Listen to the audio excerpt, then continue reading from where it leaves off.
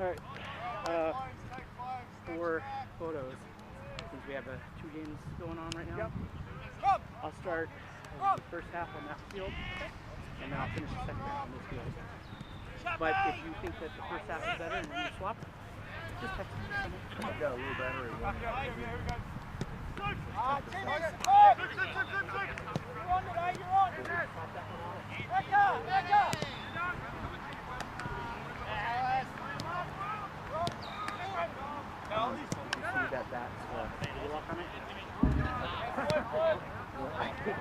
I was like, I got that one. I said, don't have one. Derek. Mike. Right. You have a cable that'll run through it? Okay. Yeah. You want me to just set that up now? Get it back up? Okay. Derek. Sure.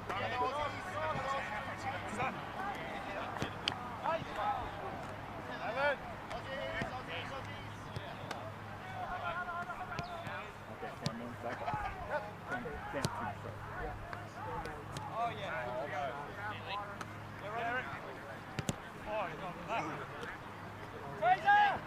Yeah. Okay.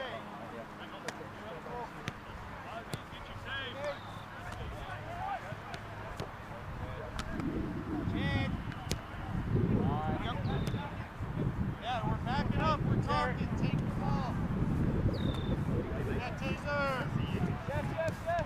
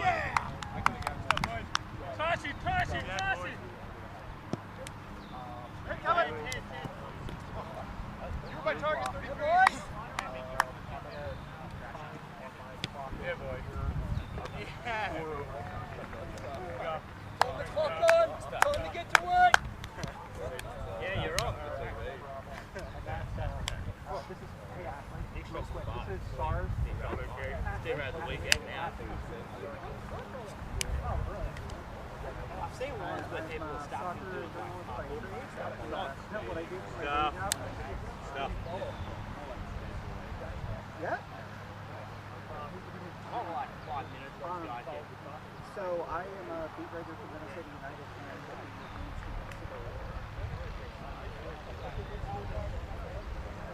Are we ready? Okay, thank you. Yeah. Are you ready? Okay, let's do it. Standing by. Yeah, I can hear me. Mike's hot.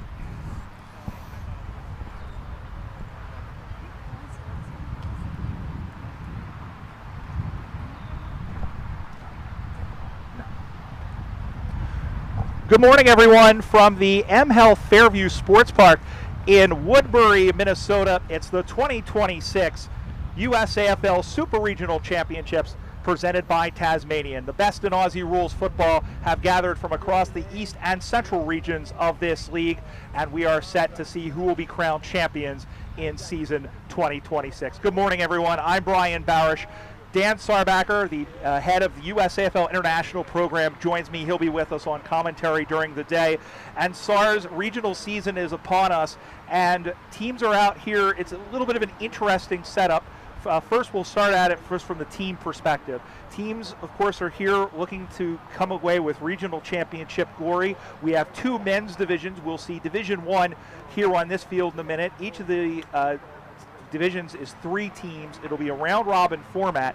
And this first game will be very important because it will determine who the order of play for the rest of the day. Yeah, so if you looked at the structure of this, winners and losers then get funneled into different games, and so the teams actually only know their first time slot here in the tournament. So you're right. Incentive to win this one. You have better clarity, of course, for the rest of the day, but certainly are chasing the regional championships. The selection committee obviously looks at these quite heavily for the national tournament seeding. So, every game's important, right, Brian? you want to win every one in front of you, but for those following the World Cup, there's no I won my first 2 games, I already won my pool, I can kind of coast and rest a few yellow card players and injuries in this, so this is hot right out of the gate. And you talked about selection. There's another aspect of this, and it weighs a little bit more heavily on the women's side, and we'll have a women's action coming up for you at about 11:15 local time, at about, we'll say about an hour and a half from now. The 49th Parallel Cup, which pits the U.S. national teams against the Canadian national teams. The men's team has pretty much been selected. Expect an announcement in the coming weeks for that. But the women's team, Coach Andrew Donlan, still putting everything together. He is going to be keeping a very close eye not only on the game between Minnesota and the DC-led all-comers team, but also the second game where the teams are essentially going to be mixed up.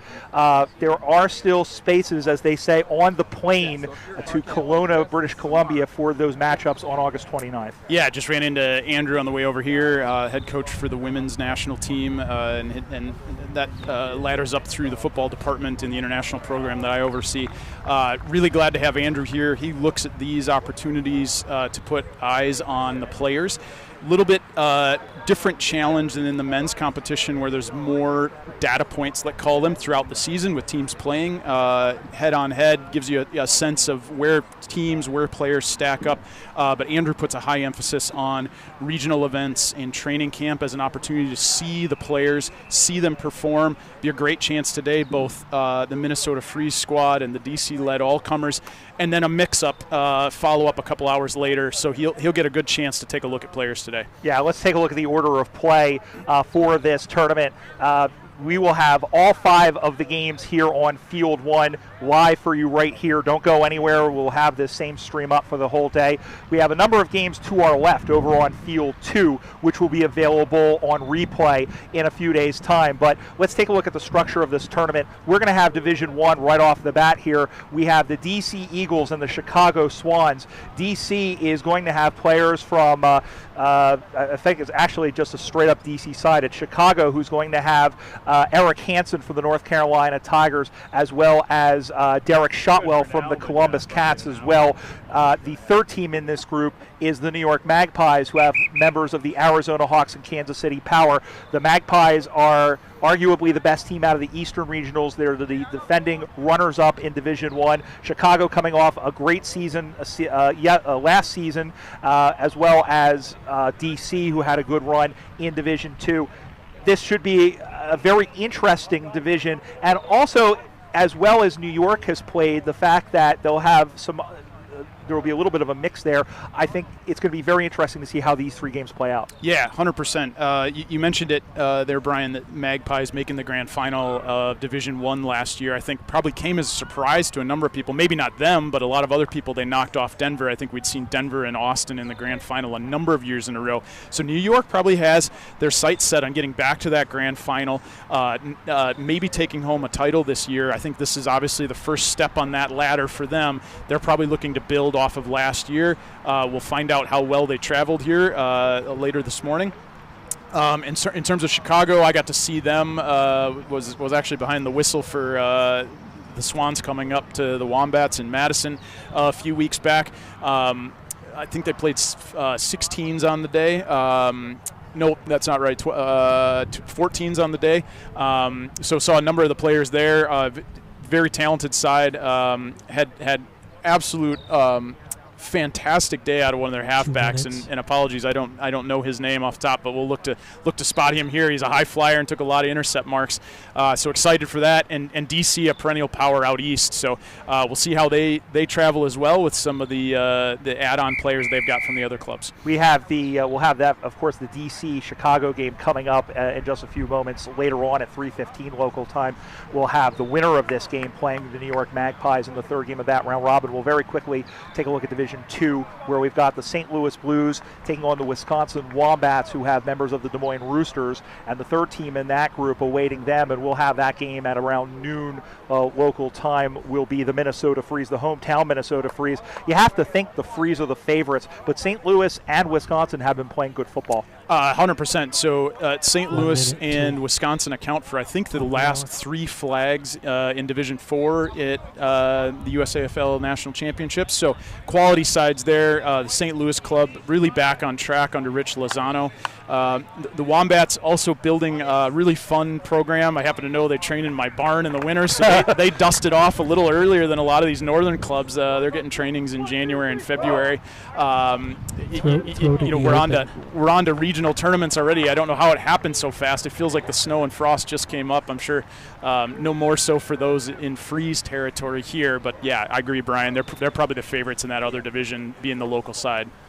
All right, we are just about set to go for this opening game of the 2026 USAFL Central Regional Championships. Once again, we are here in Woodbury, Minnesota, just to the east of the Twin Cities, not terribly far from St. Paul. Got a chance to walk around downtown St. Paul yesterday. I got my Charlie Brown socks on. Of course, Charles Schultz, born and raised in St. Paul before moving on to greener pastures in California. And just taking a look at some of the rosters here and some of the players.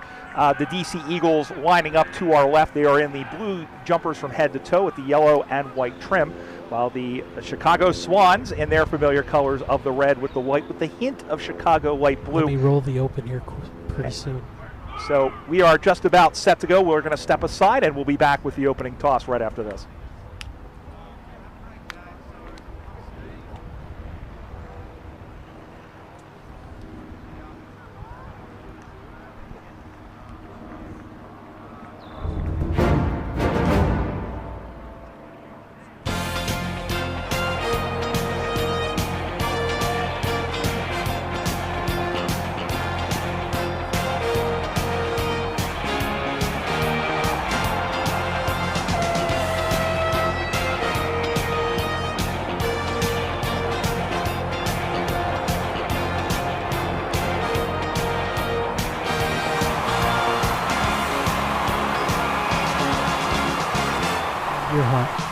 Minnesota is known as the land of 10,000 lakes. In a way, it's also the land of 10,000 sports. Doesn't matter what it is. Soccer, football, basketball, curling, ice hockey especially, soccer in more modern days. But it's also the home of Aussie Rules football and home to not one but 2 clubs, the Minnesota Freeze and the North Star Blackhawks. We'll see them a little bit later on, but first we'll see some of the many teams who have traveled from the east and central regions of the United States Australian Football League to do battle for regional glory at the 2026 USAFL Super Regional Championships presented by Tasmanian. Hi again, everyone. I'm Brian Barrett, Dan Sarbacker, former USA national team player and coach, to my right to bring us the color of this one.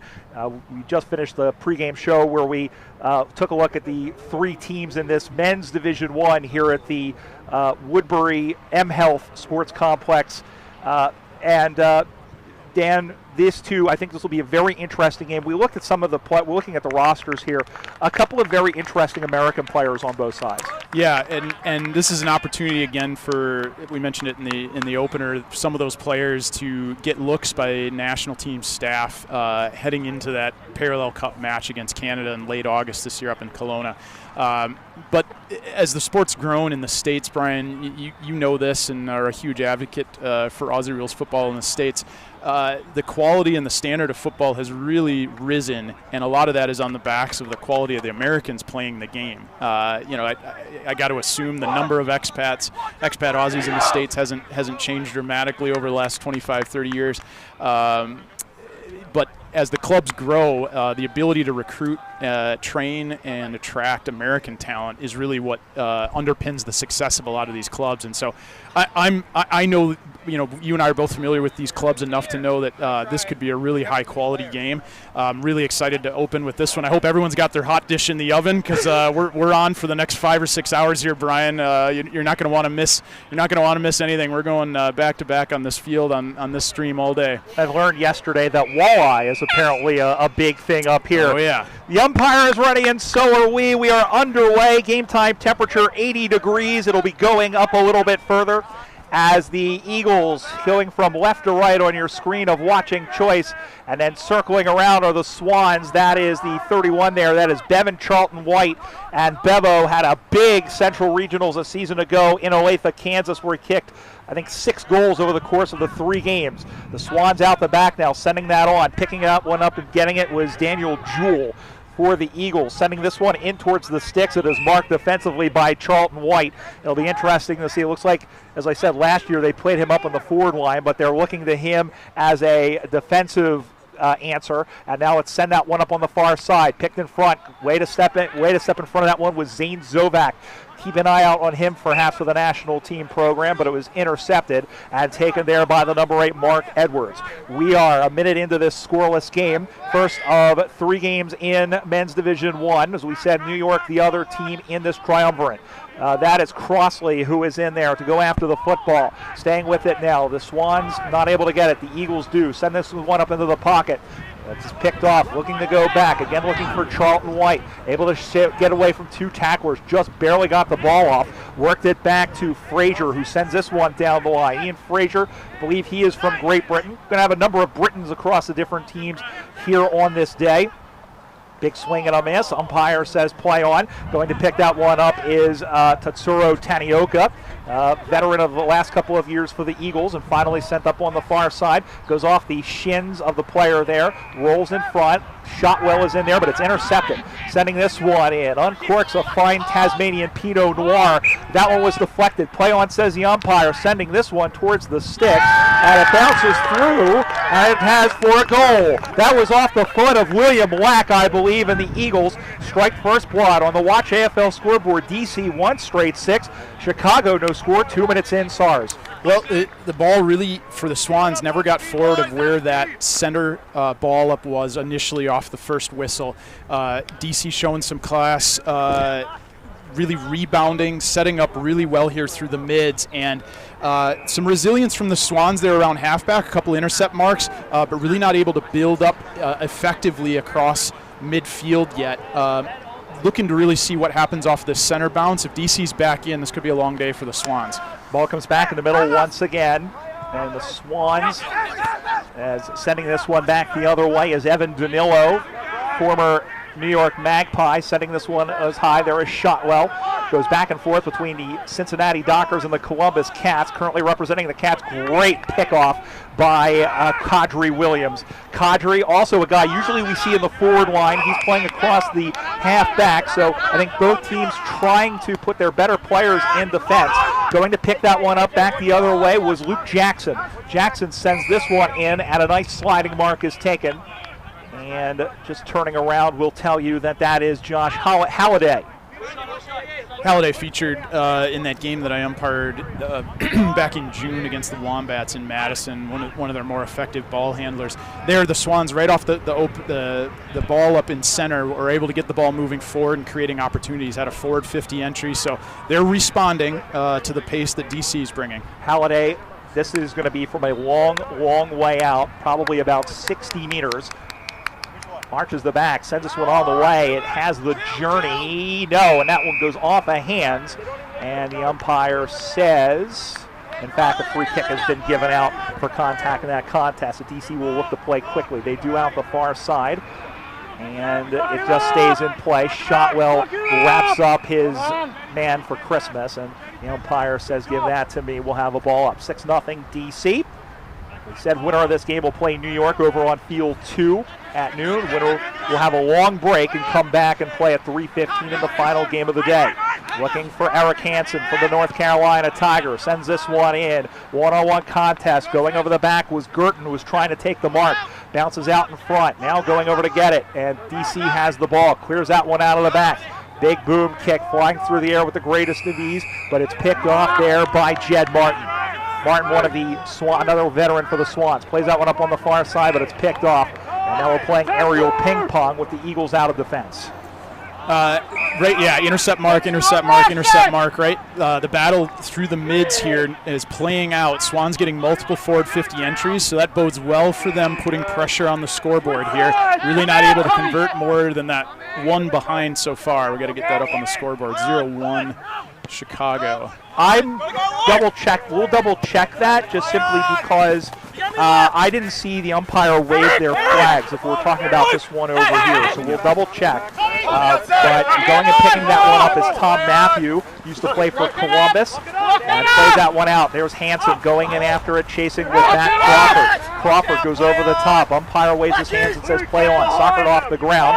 Gets there on one hop. No mark, play on. Sending this one back the other way, and a nice chest mark taken through the back there by Callum McKern. McKern turns quickly. Goes up now, off of hands, into the midst of Zovac. Turns and goes midfield through the middle of the ground and right on the chest of Jewell once again. Plays on quickly, sending this one inside to the top of the 50-meter arc. Off the hands of Crossley. Gets to it on the third bite of the cherry. Shoved down, no call there on Wack, who has the only goal of the game so far. Bootlegging around and sending this one in towards the sticks. Off the hands. Ball pops high up in the air. Sending this one back the other way. Over the top there, looking for Webster, who couldn't get it. Now running onto it now. There again is Shotwell, but won by DC. Goes out now, plays it out to the far side, off the hands. Ball goes down the ground. Big tackle thrown in there, and then taken down with a half Nelson. Umpire said there was no opportunity before the tackle, and so we'll have a ball up on the far side as we go through this first half. 6.5 minutes gone. 1-0 DC. I'm sorry, 6-0 unofficially the lead. A long sequence of play there without a stoppage. That tackle was the first moment we've had to catch our breath in a hot while here, Brian. But both sides really rebounding, well responding in transition. Ball's up now on the far side now, and going to get it is. They send this one on, going back the other way now as the ball will travel and scoot and go all the bounds, go out of bounds. The score should read 1-0-6 for DC, and we're questioning. We didn't get the signal from the umpire. 0-1 Swans, I suspect. And I'm assuming, Brian, often at these regional and national events, there's training opportunities for umpires. So we may have a trainee in goal and just didn't get the signal clearly like we normally do. Well, we'll double check it. What usually, if you're not familiar with Aussie rule, we'll tell that in a second as this one gets sent in. It goes through and it is picked up, going and trying to go around the corner with a cute little Susie Q off the foot there of. Believe that was Jewell once again, either that or Campbell Naughton. Either way, it is 1-1-7 for DC. Chicago 1 behind, and we have played almost 8 minutes of this first half. Brian Barish and Dan Sarbacker with you here in Woodbury, Minnesota at the M Health Fairview Sports Complex. And the emphasis on the word complex, I believe all of us got lost getting to the field here in one way or another. Yeah, somewhere between a 5 and 20-minute delay, depending on where you pulled into the complex to find the ovals. But the grounds are in beautiful shape. It's we're on our ways to 32 degrees Celsius today, Brian. It's going to be a warm one. But the grass is in good nick. Fields look great, and a slight breeze out of the south. I think they may have kicked that ball halfway to North Dakota because they are still getting it from the fir trees in the back. That might be UP direction. Oh, the UP? Yeah. Listen, you're from around here. I'm not. Yeah. Well, the ball comes set up on the near side now, and it is marked and taken there by Charlton White. Charlton White now sending this one down the ground, right out in front of us, in front of Jerry Long and our camera folks who know all and see all. The ball is tapped out of bounds, and we'll have a boundary throw-in. Not a bad result for the Swans there, up the line long, and we're able to get a stoppage and another throw-in. So they're trying to build up the line, up the boundary here with some stoppages or balls out of bounds. Umpire throws the ball back into play. If you're used to watching the AFL back in Australia, we do not play the last touch out of bounds rules because most of the games during the season we don't have 50-meter arcs. As the ball gets knocked down, that's Isaac Parampil, one of the Minnesota players who's come over, and he flings Devin Pinn out of bounds, and again, but it was out of bounds first, so another boundary throw-in. A fling, but not a sling. Sling would have been illegal, right, Brian? Yes. But an aggressive tackle and kind of saw him over the boundary. A fling is fine. A sling is not. Even in the literal non-football sense. Nice over-the-shoulder mark taken by Paul Shear. One time played for the Baltimore Dockers. Is that one? Oh, nice sliding mark as he slides in at second base is Zovac. Zovac looks up and decides to take the safe option inboard and required a good mark, but the mark was in fact paid. It required a good kick and good hands, and it was enough to get the umpire there, and it will be sent forward. Don't have a 44 on the roster yet, so we'll double check that. A long mark will catch, and a long mark again by Bevan Charlton White. I'm wondering at what point, depending on what the score line is, that they're going to throw him into the forward line. Right now, that's not panic stations, but the question will be at what point do you throw the magnets around? Yeah, they're generating enough offense, the Swans. Really, and other than that first goal, have been able to repel a lot of what DC's bringing. Right there, DC, sensing the Swans' success defensively, changed the point of attack, went inboard to try to change the angle. They were entering 50. Swans again to the task with an intercept mark. Ball come back the other way, and the Eagles staying with it. The ball goes over the boundary line and out of bounds. We'll have a throw-in directly across from us. First of 5 games we'll have on today. We'll have a couple of women's games. In fact, we'll have the regional championship game between the Minnesota Freeze and the DC Eagles / Denver Bulldogs and Friends.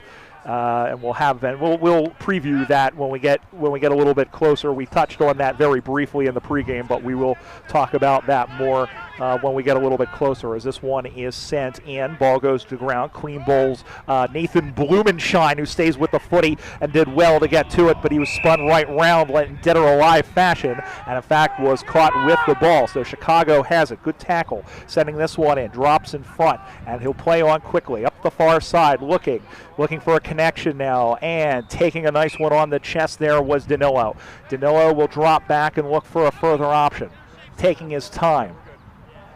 And now sends this one low and slow like a good pot of chili off the hands of Williams, who did well to intercept it right into the midst of a DC player who was wrapped up by Tim Herman, who has bounced around. He one time for about a season or two was a Philadelphia Hawk, and in fact has won the free kick for the tackle.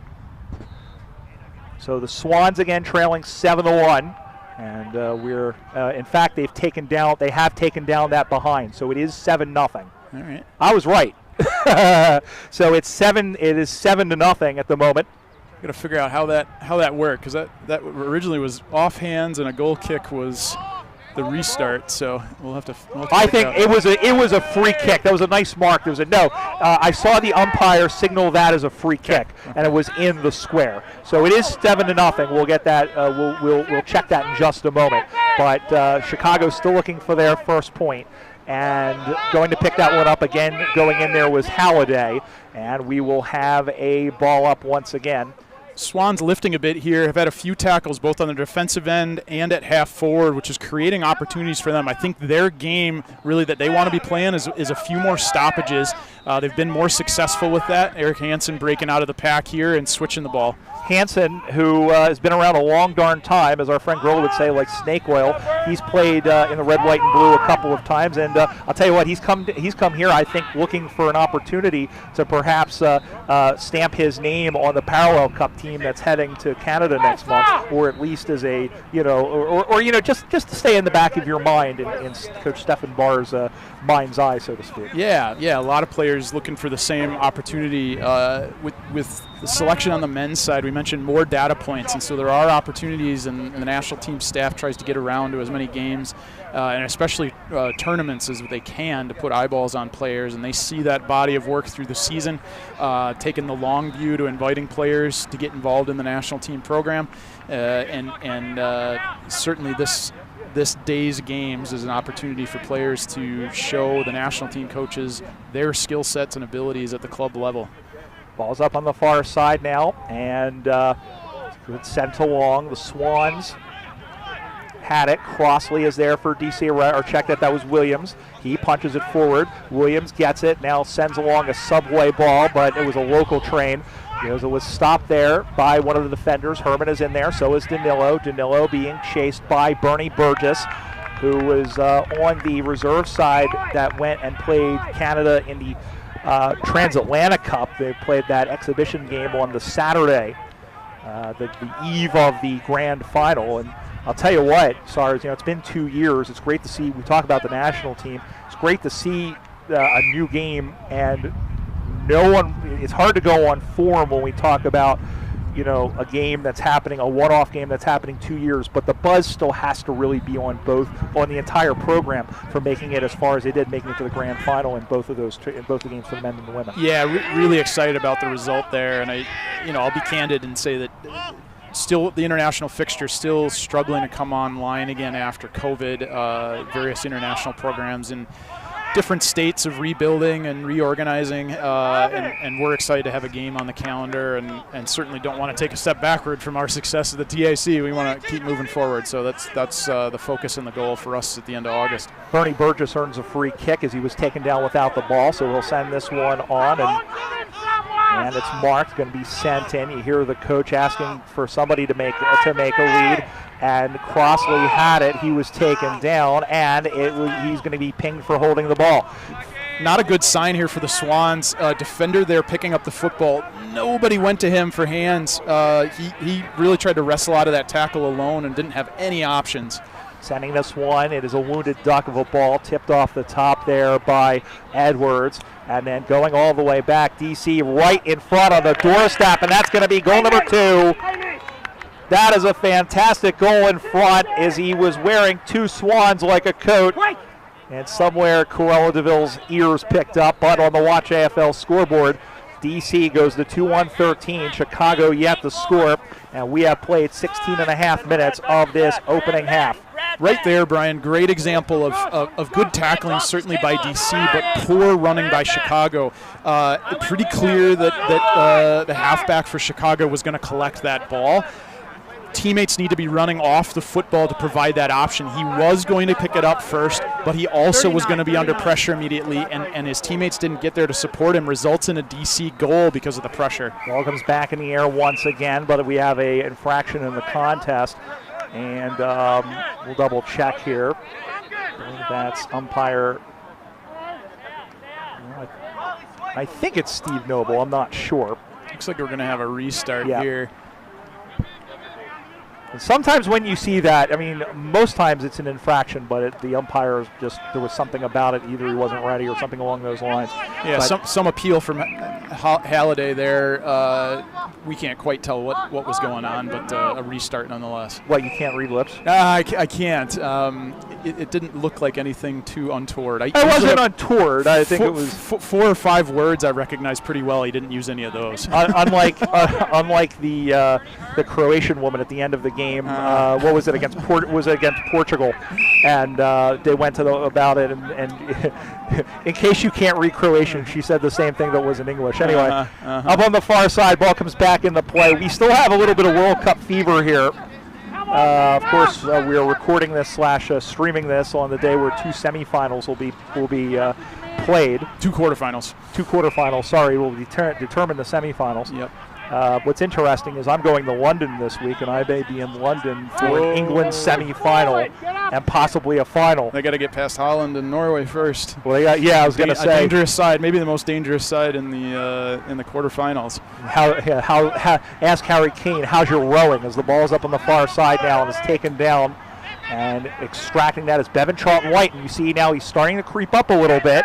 And the Swans trying to get some offensive juice going. Big tackle put in there as Herman had the ball, and he was gravitating. It was like a kind of moonwalk backwards. Being shoved off the ball was Pin, and DC trying to control it. They finally do up on the far side. Had a bounce, had a look, a little short stabby kick inboard, and going and just stealing that one away was McKern, but it was turned over once again. Hansen goes back, couldn't handle the pill. Charlton-White was there. Handball didn't come off, and he's got to go all the way back. He has to retreat about 15 meters before he was taken down. Swans get it, goes up through the middle of the ground, punched away. Ball goes to ground. Umpire wanted a holding call. They didn't get it, and that is time. And I believe a free kick was paid, and it was paid, and he's going to go back, and I think this will be an understatement. Or was it for the other field? Hang on. I think the siren was for the other field, so we're still live here. I was going to say we are short of 20 minutes. As this one, that's a nice curly cue around. That one is tipped on towards the sticks. It got out there quickly, but I think that's going to be out on the full, and it is. Yeah, defender swung him just enough to twist his hips, put him off square for the goal, and out of bounds on the full there. Nice, quick defensive effort under pressure. Bevan Charlton-White takes the mark as we have a nice cool breeze filter through the commentary position. We'll take those any way we can. This one is sent in. That should be our whistle, and in fact it is at the 20-minute mark. First half of this opening game of the 2026 USAFL Super Regionals here in Woodbury, Minnesota. It's the DC Eagles. 2 goals, 1 behind, 13-point Chicago yet to score. Halftime thoughts from Dan Sarbecker. Yeah, mentioned it in the half there. A little bit of a letdown for Chicago, giving up one of those goals where they just weren't running enough in defense. Shortly thereafter, plenty of run, connecting, linking up at a forward 50 entry. Didn't result in a scoring chance. The DC defense was up to the task, but it's always easier to run in offense, Brian, because the carrot dangling on the string is to kick a goal. I want to see the Swans do more of that defensively. If they're getting there in numbers, they're giving themselves better chances. DC's been very good with the rebounding. A couple of intercept marks here and there. They've changed the point of attack at times. Kind of bend, don't break sort of football. Chicago's had their chances, but DC's been up to the task every time. And I think they just keep whittling away in their forward 50 end until they've resulted in a few goals. And we'll see how they adjust in the second half when we return. You're watching the 2026 USAFL Super Regional Championships presented by Tasmanian from Woodbury, Minnesota. You're watching it on AussieRulesUSA.com.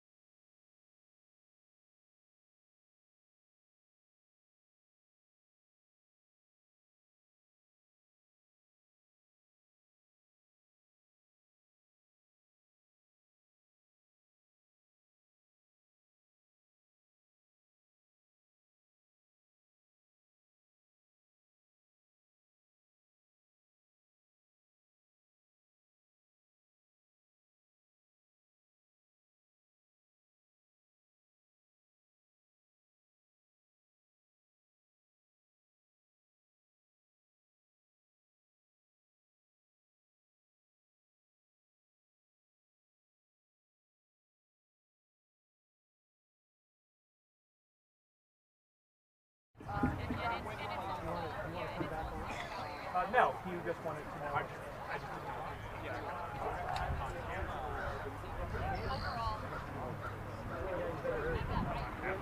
When you hear whistles, that's when you need to be back.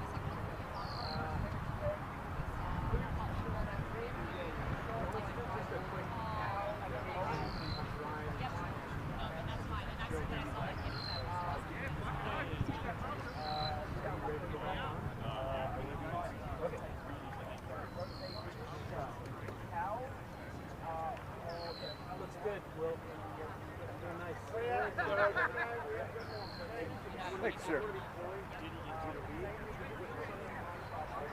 Yeah, it's unfortunately it goes either go backwards or forwards, so there's no good way to. And there's no way I can get it with a screwdriver just tighten this thing. So I am now ready.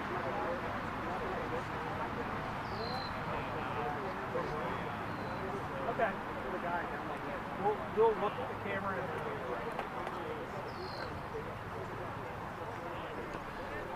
and we're back at the M Health Fairview Sports Complex here in Woodbury, Minnesota. The 2026 USAFL Super Regionals presented by Tasmanian. And we are at halftime of our first game of the day between the Chicago Swans and DC Eagles. The Eagles leading the Swans 13-0. Brian Barish, Dan Sarbacker here with you. And Sars, one of the things I think this is a little bit different of a regionals format, of course, with there only being 3 teams in each division. Each of the teams are only going to play twice. It's going to be a hot one out here today, and as we say, both of these teams are playing for not only a 1-0 record and a chance to play against New York for a chance to win the championship, they're going to play for essentially a 4-hour break. Yeah, it's a high-risk format, I like to call it, and a hot day. So, there's some advantages for having a break. The last time we sat in chairs together, Brian, was in the middle of the desert, and it's hotter here today than it was in Tucson when we were there for the national tournament. But that break is valuable. On top of it, the players, they're dusting it off, right? It's the first game of the day. They want to get out of the gate quickly, of course. But there is value. These high risk formats, and we did one of these kind of like lightning round Rob Robbins at the start of a international cup in 2011. High risk stuff. You lose a game, it may impact the whole rest of your tournament in the sense that you may not have a chance to win the championship at that point. So really critical to get a win out of this. There's no second chances, and this down to one half of football here. What about New York and Minnesota very quickly? Because in Division I, Division II, respectively, they're not playing now. They're playing 2 games essentially back to back, with that 1 hour or so break in between. But they're getting a later start. Yeah, later start. You kind of toss the coin, right? Is that more valuable, or would you like to get up and get moving in the morning? Do you want a longer break, or would you turn around quickly? Each athlete's probably different. Each team probably responds differently. I personally hated long breaks. The body got cold. It took a really, really long time to warm up again. I would have preferred to go back to back myself, but to each their own, and we'll just see how the bodies respond, the teams respond throughout the day. And we're underway here. The Swans now heading to the right of screen. Herman dances, romances, sheds 2 tacklers. Then the handball was not great to Oliver C. Stewart, and that one is turned over, and DC will thump it back the other direction, leading 13-0 as the ball goes up high, and it's taken down with a big tackle, and that is a sling tackle. That was a sling tackle. Head hit the turf on that. Really, really dangerous for players. Big emphasis on rubbing that out of the game because the concussion risk. You could see on that the head impacted the turf on that tackle, and the umpire signaled that was a infraction. So it'll be a free kick going the other way. I believe that was Pratik Gidwani there.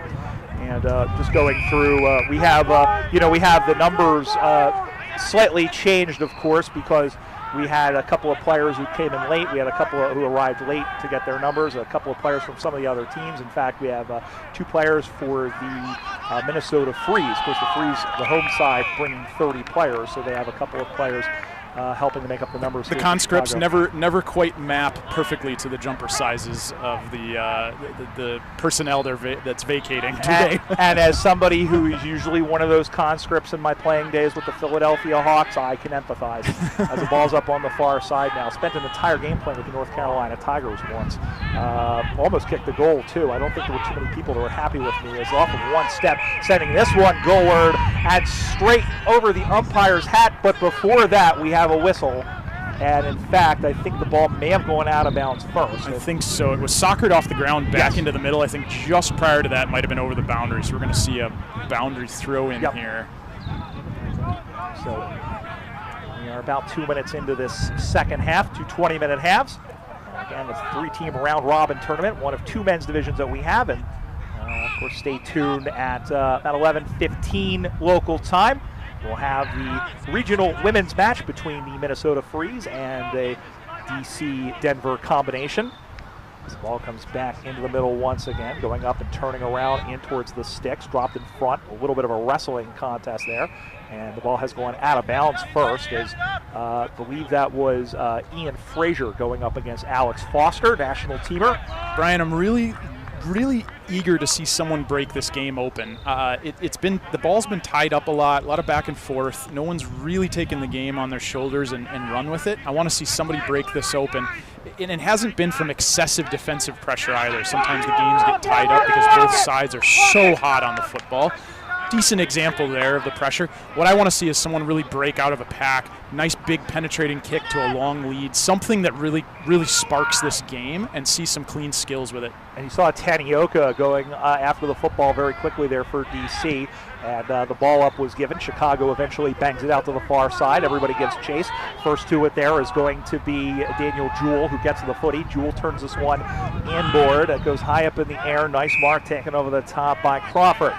Crawford goes back, son of Scotty Crawford, who is a longtime fixture for both the DC Eagles and their predecessor club in Baltimore, Washington.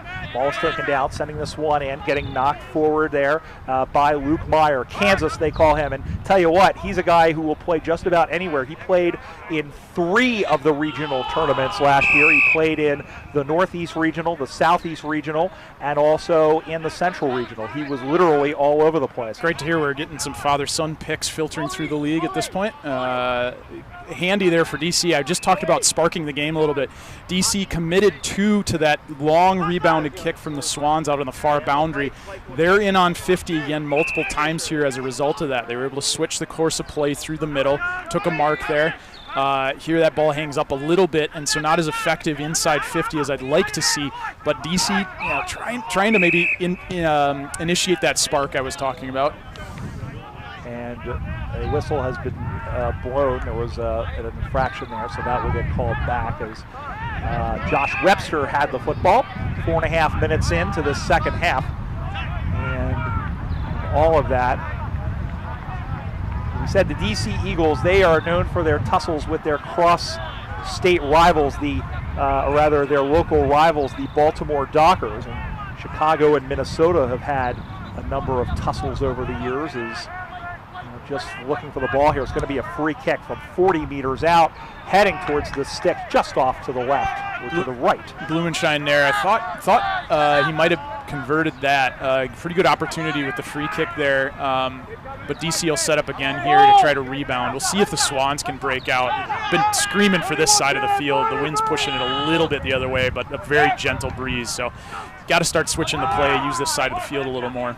14-0 the score. 2-2 plays nothing. That's on the Watch AFL scoreboard after 5 minutes in this opening game. Men's Division 1 Super Regional Championships here in Woodbury, Minnesota. And our thanks to Destination Woodbury, Tasmania, and all of our sponsors. 2 kangaroos here to serve us meat pies for lunch, which is great. As going and chasing after it, it's a 2-on-2 contest. Over to get it there is Edwards, who went after the football, but they're able to clear that one out. DC had an opportunity to clear it out. There was Shotwell to put the pressure on Matthew. Umpire didn't see anything wrong with that. Tatsuoka soccered it on to Meyer. Kansas sells a little bit of candy, leaving some junior mints all over the carpet, setting that one up high, and a nice intercept mark again by Devin Charlton White.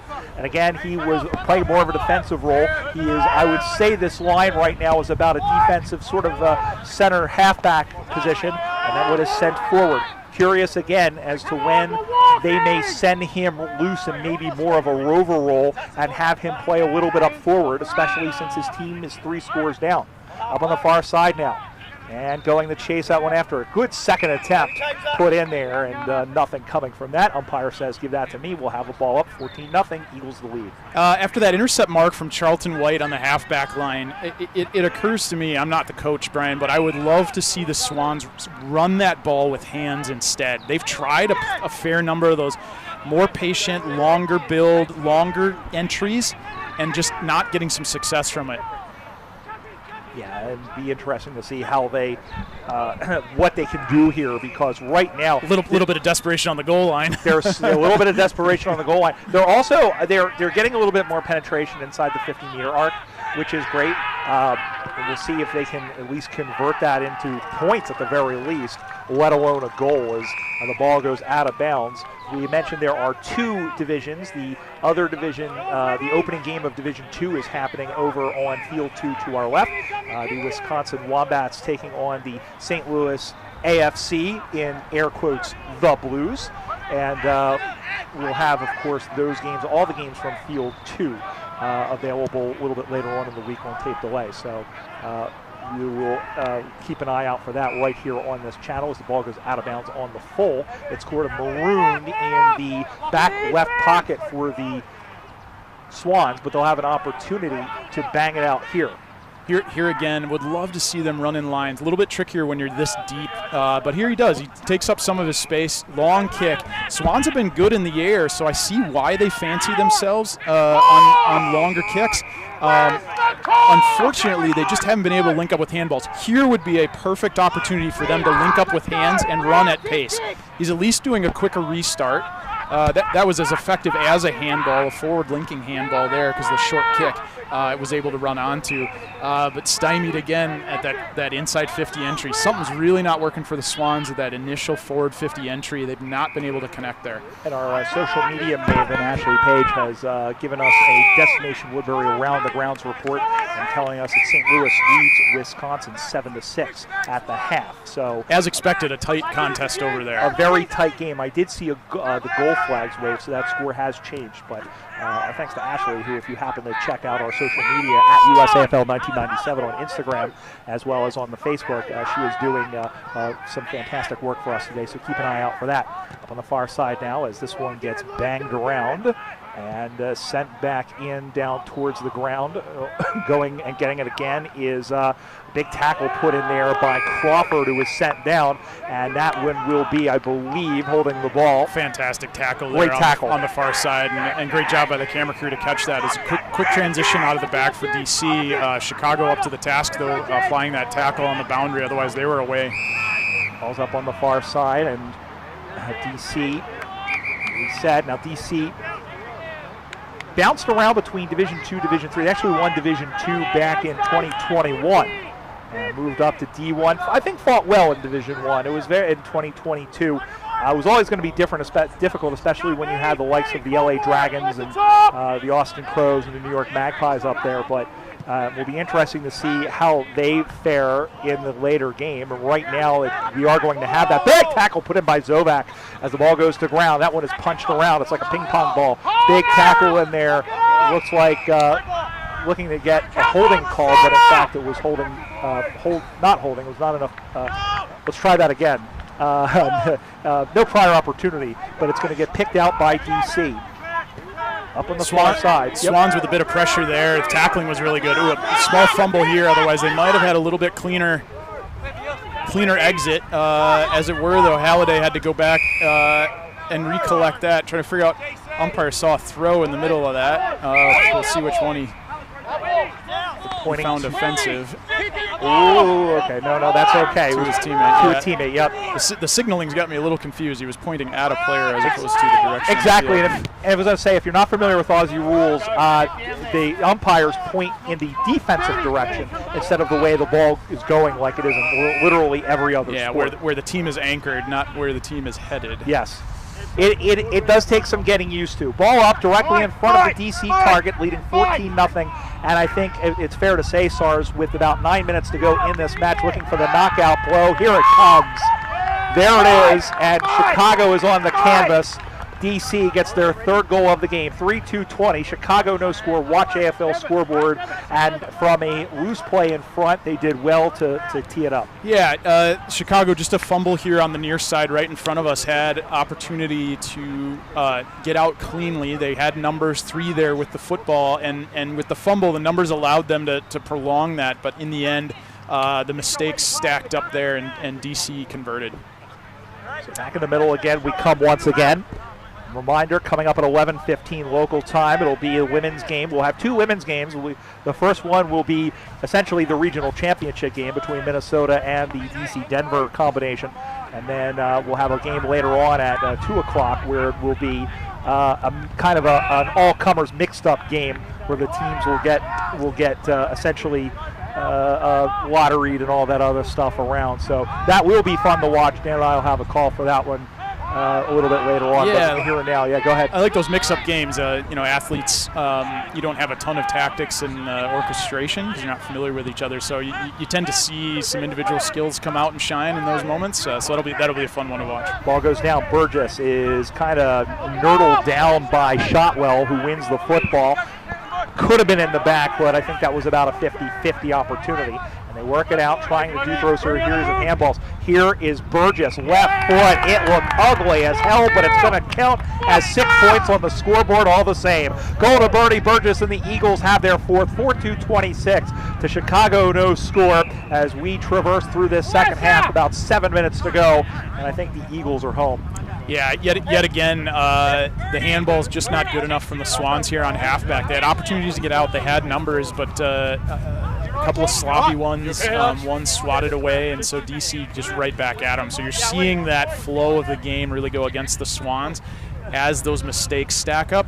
Got to be cleaner than that. Quality sides, of course, and I'm really desperate to see someone with really clean skill set pick up the ball and take this game on their shoulders. Ball goes into the pocket now. Chicago needs an answer, if for nothing else, to kind of help the percentage. Herman picks it up from the pocket, goes all the way across, and it's marked in front. Thought he may have overkicked that, but he had a man waiting out the back who took it on the chest, and it will be Evan Danilo who will go back. He is 30 meters out, dead in front. Not much of a wind to speak of, maybe a gentle breeze. Danilo on the way, got under it a little bit, ends up spraying it to the left. Chicago is on the board, not the way they wanted to get there, but they will not get shut out on this day. Watch AFL scoreboard. Swans one behind, trail DC 4-2-26, 25 points the difference. Brian Barish and Dan Sarbacker, whose voice you're going to hear now. Yeah, really like that out of Herman. Quick pickup, quick turn, fast delivery. It was a very flat, penetrating kick to Danilo there. He was already on the lead. That's the sort of timing and the quick play that I want to see. That could get the Swans back into this if they've got enough time on the clock. I'm not sure they do, but if they have enough time on the clock to convert a few of these. Right here again, Brian, play fast, convert this. Did they have a lead? Now he's sitting there standing, but it was just enough space. He converted. I'd like to see him move quickly again. He's not in range here yet. I'd like to see him play quickly here. Well, he's taking his time. He thinks he's in range, and we'll have to see when he comes back. I'm with you, Sarge. You have to play, I think, with a little bit more urgency here. But he winds up. He gets underneath of it. A lot of hands there. Bounces out the back. DC has it, but he fumbled it. Picked up. Big tackle thrown on there. Not getting any chance to move forward with the ball was C. Stewart.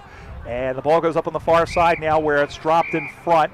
And it is marked by DC. In fact, it may have gone out of bounds first. And, yep. Yeah, signal for a free kick. But free kick for the Swans. But again, they got to move quickly here. They do. High up in the air. This is going to bring, good punch from the back. Coming through like a house on fire was Matthew. And he did very well to spoil the party. But now here's Zovac, who was in there. He was stripped and dispossessed. Getting taken down over the back once again was Bobby Villette for DC. Now sending this one forward. The Eagles in control of this game, even though Chicago is showing some life. Here is Hansen. He was taken down. He dropped the pill. He's gone. Nathan Blumenshine, which is a good thing to do first thing in the morning. He gets the free kick. They're going back for some reason. I can't tell if this is going to be a throw or a ball up here. So yeah, it's a boundary throw. Okay, so ball was out of bounds before that went up. But it was still a good tackle by Blumenschein. Yeah. It just doesn't count. It's like when you see those goals, like in the World Cup, you see these fantastic goals, but then you look over. You can never. That's the problem. You can never get excited in soccer because you'll get really excited and then they show the guy with the flag up. Offsides by a fingernail. Yes, it's as much as I like soccer, it's one of those things. As the ball very slowly rolls out of bounds, and we will have. Well, I think they were appealing for out of bounds. They were saying it was in, and this happened right before the DC match. Finally, out of bounds would be the right call. Chicago cleverly played on, recognizing there wasn't a boundary umpire close enough in range to make that call properly. Yeah, and understand but we are coming back. That's the right thing. I understand as well for these games, it's the other teams who are supposed to be supplying the boundary umpires for this. So it takes a village, doesn't it? It does take a village. I'll tell you, it is a lot of running. You and I have both done these boundaries, and it does take a lot, and that's why you usually have 4 people doing these. Great shoulder-to-shoulder tackle there from, was that Shotwell? Yep, it was, 16. Shotty too hotty. D-Shot, as he is known, a national teamer, had a great tournament in Toronto a couple of years ago. High in the air, and the only one to go up for that was Webster. Cleverly went to his defensive side. He recognized he didn't have competition in the air. And therefore Chicago probably wouldn't be set up properly. So he went defensively and easily collected on the backside of the pack. One of the biggest skills of a ruck, I've noticed, is, it's one thing, if you it's great to get to the ball first. You have to win the ball to advantage. So it's the awareness of knowing where your players are. And like you said, great awareness by Webster to realize, it was essentially an uncontested ruck. He knew where the ball had to be. Ruck craft, I tell you, the dichotomy of the mauling fight that occurs on the ground and then the finesse to tap it one direction or the other in the air is quite the mix of skills. Everybody stopped because they thought that was us, and it's Hamish Gent who sends that one in, and it's marked in front. So here is Shotwell. He's at a very acute angle, but he is deft with his kicking here. He's absolutely skilled enough to make this shot. He's got the distance, but he doesn't fancy himself. He kind of put it in nice and low. Second point for the Swans, and now 4 goals separate the sides. Watch AFL scoreboard. Chicago 2 behinds, DC 4-2-26. About 90 seconds to go. So the good news for Chicago, they're not going to get shut out. They are going to face a very difficult New York team, as Shotwell took that one off. The mark wasn't paid, but they get it out to Matthew, who will clear out. And both of these teams are going to have to play New York. The only difference is Chicago's going to have to do it straight away. And Chicago's going to have about a 4-hour breather here as the ball comes out to the near side. Going to get picked up, turning around, sending this one on the way. It is going to be marked in front, or was a whistle blown in front, as Kadri Williams is not happy. It was off the foot of Jed Martin. And after all of that, it is in fact going to be a ball up. 42. So, not exactly sure how he arrived at this solution. Didn't see a clear signal there, and this is one of those instances where I was watching the play, as off the side of the foot. That's Stu Rackham. Hey, he's been around a long time Dallas Magpie / Dingo / North Texas Devil, and he's been around a long time. Here's a shot for goal by the Swans. That is us, but it was touched on the line, and so they will leave this game without a goal, the Swans, but the DC Eagles much the best in this first game, controlling it from beginning to end. The Swans did well, but the final score on the Watch AFL scoreboard, the DC Eagles 4-2-26, the Chicago Swans 3 behinds, and SARS, listen, Chicago played well, but DC just fully in control. They were able to link plays up, like you said, and they were able to prevent Chicago really for most of the game from making their completions count. Yeah, Chicago was good in the air at times, I thought, but didn't use it well enough to their advantage. I think they really stuck to that slower, more methodical game style. I would love to have seen them run through with hands a little bit faster. That would have put DC back on their heels a little bit more. DC, very effective rebounding, and in the end just had enough pressure and enough forward 50 entries to convert enough goals. I wouldn't say massively convincing. They'd want to regroup plenty, certainly before meeting New York. What I'd want to see out of both sides for the rest of the day, if I was coaching either of them, I would say we have got to change. The change of pace is going to be critical. We have got to change how fast we play. That was a very kind of tempoed game where no one really, I saw, dig in and do some hard sprints to either get to contests, to either break out of contests, to link up handballs. Those are the sorts of things that really break lines. And so this game felt a bit pedestrian, not that the players weren't working hard, they were working extremely hard, but a bit pedestrian in kind of the back and forth, aerial game, intercept marks.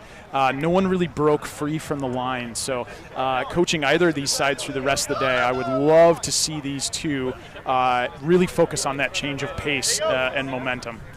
Yeah, I agree. And it'll be interesting to see how they go with the how they go against the Magpies. The Magpies are a very, very good team. And listen, that victory, the percentage may come down to it, because depending on if New York wins, the first tiebreaker is going to be percentage. So that victory will come into play. We did get a report from on the other game on the other field in Division II. St. Louis defeated Wisconsin 21-19. So the Blues will play Minnesota in the last game of the day on Division II over on Field 2. But that means that the game, which will be here at I think it's going to end up being noon, as I scrabble through all my pictures to look at the schedule here.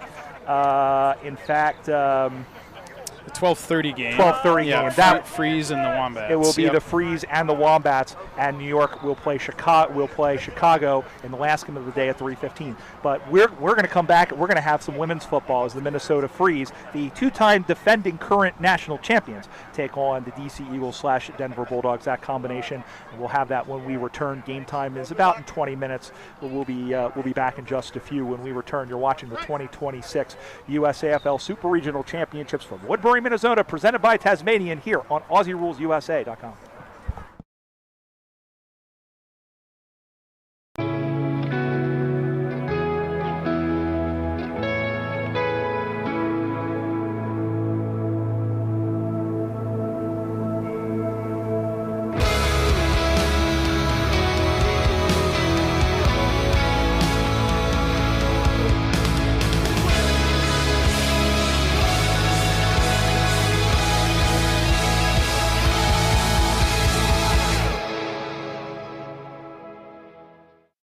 For those who aren't familiar with Australian football and want to know a bit more about it, want to enjoy it because they know what's going on the field, we'll explain some of the decisions that umpires make during the course of the game. We'll pay free kicks for tackles that are above the shoulder or below the knee. High tackle, black. We'll pay a free kick for a player who pushes another player in the back. Push in the back, blue. We'll pay a free kick for holding the ball, where a player doesn't dispose of the ball correctly in the prescribed time. Holding the ball, blue. We'll pay a free kick for a player who kicks the ball when a player's hands are on or very close to the ball. The kicking in danger. Kicking in danger, black. If a player takes a mark or gets a free kick, the opposing player stands the mark, and if he encroaches over the mark before the umpire calls play on, it's a 50-metre penalty. The mark. Hold there on the mark. Hold there.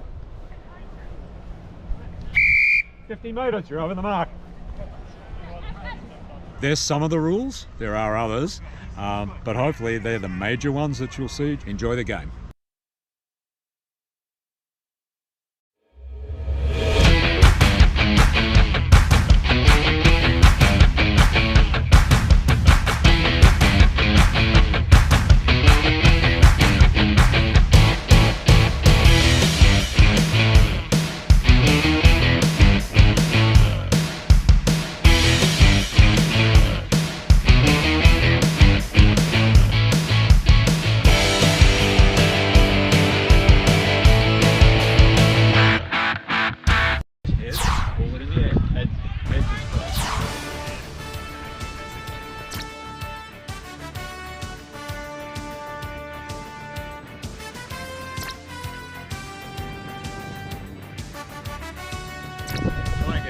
Don't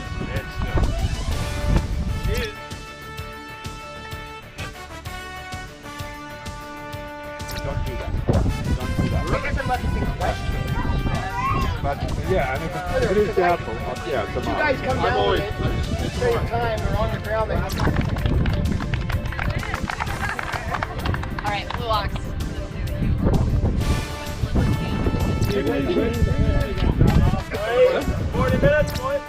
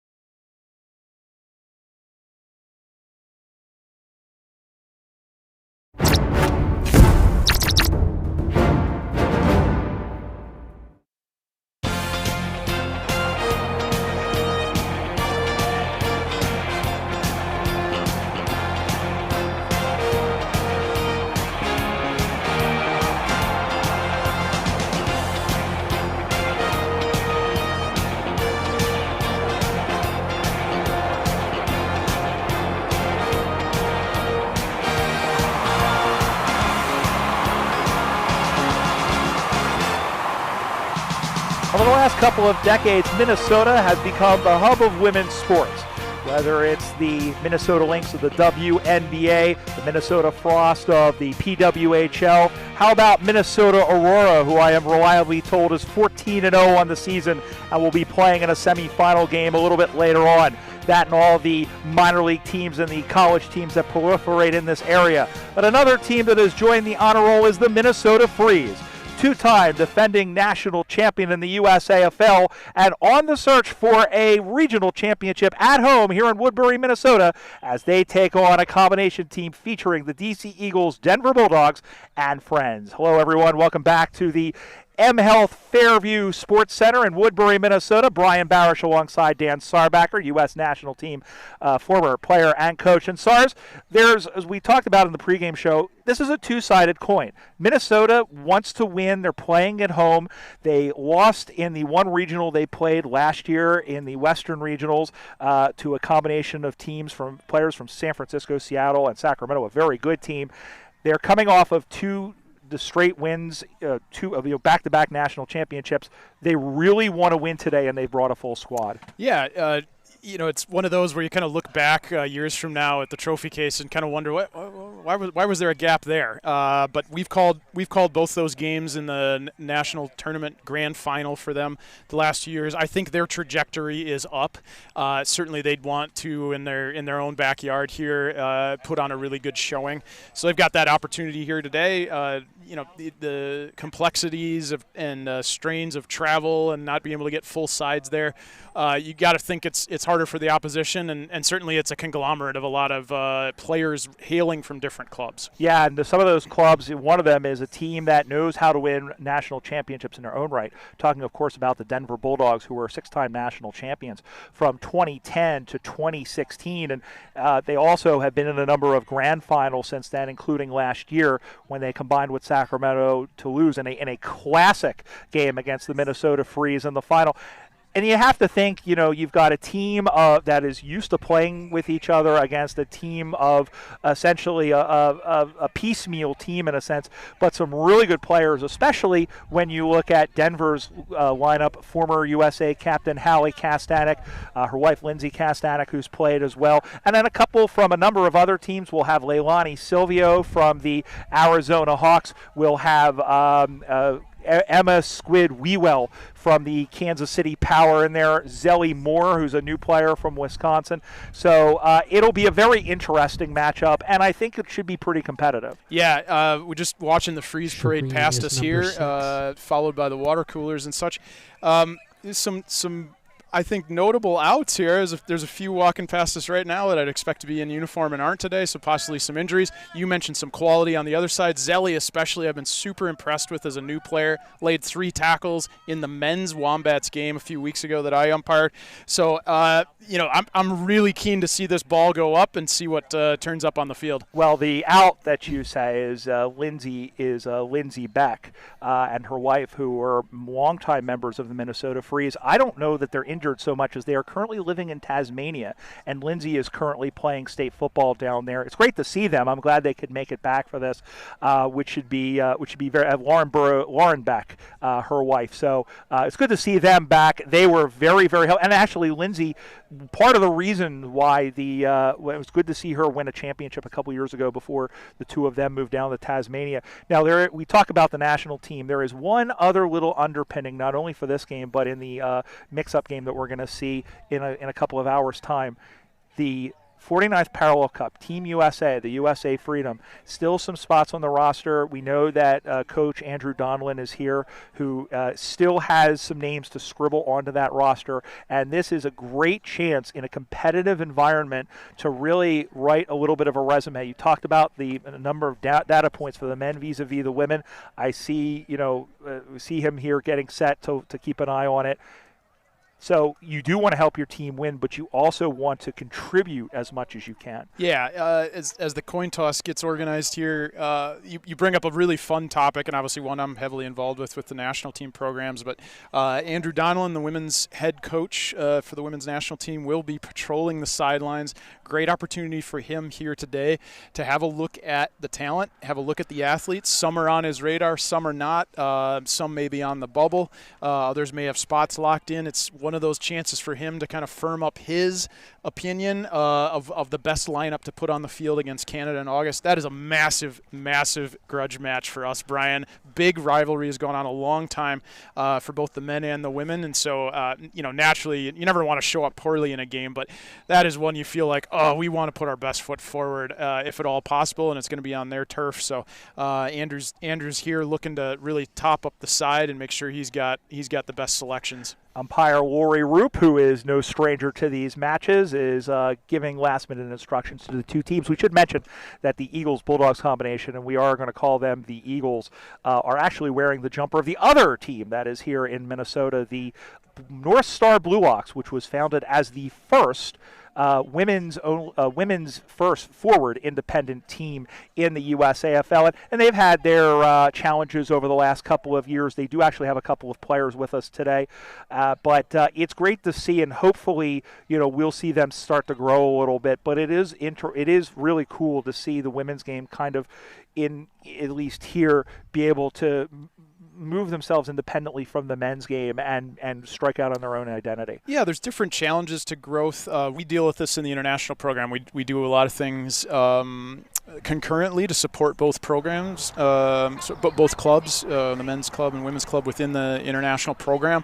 But they do face different challenges, and the growth challenges of each throughout the U.S. have independent difficulties, independent challenges and obstacles, and so and opportunities, I should add. So, it's great to see that there are emergent clubs that focus strictly just on a women's portion of the club, I think for the conglomerate team or the mashup team here today, it's nice to not have to travel with jumpers. They're clean. Yeah. They're clean jumpers. They're local already, and the fact that the Blue Ox are involved too is great. They put a hand up to supply the kit on the day, so that's fantastic and good on them for that. But we'll do our best to get the rosters up and keep our arms around, I think it's six or seven different clubs that the women hail from on the mashup team here. We'll keep our arms around that as best we can and keep you all apprised of where they hail from. But we'll largely, for the efficiency of having to speak, just refer to them under the one name. Yeah, and we do beg your indulgence. We don't have the numbers for the Eagles side. However, we do recognize a lot of the players, so we will do our best to identify them. And as you said, the easiest way to tell what club they hail from is look at their shorts. I see a number of the players. In fact, Chin Isaac Heslop, I see here, a former rugby player, by the way, hails from Great Britain, wearing the Denver Bulldogs colors. The blue, the Freeze are in the blue jumpers, heading from left to right of your screen of watching choice. The team we'll refer to as the Eagles are in the yellow jumpers, heading from right to left, and we are underway in the women's regional game as the little handball out, and sending that one forward is Marissa Poorboy from Denver, picked up by Paige Kicker, who can't handle it cleanly, now trying to get it away. That's Katie Kowal from DC who's in there, and then picked up by Kaya Saigula. Kaya is in, by the way. One notable out as Liz Ed goes after the ball. There is Isaac Heslop going after it. Do not see Connor Lewis on the roster. I believe she's away. So that is one big out. And again, we don't know the nature of that, but the Freeze have a lot of talent, and we will have a ball up. Nice start from the Blue Ox. That very first tap, quite cleverly out of the middle. So they're generating some run off of the taps early. Ball gets knocked down. That is Carly Murphy, their number 35 for the Blue Hawks, a pro basketball player who came across to the Denver Bulldogs last season and really made a difference. Big body, big unit. She commands some presence in there. And basically knows what to do. Speaking of which, here is Hallie Kastanek, who finds Marissa Poorboy, who sends this one down. Going after it there was Kicker, who had it and lost it. Now going all the way back, trying to stay with it. That's Molly Coleman, who couldn't stay with it. Or it might be Siobhan. In fact, it was Siobhan McCullough, 91. We know Molly Coleman is in there, who recently played in Switzerland. We don't have a number for her, but I did see her. So if we spot a number that's not listed on here, we know. As the ball goes down, Kicker, who is the player coach of this Freeze team. Ball comes out right into the breadbasket of Ed, who goes up on the far side, or rather that is Nicole Murley. As the ball is now up on the far side. Over to get it now. Here comes the Freeze. This is Kathy Hoa, and that one went right into the breadbasket of the Blue Hawks defender. And it gets picked up, going all the way back. That is Leilani Cordoba Silvio, who has played all over the place. Started with Boston, played with Sacramento. Free kick going the way of the Freeze and Kathy Hoa. Impressive height for the Blue Hawks team right up the spine. You see a lot of tall players, Brian. So that's obviously one of their advantages, and they're going to play to it. Hoa kicked right into that height just a moment ago. Ball goes over the top. There is Cordoba Silvio, and going to get it there is Murphy, and gets spun around. Big tackle put in there by Corey Daling, who is a national teamer on the Parallel Cup in 2023. Marie Follis, who is in there. Ball goes up high, bounces away from Murley into the hands of the Blue Hawks, who goes up on the far side, going after it. One-on-one contest. That's Bree Ostoff, who also is a former USA Freedom player. A lot of national team talent on this field, and that means we're going to have a good quality game. Yeah, there's a lot of talent here, and again, apologies, we don't have the roster for the Blue Hawks side, which is a mashup of many clubs, but number 2 there on the far wing, picking up the ball, doing exactly what I was begging for in the men's game we called earlier, Brian. She showed a change of pace after collecting the football, created space for herself, and was able to release that ball forward and gain some meters. Free kick, and it will go the way of Carly Murphy, who is from Wisconsin, I believe, and played basketball out in Perth in the Women's State League out there. So there's a left-footed kick on the way, and it will drop in front of Kicker and bounce over and out of the boundary line as we have played 3 minutes and 45 seconds or so of scoreless football. I'm not a historian, Brian, but my assumption is the Blue Hawks pay homage to the sidekick of Paul Bunyan, who was the legend that traversed the Northwoods of Minnesota and Wisconsin. I think both lay claim to that legend and the Blue Hawks. I don't think we'll be calling them Babes today. No. as Babe the Blue Ox was named, but certainly putting together some quality football in their early moments here. Good hustle there by Leilani Cordoba Silvio, who kicked the first goal, by the way, in USA Liberty history. That's the reserve side for the USA Freedom when she played in Australia on a cold night in Boline Templestowe. Peter Holden and I called that game. We ended up being the Liberty's first ever victory, a 17-5 decision on that trip, on that night 9 years ago. Picking that one up is one of the Blue Hawks, and then they go to send this one forward, and it is taken but not marked there by Lindsay Kastanek, who goes up, and that one goes off the hands, picked up by Murphy.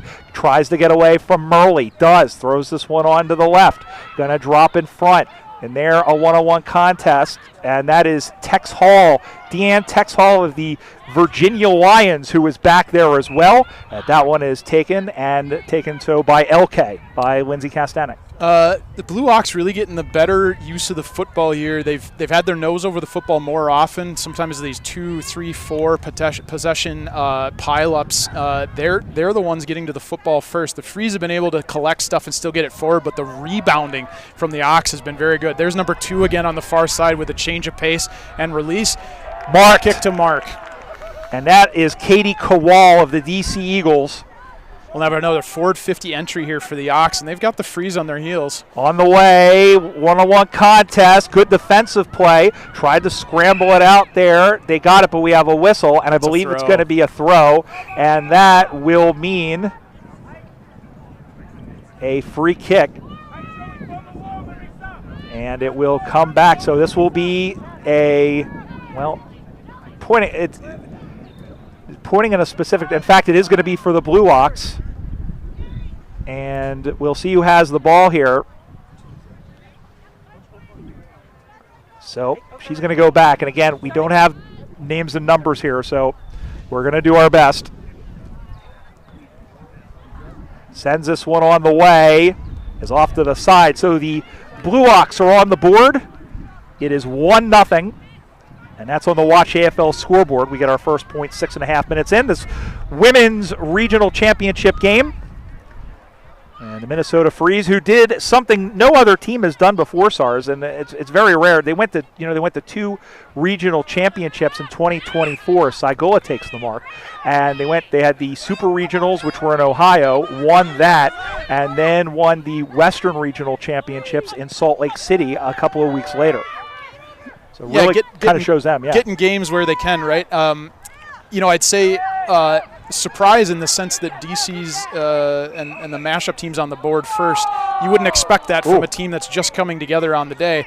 But from what I've watched, no surprise from the game we're seeing unfold in front of us. They've got the Freeze on their heels. Mariella Hoa has the ball, daughter of Kathy Hoa.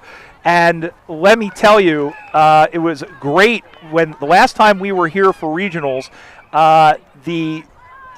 there's another daughter that Kathy has. They were playing on each other's team, and Kathy threw a shepherd for one, bumped one so that the other would pick up the ball. I think it was Mariella who was the beneficiary of that bump on her sister on that occasion. But she's done pretty well, has Mariella Hoa, and that one is sent down. It goes up high, marked. Had a father-son in the first game we called, and a mother-daughter here. So the roots in the USAFL are growing deeper, and the league as the years tick on. That's great. That's great to see. Generations. And I'm sure there's been a grandfather and connection as well. There has to have been. We'll get the historians on that. See if we can sniff out where that might be. What if I'm the historian and I don't? As the ball goes, you certainly have the mind of the steel trap, remembering a lot of these details in players. Yeah, the problem is that it pushes out remembering to bring the charger for my watch on this trip. As the ball's up on the far side now, the Blue Ox are playing well. They have the territorial advantage, and they'll have a boundary throw in. Worth noting, not a lot of breeze, so I'm not seeing a big advantage one way or another, left or right. Hasn't been a scoring end that we've been able to suss out yet thus far. But the Blue Ox really applying most of the pressure. Freeze very few opportunities forward of the midpoint of the field. Blue Ox has had the better bit of play, but the Freeze have been up to the task for the most part, rebounding. And while on one hand, we have a little bit of a breeze come through just to our left, while it is nice that it isn't affecting play, it is now 84 degrees is our feel-like temperature at the moment. So it would be nice to have that for with Tony Gregg, the cricket guy, had the player comfort meter. There is that, and these teams will play one more game later on. These players will, as we say, they will mix the teams up, and we don't know who they are now. That'll be a little bit more of a conundrum. But here is Saigola, who goes all the way back, the kicker, who does her name as he's up on the far side. That family kills the ball kills a family of worms on the way through. Puts the ball down, picks it up, little chip kick, drops in front. Saigola is there. She's like a ball magnet. She loves the Sharon as this one comes out in front. Going to get picked up by Alyssa Miller, who was met and tackled down. And Miller, she's playing in her third season. All she knows how to do is win championships because she's been on both Freeze teams. Bounces in front. Going to get picked up. Turning this one towards the sticks. One-on-one contest. Ewell is there, but it gets by her and goes over the boundary line out of bounds. Lauren Ewell, former national teamer and president of the Minnesota Freeze. I'd love to see the Freeze forward line actually help pack in a little bit here. That's probably 3 kicks away. They're ineffective at this point. They've struggled to really build out. They could add numbers to the contest back here, especially when the ball's pinned in the back pocket. Stack it more up the spine so they can go either left or right depending on where the ball comes out. But they've struggled a bit to come out against the Blue Ox.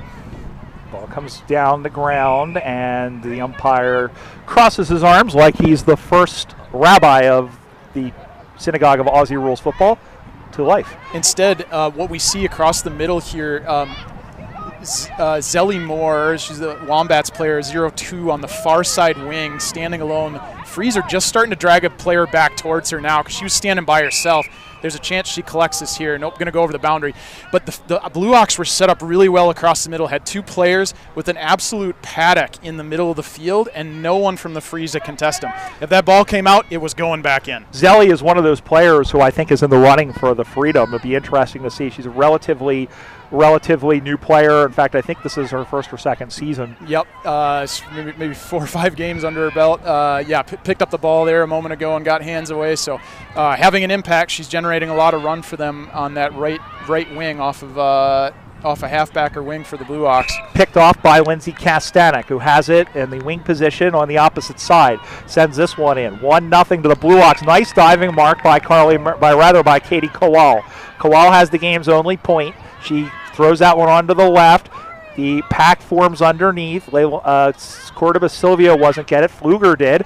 And another 2024 player, I believe that was Mariella Hoa who had the ball, and she was taken down after the play, but no call was given. So it will be slunk back forward. Pfluger gets it back, bombs it through the middle. A wide open target. She wasn't able to hang on to it. There was Yesenia Montenegro.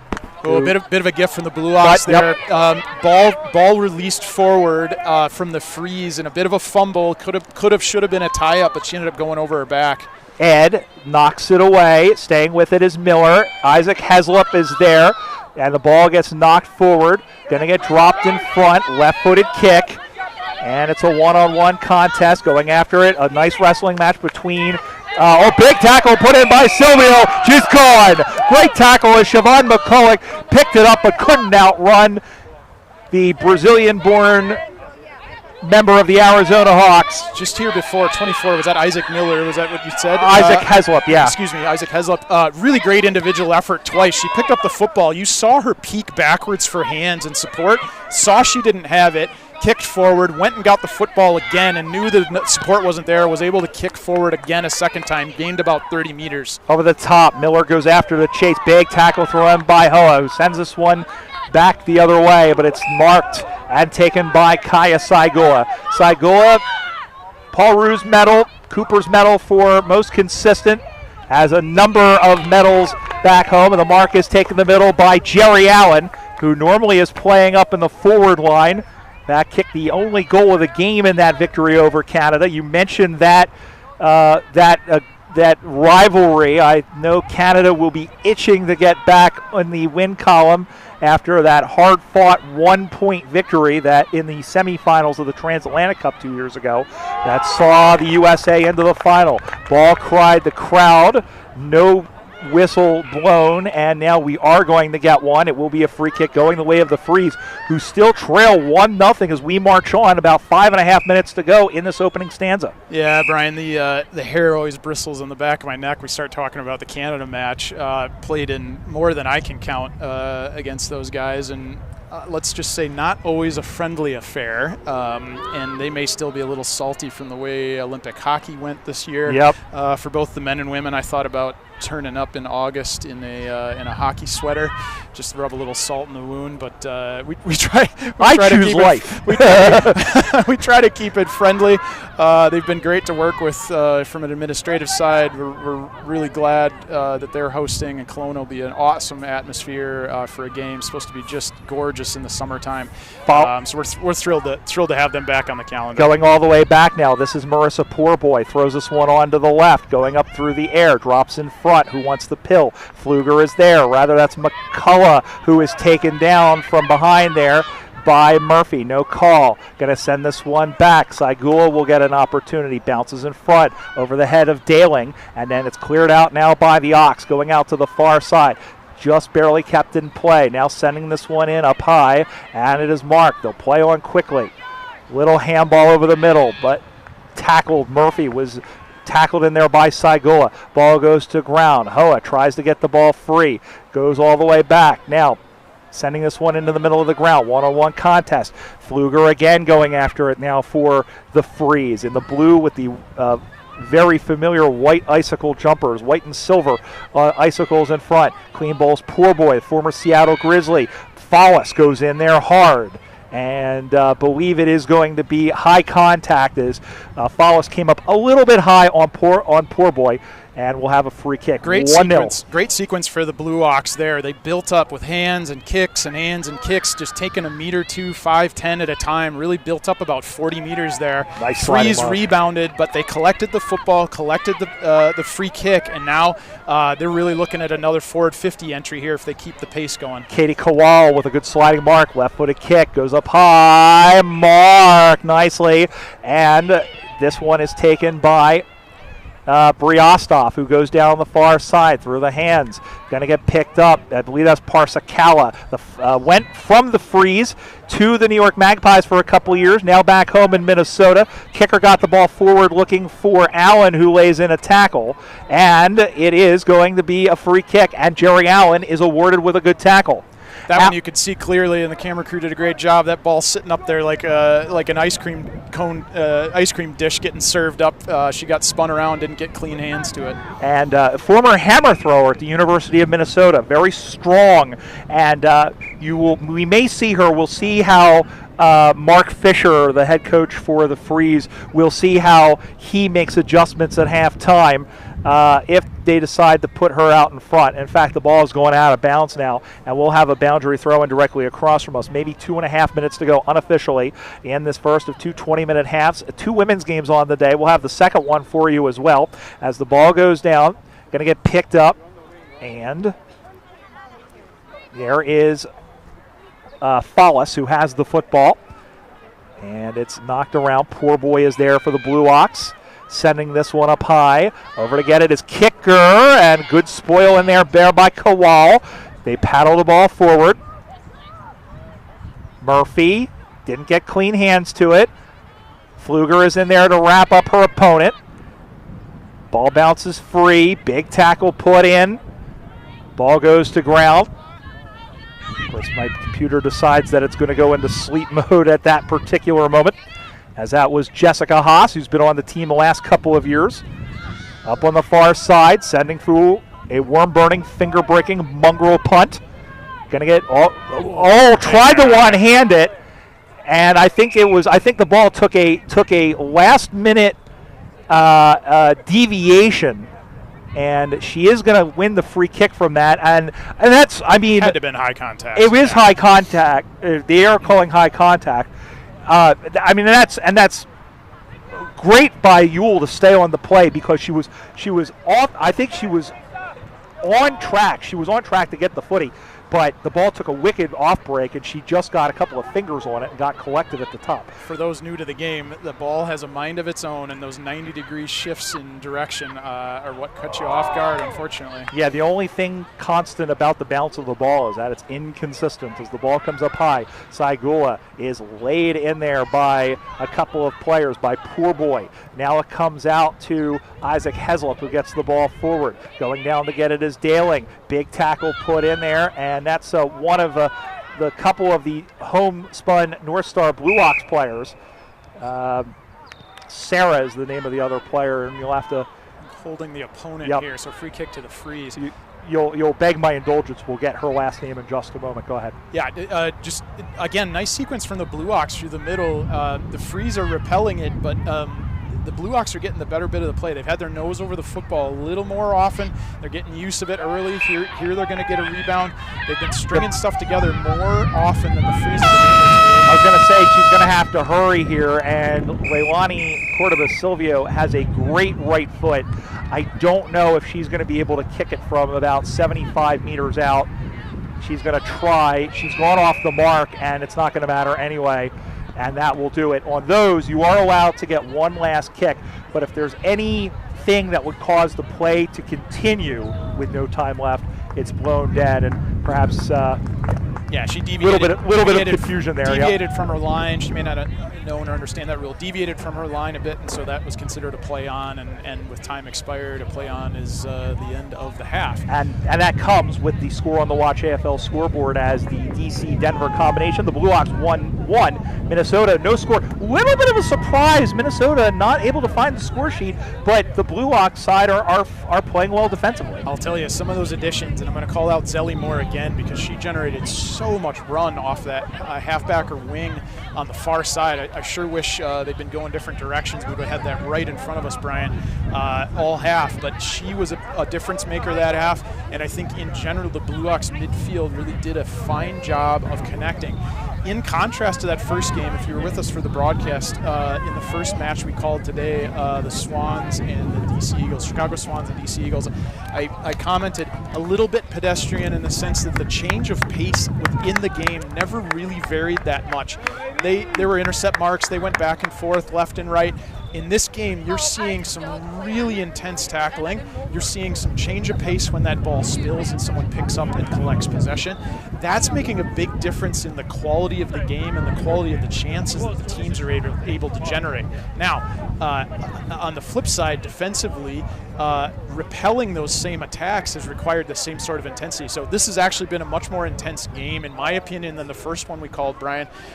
Really keen for the second half. Keen to see, you mentioned Big Fish earlier, what adjustments he might make at halftime. A little bit more challenging on the mashup team side. They're doing things really well, but tactically it's hard to put things in place in a 5-minute water break. Yeah, it really is. Well, we'll see what comes of that when we return on the other side of this break. You're watching the 2026 USAFL Super Regional Championships from Woodbury, Minnesota, presented by Tasmanian, here on AussieRulesUSA.com.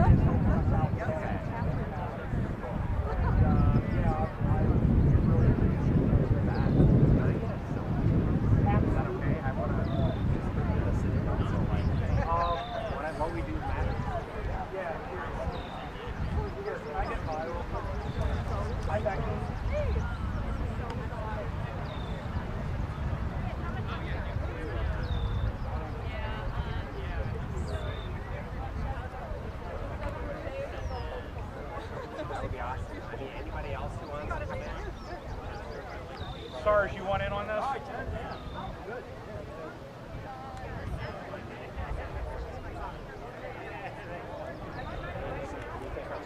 Oh yeah, I sure can. Yes. Yes. Yes. Soda.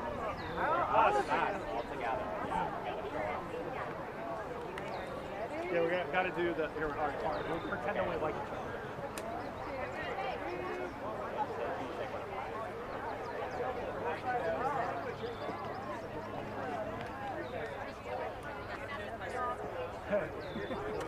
Thanks. Yeah. Yeah. Sure, yeah. It's a fairly new organization.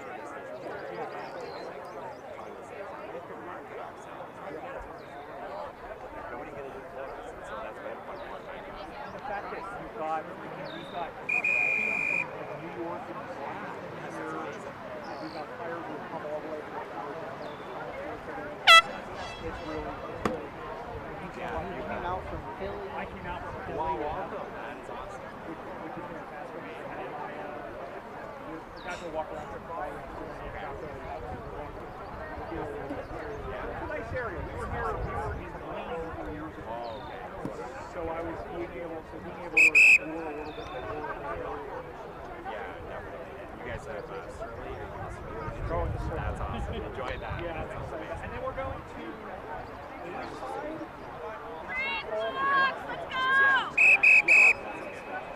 Alright, I'm going to go back on the thing. Thank you so much. Yeah. Let me know if there's anything else Social feel free.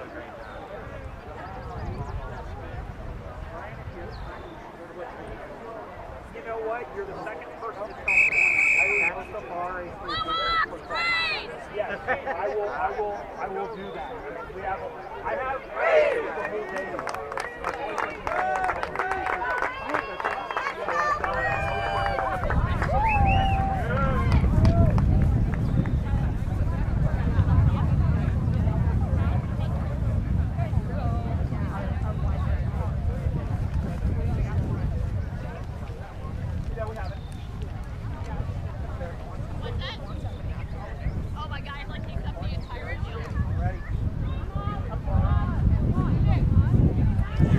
Are hot. Back here in Woodbury, Minnesota, the M Health Fairview Sports Complex, 2026 USAFL Super Regional Championships presented by Tasmanian.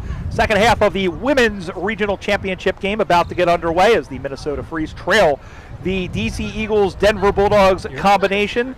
We are calling them the Blue Ox because they're wearing the jumpers of the North Star Blue Ox. The score is 1-0. Brian Barish and Dan Sarbacker with you. The Hooter blows, and we are underway here in the second half. The Freeze now heading to the left of our commentary position as a big tie-up being thrown in there. Parsacala goes back to Kaya Saigola, who sends this one deep, and the mark is taken by Lindsay Kastanek.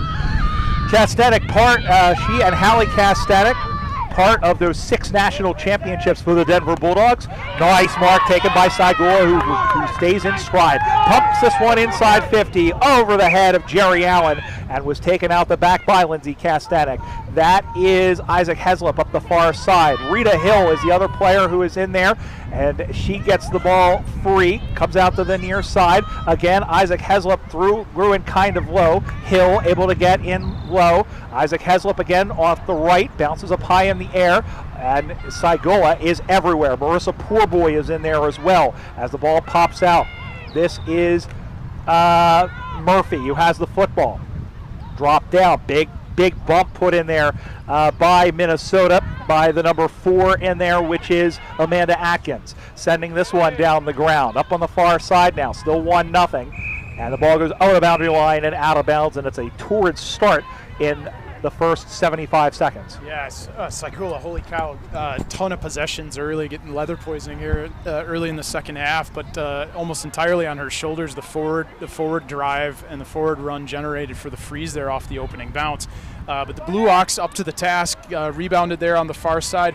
And Brian, we left kind of talking about how there wasn't any wind and breeze, but it picked up enough to whip the shelter here that we're under just a little bit. So picking up a little bit, if anything, maybe a little bit right to left, so in the Freeze's favor, which is unfortunate for us. It'll push the ball to the far side of the field. We'll have to squint again like we did in the first half. That was a nice mark by Mariella Hoa, and over the far side now, this is Saigola, who sends this one in. Allen is in the back up against Hallie Castanek. They were teammates on the Transatlantic Cup. Hallie getting selected and playing mostly in the back line there.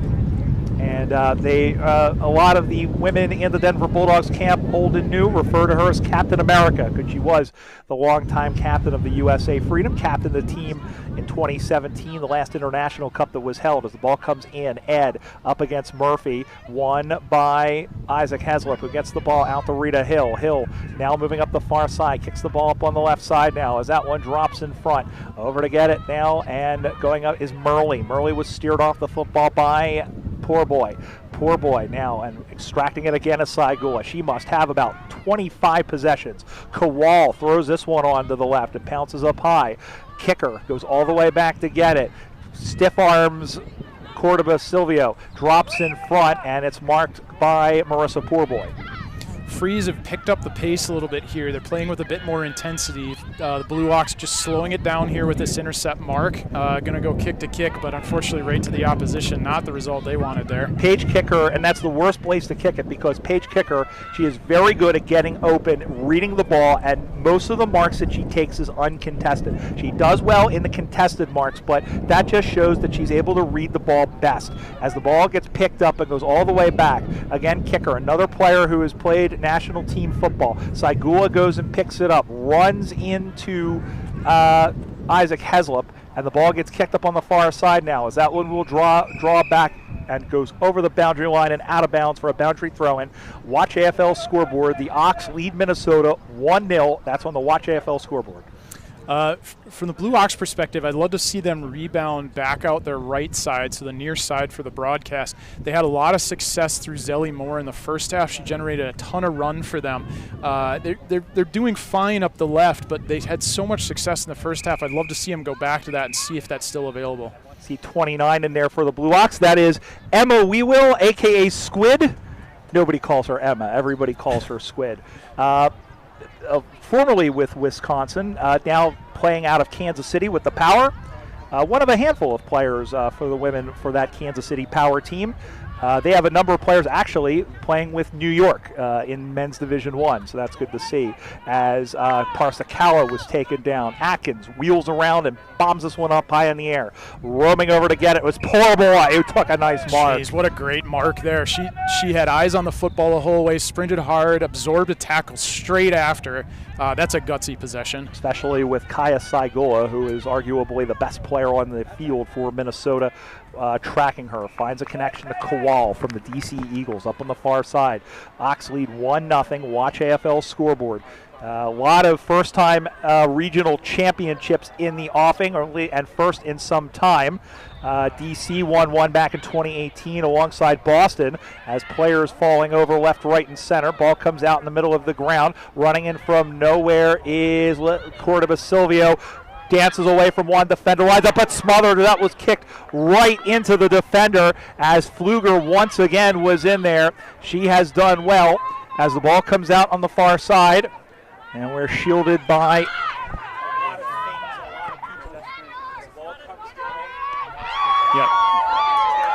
we're on audio's good.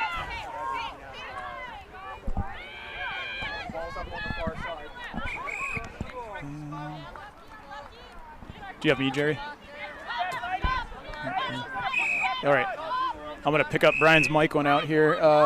He was standing up to to peer over the top of the umbrellas that had set up near on the sideline here.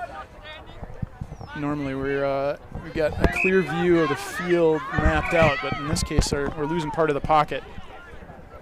Yeah, you'll have to beg our indulgence. So we have a couple of people in front of us here that are obscuring it. We'll take Brian's, them in a moment. Brian's back for the free kick in the middle here. As they go down the ground and over to get it now. This is Allen going all the way back, looking for Hoa, who gets away, winds up. Oh, out of nowhere was Carly Murphy.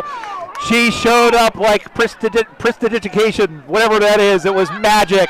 Out to the near side. It'll drop in front. Digging in after it again is Murphy. She suckers it to her own advantage, but gets bumped out of the way. That doesn't bother her. She stays with it and gets it forward, and then wheeling back in the other direction. But it only goes as far as the big spoil in there by.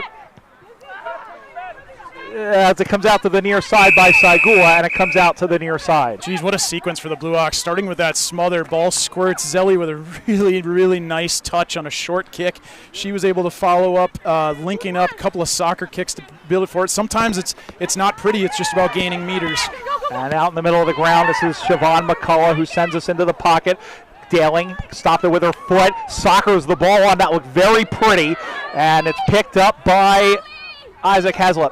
Ball goes to ground. Now Hill is in there to assist. A big tackle put in by Murley on the rugby player and Isaac Heslop.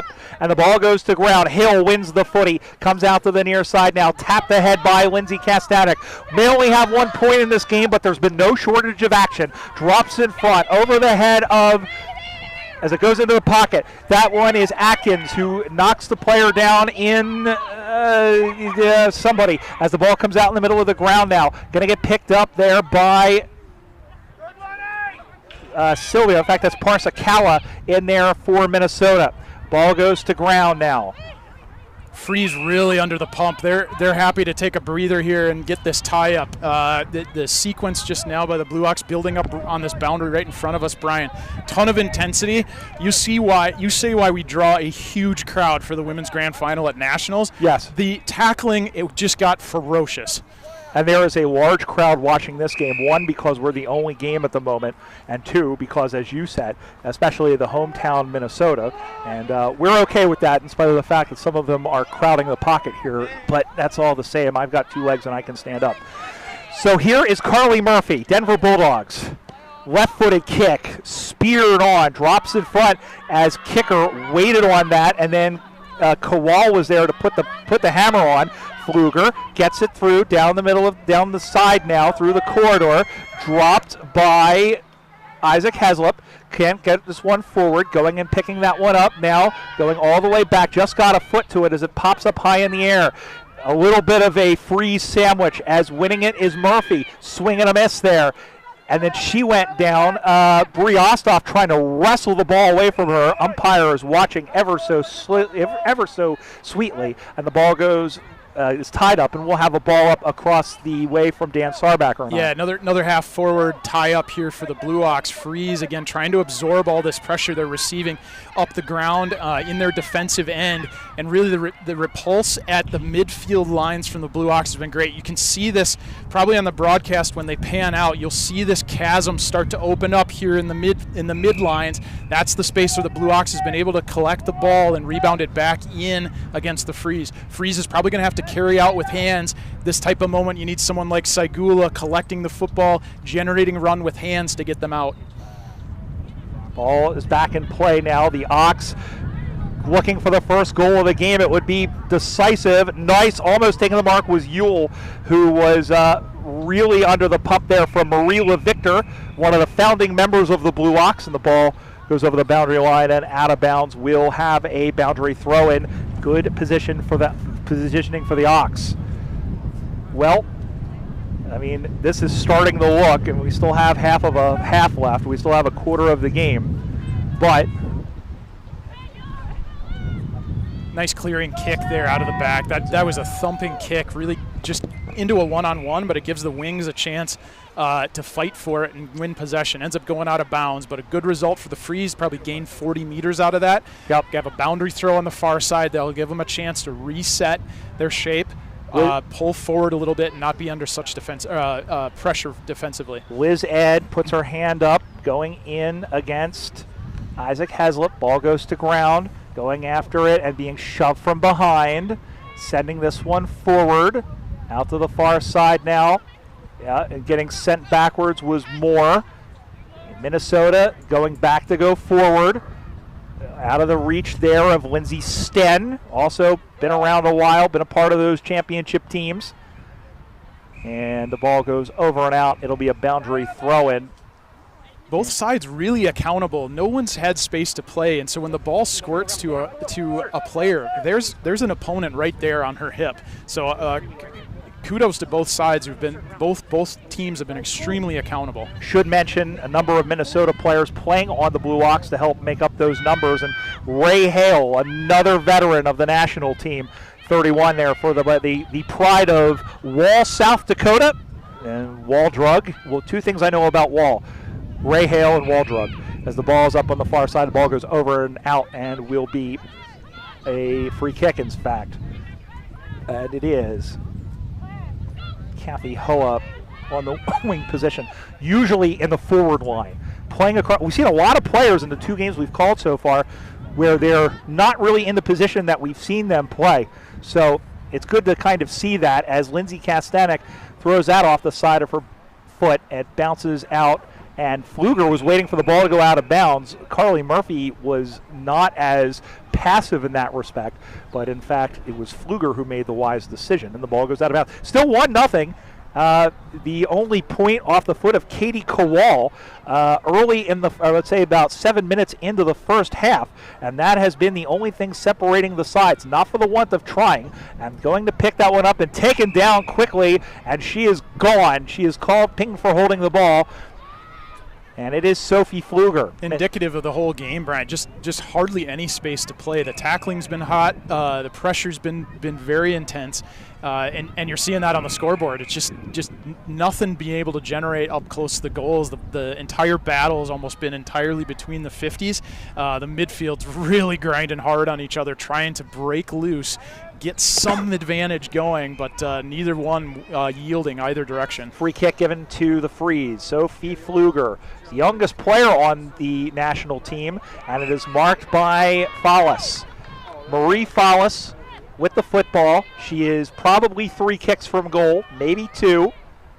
Comes in, puts this one down. It is intercept marked by Carly Murphy. Jeez, that was an athletic mark to kind of reach over the top and pull that down. She was off balance when she did it, but great intercept. What a pickup she's been for the Bulldogs, and she helped lead them to the national championship last year.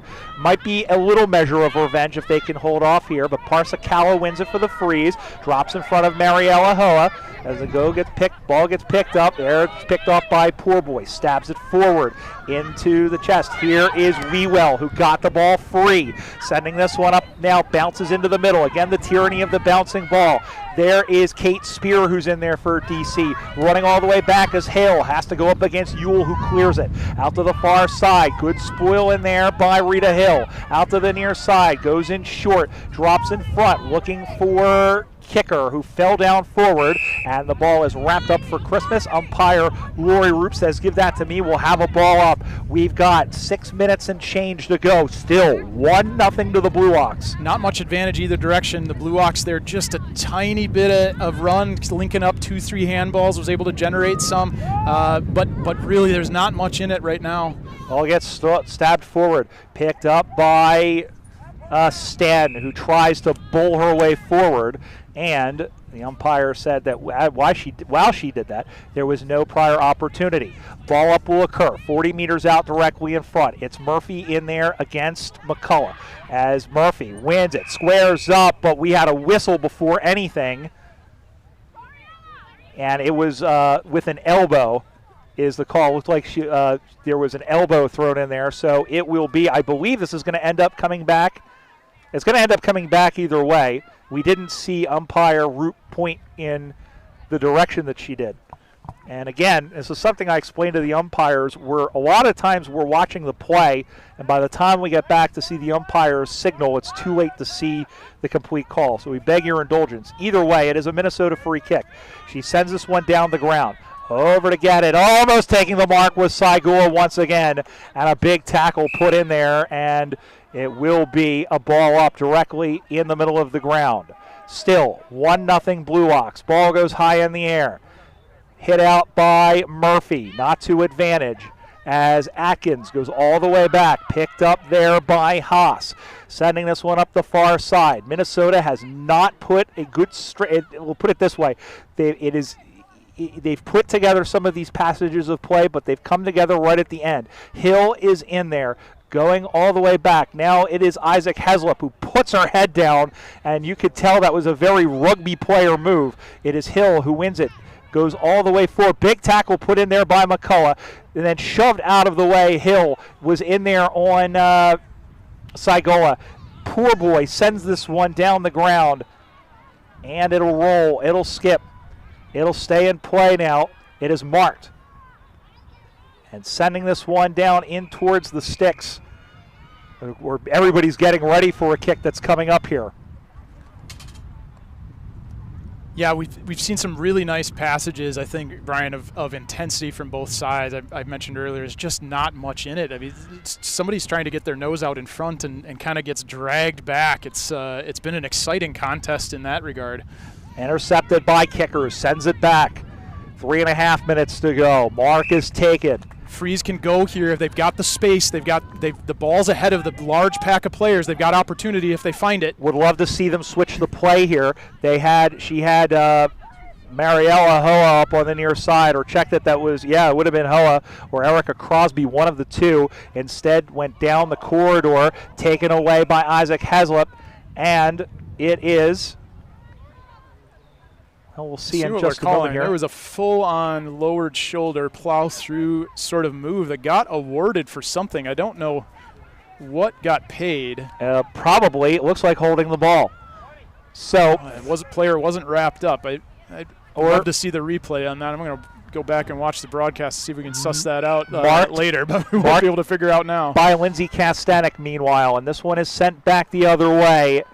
Almost marked by Murphy. Good spoil in there. Once again by guess who, and Kaya Saigola. She has been all over the place in this game. She's been like posters up on the walls of Philly, just absolutely covering everything. Crunching tackle there to stop the Blue Ox from traversing further forward. And sending it back the other way. Drops in front. Marked by Chin Isaac Heslop, who gets knocked down, going over to get it, scooping it forward, picked up by Tex Hall, who is taken down, no call, soccered off the ground by Pfluger. Umpire said that was okay, wasn't in danger. Here is Poor Boy off the interception, sending this one down the ground, off of hands, ball goes to ground, picked up by Ray Hale. Hale handballs it over, intercepted by McCullough, who sends it back the other way. That may have saved the game for now. They've got under 2 minutes to go to the freeze. The Blue Ox may end up with a trophy of this. Same thing with all the other teams that are attached. Denver and DC. Denver, I don't think, has won a regional championship, if my memory serves, going all the way back to 2019 as the ball comes, 2022, as this one is sent towards the sticks. Minnesota's at least going to get a tie out of this, or is it short? Did it hit the goalpost? No, it went through. It went through, and we are all square. It is 1-1. With a minute to go. Geez, goal-saving interception from McCullough back here on the halfback line, and the Freeze took advantage. There were some openings and space on the field. Blue Ox were pressing forward. They found some seams to attack. There did the Freeze, and they netted a point out of it. And it is tied at full time. Now the question is, this is the only game of the day where this will be these two teams playing, and the question will be whether we have extra time or not. And we will have to, again, to our audience, you'll have to beg your indulgence, because this is the first time we've seen this in this particular situation. It's the first draw we've had in regionals, if my memory serves, going all the way back to 2018. This is effectively the grand final on the day because of the structure of the women's competition here. So we're kind of waiting here on hold. Steve Arnott, kind of the head umpire, looks like he's doing some training on the day, was only strolling out. It doesn't look like he has the answer. Lori Roop, we're kind of looking for some indication that players are shaking hands, but I'm not sure we're completely done here yet. Well, we'll just hold here for a moment just to figure it out. I honestly wouldn't be surprised if they're just going to call it as a 1-1 tie. The players are actually, as you say, going through a line here. And if that's the case, I'm not quite sure what happens from here. I'm gonna text message Doran James and see what happens here. Yeah, bring out the Sawzall, cut the trophy in half. Yeah, pretty much. And send it home. Send a piece home with each. What a contest, though. Holy cow, Brian. Like, I said the first game we called on the day was a bit pedestrian. This one, anything but. Tackling was strong from the start, got even hotter midway through the contest. Some really good aerial work, both sides. The defensive pressure that the teams each had to absorb, and I'd say especially the freeze, because the Blue Hawks had a couple of really nice sequences, was really impressive. So, again, I mentioned it earlier, you know why we draw a huge crowd for the Women's Grand Final at the national tournament. These are hotly contested games and a lot of fun to watch. And the women here just now put on a really good performance. Well, we're still awaiting an answer. We are doing overtime. All right. It sounds like it. Well, no better result in my mind, Brian. Let's play a little more football. This has been a fun game to watch. Got tied up in the last minute. And we're going to try, if we can, to get the rules of this. And so, again, we apologize for coming in on horseback. But again, also understand, SARS, I've been doing, this is my 28th regional championships. This is only the second draw we've had, and this is the only one that we've had in a deciding game. So we're going to see, this is an unusual situation. It sounds like we're going to have overtime. It seems like, I think the umpires are discussing it with the captains here. Lori's laying it out to the captains right now. Neither of us are good enough lip readers to understand what's going on in the conversation, but the head of the league, administrative offices, Doran James, is in the mix there, so they're getting it sorted out. And we're going to try and flag down Doran to come over here and fill us in. But, irrespective, listen, you can look at the score and say, oh, there's only 2 points in the entire game. This is, what a snoozer. But it has been anything up. There's been it's been very cagey and it's been very back and forth. But, it's some goal line desperation. This is akin to one of those World Cup games that goes 0-0 deep into extra time, and on account of defensive saves and colossal efforts to try to keep the game tied. So that was a good football match. Yeah, so again, we're holding here because the word we've received is that there is going to be overtime in this regional grand final, essentially, between the DC-Denver combination, who we're calling the Blue Hawks, and the Minnesota Freeze. And this has been a very entertaining game. It's definitely a first in regionals play. Maybe, SARS, you can text Becker or see if you can get a hold of him and maybe see if he can find out and relay the information on to us. And again, our apologies to the audience for not knowing this ahead of time, just simply because of the circumstances. And Jason Becker, who has been our assistant in many of these cases. So again, after regulation time, it's the Freeze 1 and the Blue Hawks 1. And I will tell you that in nationals play, they would play 2 3-minute periods, and then if it's still tied, there's a count back system, which, if no other points were to have been scored in the overtime, then it would be the Blue Hawks who would win because they scored the first point of the game. It would be most goals is first, followed by whoever scored the first goal in extra time, followed by whoever scored the first point in extra time, followed by whoever scored the first goal in regular time, followed by whoever scored the first point in regular time. Well, you had a great competitive, even match when you're going 7 criteria deep in the tiebreakers. We don't know that that's what's going on here. There's a chance that they default to something very similar to nationals in this circumstance. Umpire crew is walking off.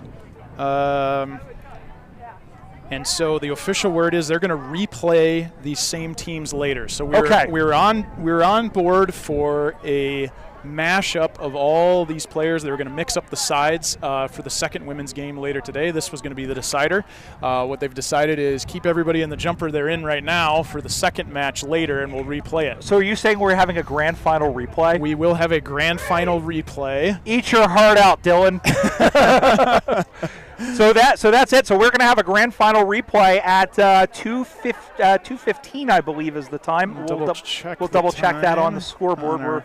We're running a little bit on horse. 2 o'clock. 2 o'clock Central Time, which is in about 2 hours and 15 minutes from now. But in the meantime, we're going to have Men's Division 2 action as the Minnesota Freeze take on the Wisconsin Wombats, and we'll have that for you when we return. You're watching the 2026 USAFL Super Regional Championships here on USAFL.com, on AussieRulesUSA.com.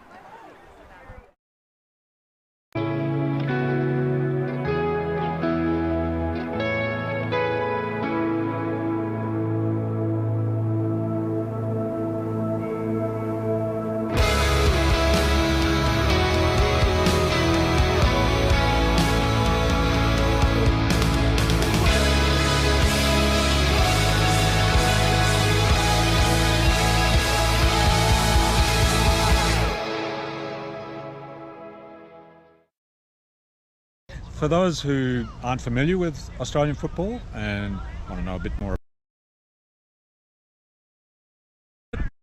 want to enjoy it because they know what's going on the field, we'll explain some of the decisions that umpires make during the course of the game. We'll pay free kicks for tackles that are above the shoulder or below the knee. High tackle, black. We'll pay a free kick for a player who pushes another player in the back. Push in the back, blue. We'll pay a free kick for holding the ball, where a player doesn't dispose of the ball correctly in the prescribed time. Holding the ball, blue. We'll pay a free kick for a player who kicks the ball when a player's hands are on or very close to the ball, for kicking in danger. Kicking in danger, black. If a player takes a mark or gets a free kick, the opposing player stands the mark, and if he encroaches over the mark before the umpire calls play on, it's a 50-metre penalty. The mark, hold there on the mark, hold there. 50 metres, you're over the mark. There's some of the rules, there are others, but hopefully they're the major ones that you'll see. Enjoy the game.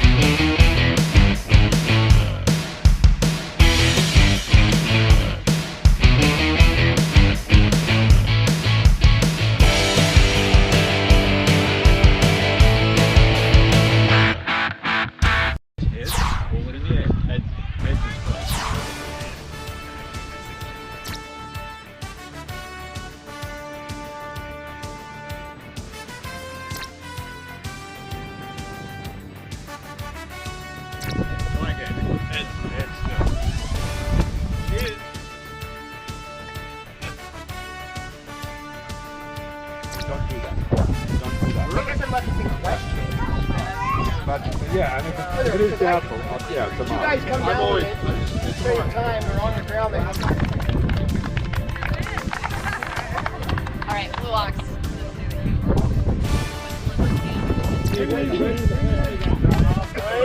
40 minutes, boys.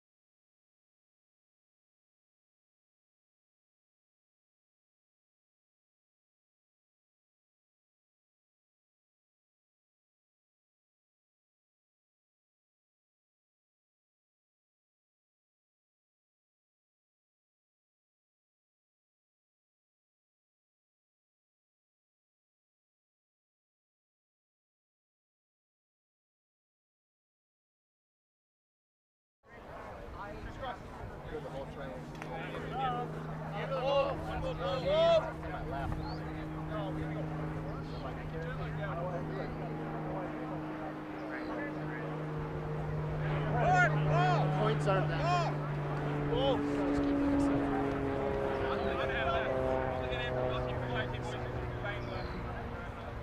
going on, buddy?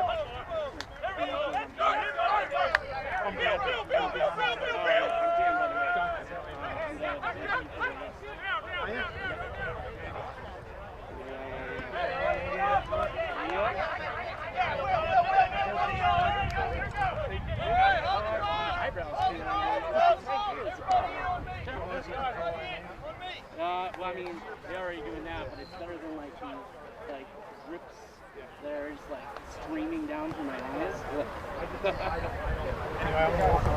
Yeah. But yeah, you're I'm you're legal. expected. That's I'm why legal. there's a little bit of room.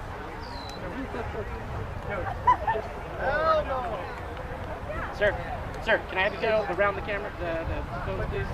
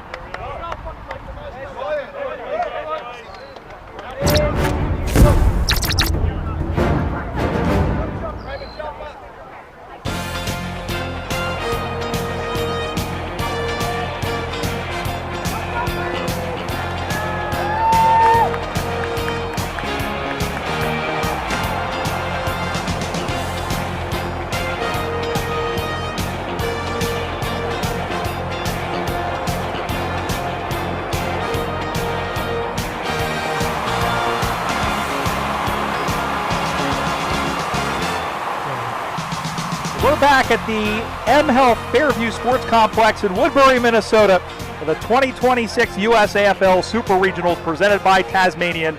And after a amazing, thrilling draw in the women's grand final, which will be replayed, we return to men's action. It's men's Division II play as the hometown Minnesota Freeze take to the Oval for the first time today against the Wisconsin Wombats, coupled with the Des Moines Roosters, who are looking for their first victory of the day after an earlier loss to St. Louis by 2 points. Brian Barish back here with USAFL national teamer Dan Sarbacker. And Sars, this game will be very interesting. Minnesota, a team that has always competed well in the Division II ranks. They took a step back to Division III. They've been in that sort of holding pattern. They have their whole team with them today. They've got a deep bench against the Wisconsin team, who you know very well, and some Des Moines players who have some good American players. I think it should be a good matchup. Yeah, in the last contest we saw, two local sides. I think you talk about the Blue Hawks and the Women Freeze. Here, a little further afield in Des Moines and Madison against the local Freeze side. But you covered it really well. Freeze have had some great and successful history. Maybe back a step or two, but they're in their own backyard here. The Wombats and Des Moines side, I would both classify as up and coming. Certainly building nice programs. They've got deep benches here as well with the combine team, and not a heap of travel for either of them for the drive up. Should be great. I hope you did not miss that last game. For those of you that are on the broadcast with us, got the hot dish out of the oven here a couple minutes ago and are having some lunch, but don't look away because the footy was so hot in that last contest. We're hoping to see more of the same here, and I think we will. Yeah, and a reminder that they will be replaying that game. If you want to go back and watch it, you certainly can, although we recommend doing that after this game and perhaps the rest of the games today are finished, but they are going to replay that matchup between the two teams coming up at 2 p.m. Central Time in a little less than 90 minutes. Women's Grand Final replay. We have a drawn match, and so a Grand Final replay here at 2:15 for them. But let's see, up at the plate now, right in front of us here, the Minnesota Freeze men and the Wisconsin Wombats and Des Moines Roosters combine. I have it just from discussions we had at the break, Brian, that the Wombats went down on a last-second effort, pipped at the line by the St. Louis Blues on the other field this morning during that first game. So we were busy calling one here on the field in front of us, but the Blues and Wombats recently both the most successful Division IV sides at the national tournament. 2 flags for the Blues, 1 for the Wombats, and then played, I think, in the grand final together. In one of the losing ones and winning ones for St. Louis, losing ones for the Wombats. So 2 successful sides there. So I'd expect them on a rebound game here, the Wombats, to really get stuck into it here against the Freeze. All right, the Hooter goes. The umpire is ready. So are we. Umpire Steve Harnett chucks the ball to the heavens, and we're underway here as the 0-1 Wombats take on the Freeze playing their first game. Here's Ryan McLuhan, and here is a behind after 10 seconds. That didn't take long, and Minnesota is going to move the ball very quickly. Freeze 1 behind, Wisconsin no score. Watch AFL scoreboard. Bit of contrast to the women's game where there was literally no space to play. You didn't have those quick bursts because the pressure was so hot. Had just a little bit of space off the opening whistle there. Freeze were able to mount an attack straight out of the gate. And the ball is taken there by the 91 for Minnesota as we scroll down. 51, I think. 51, in fact. That is Mackenzie Callahan, who has the football now, sending that one towards the sticks.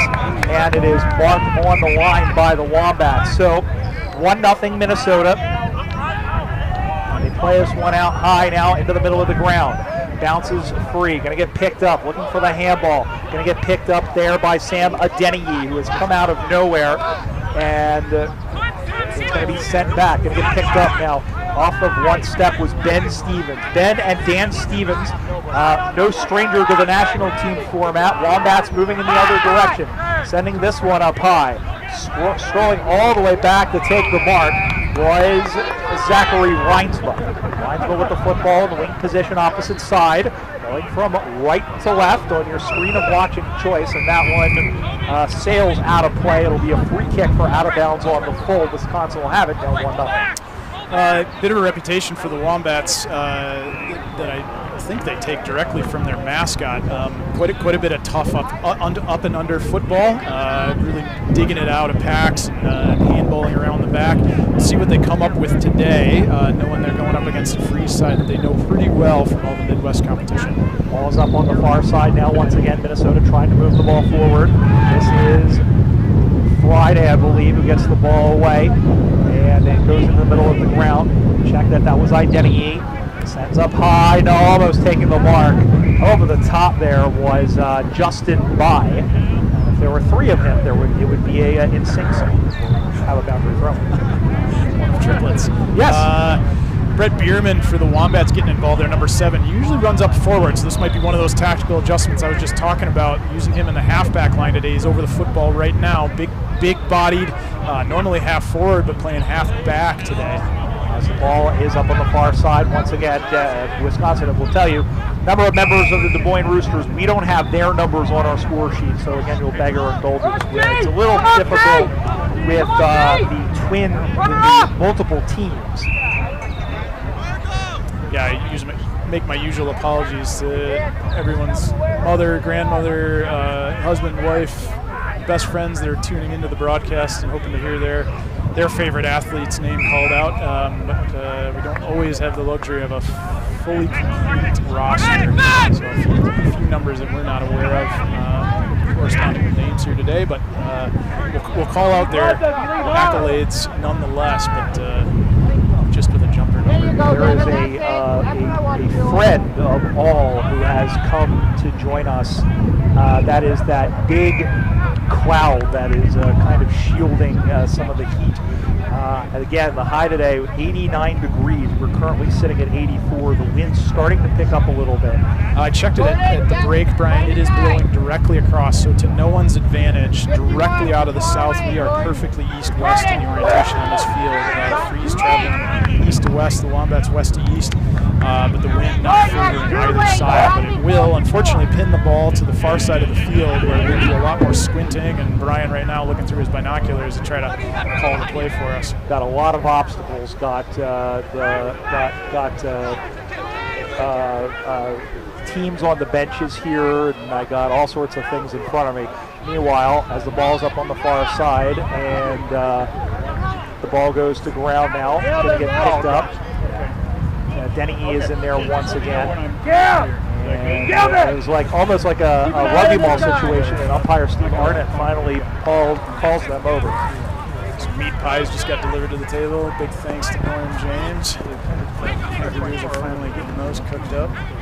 Ball up here inside forward 50.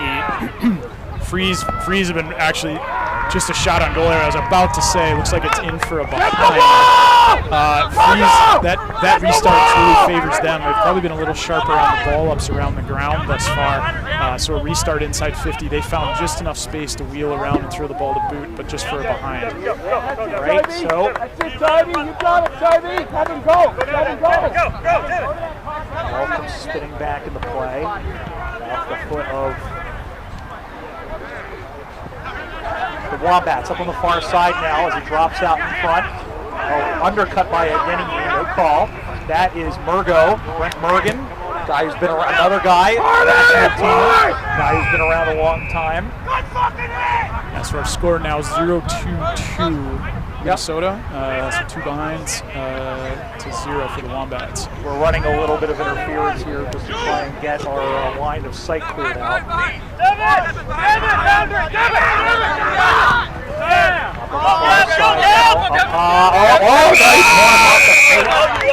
Gavin Oliver. That hit him about 5 times, probably 3 times in the nose. Whatever it takes, 2 hands in the mush. Almost brought it in. Ball goes up high. The ball goes towards the sticks. I think that's going to be a goal. And Minnesota kicks the first major score of the game on the Watch AFL scoreboard. They go to 1-2-8. Wisconsin, no score. I talk about it a lot when I'm coaching, Brian. Those transitions are those moments that really expose you and open up. So in that case, the Wombats were building out here on the near side. Intercept mark. You're stretched out like an accordion at that moment. The Freeze were able to quickly play back inside 50. Targeted some leading players, won some contests, pick up the football, and they were rewarded with a goal there. So capitalizing on transition moments, always a big part of the game. I see Zach Weaver heading in here, another teammate of mine on the national team. Glad to see he's still getting a run. He and Murgo, probably the only characters I recognize from my era, but it's good to see those guys getting a run here. Well, Little Fish is playing as well. Oh, is he? Brent's here as well. I didn't see him, but did see him on the roster. Now, whether or not he's out there, that's another story altogether. As the ball gets popped up high, over to get it. And it will drop down and sending this one forward. Big torque kick inside 50, a fly from Nugget there. Yep, back the other way come the Freeze. Good pressure. As it goes off of hands. It's going to get picked up. Stevens diving after it is Mergen. Bang. And shoveling that one forward is one of the Roosters. And there's a big tackle from behind, sending this one down the ground. Great work from the cameraman there to get tight in on those contests. If you haven't noticed, either by the sound of our voice or what you're seeing on the screen, the intensity just lifted. The Wombats woke up a little having a goal go against them. Here we go. Ball goes to ground. They get picked up once again. Tries to handball it around. Scooped up forward there by the Wombats. And now as ran into a brick wall, was tackled, and also Ben Stevens was in there, but it is going to be a free kick. He does earn the free kick for the Bats. Trip just prior to that. Somebody get in for charge. The 19 again. We don't have the Roosters players. We don't have all the numbers for them yet, so our apologies. Sending this one down the ground, and it drops in front, bounces away, picked up by Bryce Doyle, sending this one in, and it is go back the other way.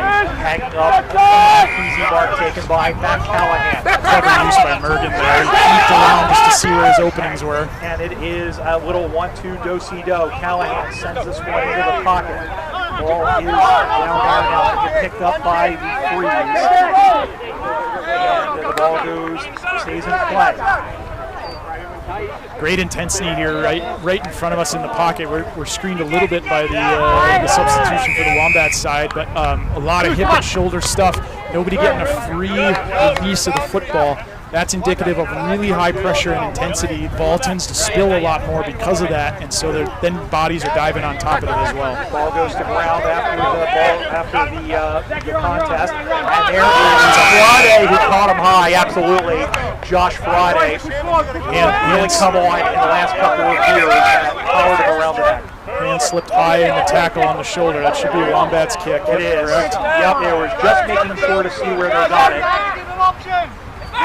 Turn in! Ball comes up high. Has the football in front of us. Number 31 for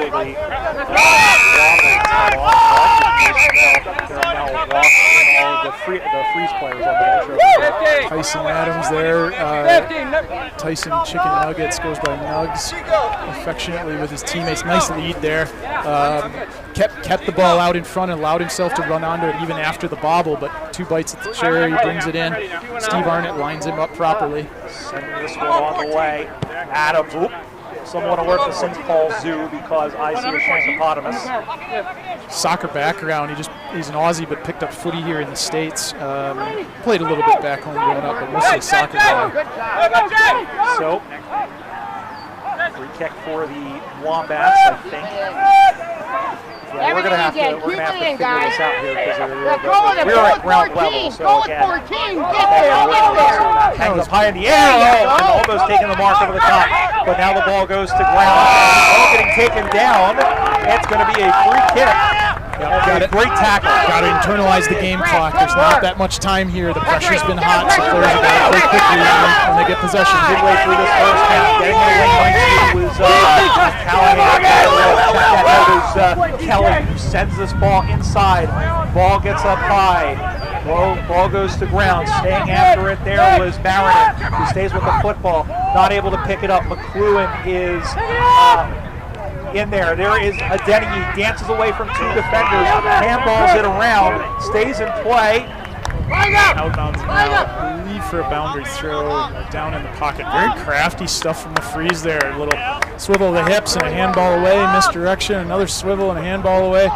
Might have done a hamstring. He's hobbling our direction. Either that or a calf cramp. Physio is coming out to walk him off. Steve Fichant, who's nursing a hamstring himself, former national team guy. Right, ball's in front here, and it gets knocked out. Going to go and pick this one up. And being taken down once again was William Kelly. I get William Kelly, he almost looks like Goose Kenfield a little bit, who's out there as well with the ball head and the beard. Nice tackle, Brett Bierman there to tie that one up. All right.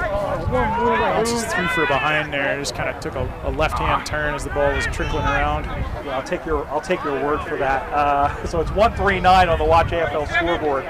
Minnesota, Wisconsin, no score. And Wisconsin, if they want any chance to possibly snipe the Division II championship away, they're going to need a point here, or they're going to need a win at the very least. They've certainly looked capable at times, stringing together some nice sequences, a bit of pressure. They're living up to that sort of up and under. They've had the nose over the football and a lot of handball sequences, but the Freeze have been up to the task. Virgo takes the mark on the far side, and the ball is sent down.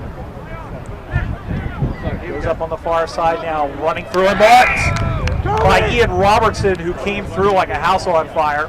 Nice lead. That was something we didn't see in the first game we called this morning, Brian. It's just that extreme burst of speed, that change of pace that you need to really separate from defenders. And it can happen all over the field. In that case, on a lead, really put 5 meters between himself and the defender, read the flight of the ball, and took the grab. So, go back. They'll have this one from 35 meters in front. Send this on its way. It's marked! I think. It touched on the way through. Oh, nope. No, it's a goal. Crossed the line. It did cross the line first, and it's a goal to the Freeze. They go to 2-3-16. Wisconsin no score. And the Freeze have looked very well when they've had entries inside 50 SARs. Wisconsin the Wombats really haven't had it as much, but yeah, in the end, a bit more class. There hasn't been a ton of long sequences linking up, etc. And some football games are like that. They're just a fight up underneath. And while the Wombats certainly very capable in that sense, the Freeze have just on occasion had a few more numbers at the contest, had a few more opportunities they've generated, and certainly more inside 50s. The inside 50s really making a difference here today. And if you're close to the goals, those are your opportunities to score. And so when we say inside 50s, that's that 50-meter arc that's close to the sticks. They're getting into more dangerous places, the Freeze, and have converted on a handful of occasions. Ball now again going down the ground for the Freeze. And as they try their best to try and build up their lead here. Again, they'll be back in action at 3:15 over on Field 2. We are recording that game, and you'll be able to see that in a few days' time right here on the YouTube channel. And we should mention, if we haven't the first two games, if you want to catch everything happening in the USAFL, go to AussieRulesUSA.com. Check us out on Instagram at USAFL1997. Our girl Ashley is putting up some fantastic stuff on social media for us to view. Going all the way back to try and get it there was the 27, sending this one forward. And that's Identity who has it. Going to pick that one up. This is Sawinski who has it. Drop the pill. August Slowinski, that's a name. He's had a ton of the football. He's working hard in the middle of the day for the Wombats. Been involved in a lot of contests. A lot of Wombats. The Wombats really on both sides are working tough. As this one is sent down in the middle of the ground. Wombats looking to attack here. Sending this one big boom towards the stick. There's nobody back there. It bounces into the pocket. He's able to gather it. Comes up to the near side. Ball up over the top for Abel. Abel out to the near side now. Finds in the middle. This is Mergen. Sending this one. Two Wombats there.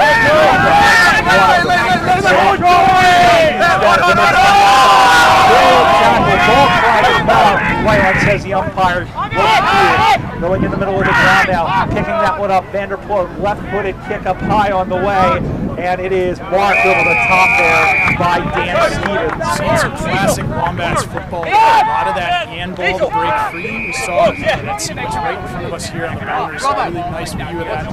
Handball. Unfortunately, the kick not in range of the goal, and so couldn't convert, and also not a full forward on the other end of it. So the kicker's got to lower his eyes and find out. Far side now. He's up 15-0. On the far side, and he goes after it. Picked up by Fisher. Little Fish is taken down, and he is claimed. And it will be a free kick going the way of the Bats with about 3 minutes to go here in this first half. 15-0, Freeze the lead. Wombats having a sniff here. Charlie Kunkel, they're one of their key players, often rucks for the Wombats with the kick in. Crash to it, boys! Setting this one up and turning around. Setting this one for a goal. Looks pretty good off the boot. There's a mark there, but it bounces through. Did he touch it? Did he touch it? No! It's a goal! Watts on the board! And on the Watch AFL scoreboard, Wisconsin 1 straight 6. And Minnesota 2-3-15. We head around the grounds thanks to Destination Woodbury. It is the Magpies 2-1-13 and Chicago 1-1-7 at halftime. Thanks to Ashley Page for getting us that one as well. But New York, that's over in Division 1. The Swans lost earlier today to the whoever it was they played, the DC Eagles. Thank you. Man, there's not a whole lot of sun here. Why is my brain all of a sudden going? There's a lot of football going on, and the day's heating up and getting more exciting. Big thanks to Destination Woodbury, met some of those folks for putting on as hosts putting on a great event for us here at the facility. So the ball is up on the far side now, sending this one back. A lot of the play I've noticed is on the other side of the field from us, and there's not much of a breeze to speak of. Of course, just as I say this, one comes through the booth. Enough just to push it that way, Brian. It's not going to favor any team either direction, but it does keep the ball more often pinned to that far side of the field. Friday did well to recover. He went to kick the ball, and his brain registered it as about 3 feet below the ground, so he came up with nothing but turf. But he did well to gain about 40 meters down the far side of the ground for the Freeze, as they have a 9-point lead here with the last minute of this first 20-minute half. Wombats closing the gap there with that last goal is a little more indicative of the game we're watching. The scoreboard was getting a little out of control, but great mark. The Freeze here again, building up that far side, contest to contest. Not much clean football to be had. The pressure's really good, but they're finding ways in the end to mark the ball or just pick it up with enough of a chance to get themselves forward 50 entries, and they've been more dangerous because of it. Mackenzie Callahan with a very good mark. Will the kick the match? It comes in short, batted down, cleared out by the Wombats, but not all the way. Morgan tried to get it over the top but couldn't. Dougie Power is the guy's name. He's in for a one-on-one contest. Will he win it? No. They pick up the ball, slipped and fell in a banana peel. Did Stevens. Getting the ball away was Morgan. Over the top and picking that one up was Donahue. Sending this inside marked. And the siren should come at any second here as David Arias, who kicked the boatload in the game, and this will be after the siren. Remember last year there was that one game, I think it was against Chicago, where Minnesota kicked 10 goals to start the game, and that he went off the mark, and it will be, and that will do it. The kick won't count, and that is halftime. So on the Watch AFL scoreboard after 20 minutes of play, it's the Minnesota Freeze 2-3-15, Wisconsin 1-6. Wisconsin's playing well, just that Minnesota is doing a lot better capitalizing. Yeah, if you didn't show me the scoreboard, I'd expect it to be a little closer than it is. The contests are there, both sides really not having much space to play, and a credit to both of them for the defensive pressure they're applying. When the ball comes down to ground or in flight, the packs are forming. Both sides are getting numbers around the football. They're committing bodies to attempting to collect possession, and it's not coming easily. So it makes a really fun football game to watch. In the end, the Freeze are doing it enough in a row and winning possession just enough to move the ball forward and gain meters. This is a game of meters sometimes, and you're seeing it today. They're getting enough to get inside 50. That's creating the scoreboard pressure that the Wombats just haven't been able to generate themselves, but really good football both directions. Yeah, it really is, and I'll tell you that it's been fun to watch, like to see how both teams have developed in this particular game. And you know, Wisconsin, I think, is really holding their own with the Freeze. We're going to step aside, come back for the second half when we return the 2026 USAFL Super Regional Championships presented by Tasmanian here on AussieRulesUSA.com. All right, boys, bring it in. I was like, thank God. Yeah, we got Hey, boys! All right. Thank you. Go around us. Roll it. Play on. Right away. You get upside goals. Start playing on. I want aggressive leads up to him, not just this light jog up to him, a little lead. Chuck. Nice Chuck. Great kid, Chuck. He's around here somewhere. Chuck, big, strong leads in. Like we practice, trying to break that wall.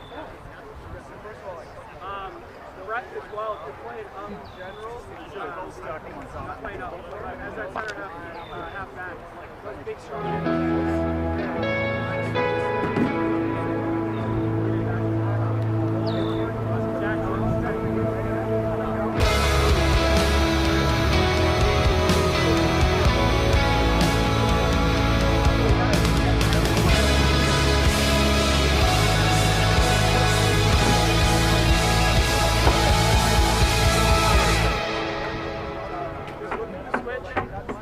For those who aren't familiar with Australian football and know a bit more about it, want to enjoy it because they know what's going on the field, we'll explain some of the decisions that umpires make during the game. Play free kicks to tackles that are above the shoulder or below the knee. Black tackle, black.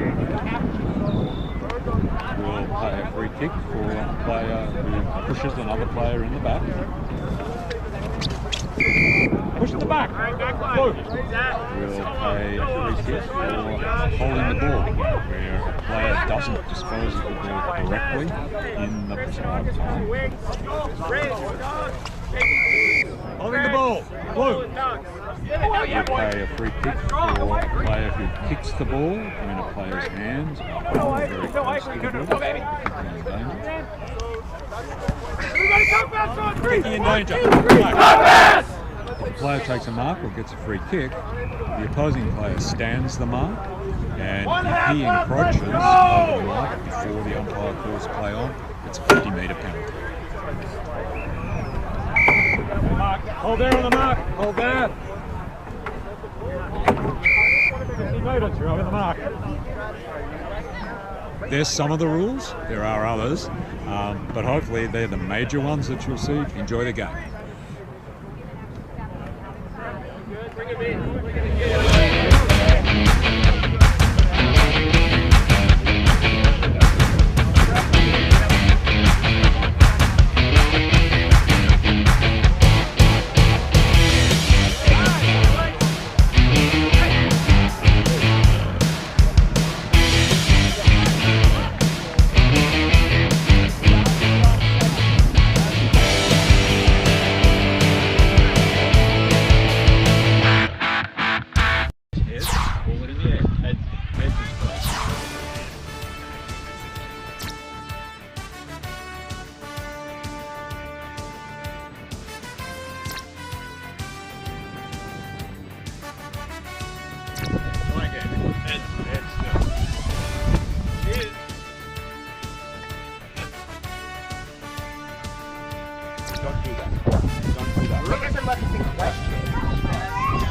Yeah, and if it is doubtful, yeah, it's a mark. You guys come down with it at the same time, they're on the ground. All right, Blue Ox.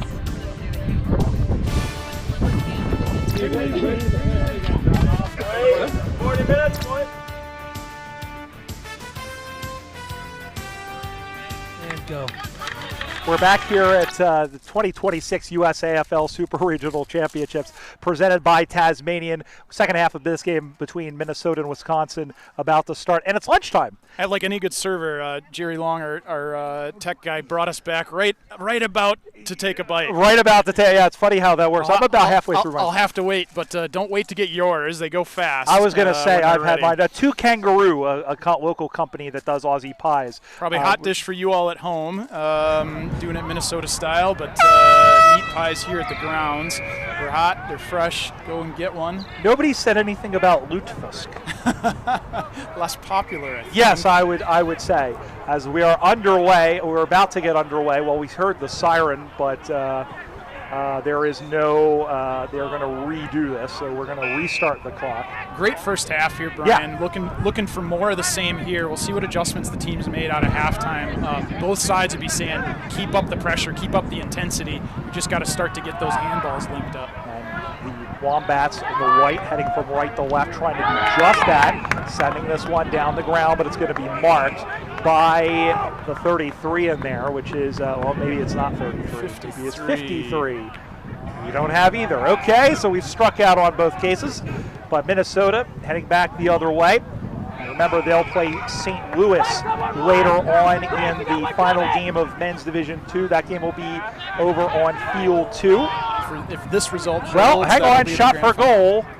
And that has gone through 4 behind, so it's out to 10 points. 2-4-16 to 1 straight 6. Go ahead. Sorry, Brian. I was just going to add, if this result holds that you're watching right now, that'll be the grand final for Division II with Minnesota coming in with a win and St. Louis from a win this morning. Right, and if it holds right now, Minnesota would get the advantage if it's a tie. If it's a draw. We've already seen one drawn match, by the way, in case you the game, which was supposed to be essentially the regional championship game, ended in a tie earlier today. So we will replay that between the same two teams later on this afternoon. So actually coming up next at 2:15, I believe, is when the game was, or is it 2 o'clock? I think. We're not running on the hour, so it's a little back and forth. So yeah, we keep referencing our schedule on the day.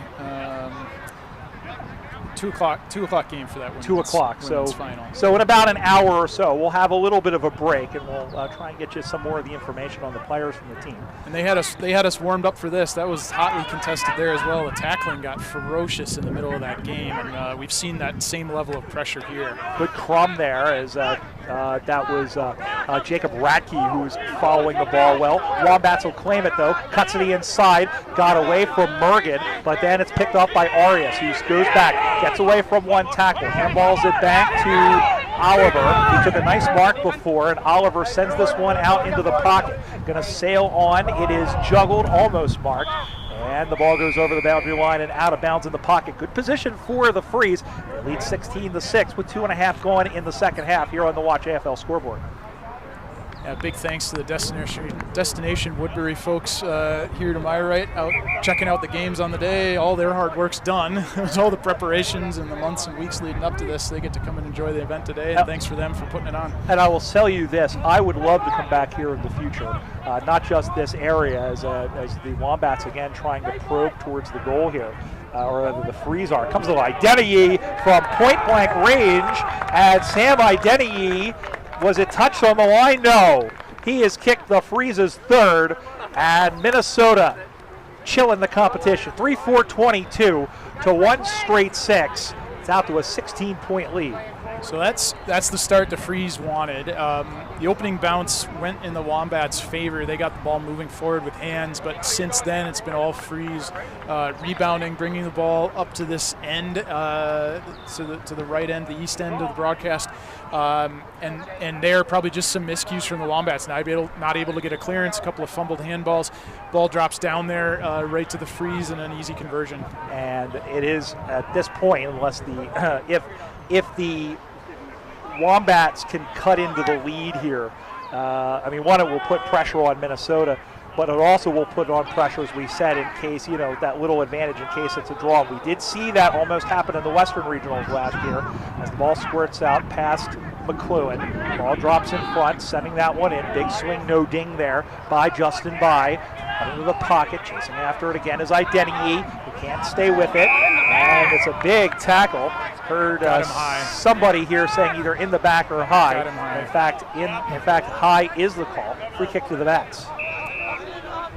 Yeah, I want to see the Wombats tighten up here. The game will get away from them otherwise. Nice connection there. What they really need to do is find the openings, make sure with really secure handballs or kick to kick that they're connecting passes and not just swinging away loosely. I want to point out 52 for the Wombats. Sean Chicone for the Des Moines Roosters, probably one of the oldest players on the field. He's throwing his body around. There's an opportunity for the Freeze, which is going to sail to the left, and it tails away.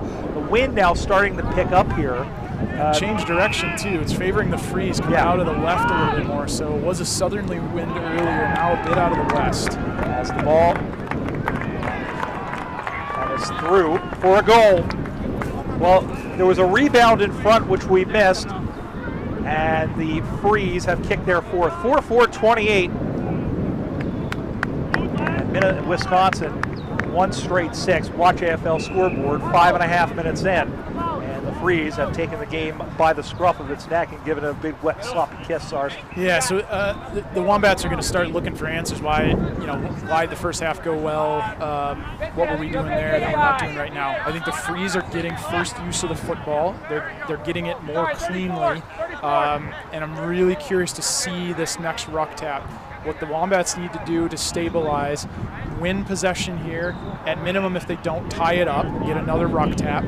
They want the game back on their terms again, and they're most successful when they're able to string those handballs together around the packs. But to do that, it requires a lot of running. You got to put bodies at the contest, and if you don't have the bodies there, that handball game isn't going to work. It's back in now to the middle of the ground as the time ticks on. And I'll tell you what, both these teams, Sars, will welcome this cloud cover. I don't think there was any rain forecast. I think these are just big fluffy clouds that will insulate us from the sun. As the umpire Steve Arnott, who is a local, it's always nice, I'm sure, for Steve to umpire in his backyard. Guy who is in the Hall of Fame umpire, I'll tell you that for free, as the ball gets batted around. But as Townsend knocks that forward, looks like my cat's batting around one of those mouse toys as the ball gets knocked backwards now. And there again is Fisher, but it's Wisconsin who has it. The ball is sent forward into the pocket, and will go over the boundary line and out of bounds. It'll be a boundary throw-in. Sniffs of what Wisconsin wants to do there. Trying to pronounce his name right, Suwinski, with the handball there to Kunkel in the middle. That's the Wombats game. That's what they've been known for. They want to get back to that type of play here in a nice switch of play. Kunkel, yeah, that was a mighty hoik by the boundary umpire. That must have traveled about 20 meters. I'll tell you what, I can't throw that one for free. And we'll have a free kick now as this one gets sent in down the line. And it's marked by Ryan McLuhan. Haga, who's been around a long darn time, sending this one in. It was too short for the man in front. And then, that would have been a goal and a half. That was a fantastic kick there by Radke, who kicked that one with his instep on the hop, on the volley. Kylian Mbappe would have been proud of that one, except he missed the target. And it's a behind for the Footies, who go to 4-5-29. Leads out to 23 points over Wisconsin, 1 straight 6.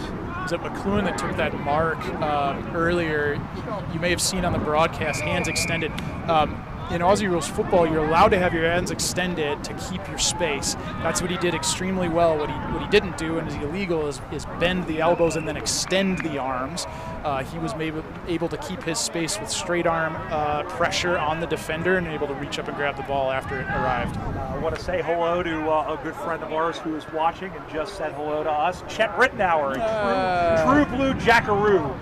Chet Rittenauer, former founder of the Columbus Club, who's involved with the club for some time now, and doing their social, so good to give him a shout out as well. Good smother in there as the Wombats are stepping up and playing good defense.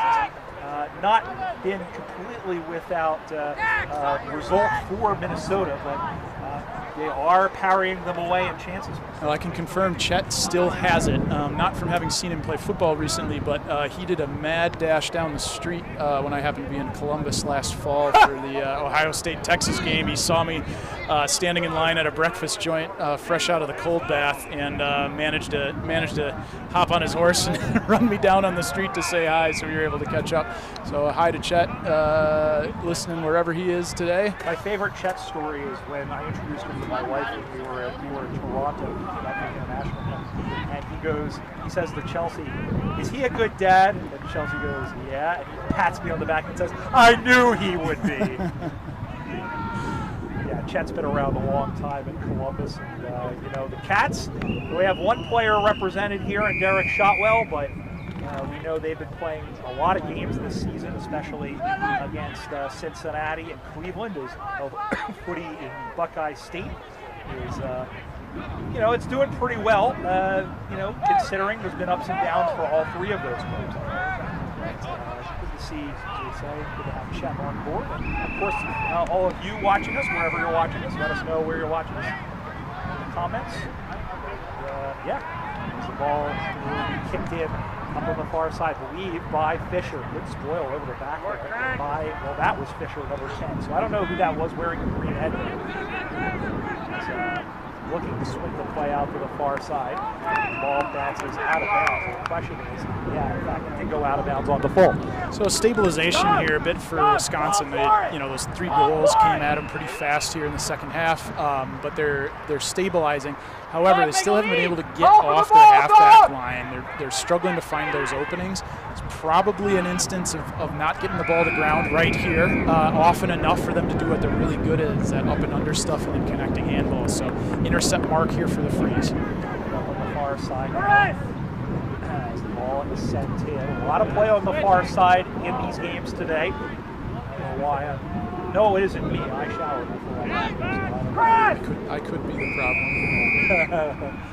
we love it on the far side, but or sorry, we love the game on the near side because it's right in front of us. But ball tends to get pinned on one side, and it's one criticism I have often tactically of teams is they tend to go to the outside thinking it's safer, and it may well be from a defensive perspective, but it also is much harder to generate offense that way because the defense going against you is able to pin you to the sideline. So I like that ball up the guts, taking chances, trust your players with the kicks and the handballs, play right up the middle very directly if you can. The ball comes out now big, almost, I'll tell you what, it was head to shoulder. In there, it could have been might be a little sore after that. Nothing in it. It's as good hard footy as they say. Steve Arnett. No, that's not Steve Arnett. That might be Steve Noble, I believe, from Denver, who tosses the ball to the heaven. Steve Arnett is out there. I did see it. Hasn't had the game headed his direction much. Big collision right in front of us and right in front of the Freeze bench. They wanted some sort of call. Ball now goes into the pocket, picking that one up and centering this one in towards the sticks off the hands. As picking that one up was Cable. Ball goes over the boundary line and out of bounds. With about, we'll call it 7.5 minutes to play in the game. Minnesota in control up by 23 points on the Watch AFL scoreboard. Yeah, starting to get down to the time where you think the result is probably not in doubt. Certainly the Wombats could put forth an effort here and make a run at this, but they'd really have to commit themselves to running in the contest and link up properly with hands, but the pressure from the Freeze has been too good. Slowinski had the ball with a nice mark and now turns it out to the far side. You mentioned Sean Chacon earlier. He's put on a runner shirt on now, but the ball has gone out of bounds and we'll have a boundary throw in. Slowinski asking for the sub. I think he rolled an ankle in that tackle. He's really tender. He's not even able to walk off. Yeah, and I would say, I don't know how much they're going to pin it to them here, but normally if you don't go through if you leave the game and you don't go through the interchange gates, which is the area where the benches are, usually that means you're not allowed to come back in. I don't know if we're going to be that stringent here, but a fair bit of discomfort here for him. He's really struggling to. He may be done. Off. Yeah, he is coming out this side, but we can see it on our end, but he is very clearly hobbling on one. Now that's a loss for the Wombats. He got a lot of the football today and generated a fair bit of run for them. All right.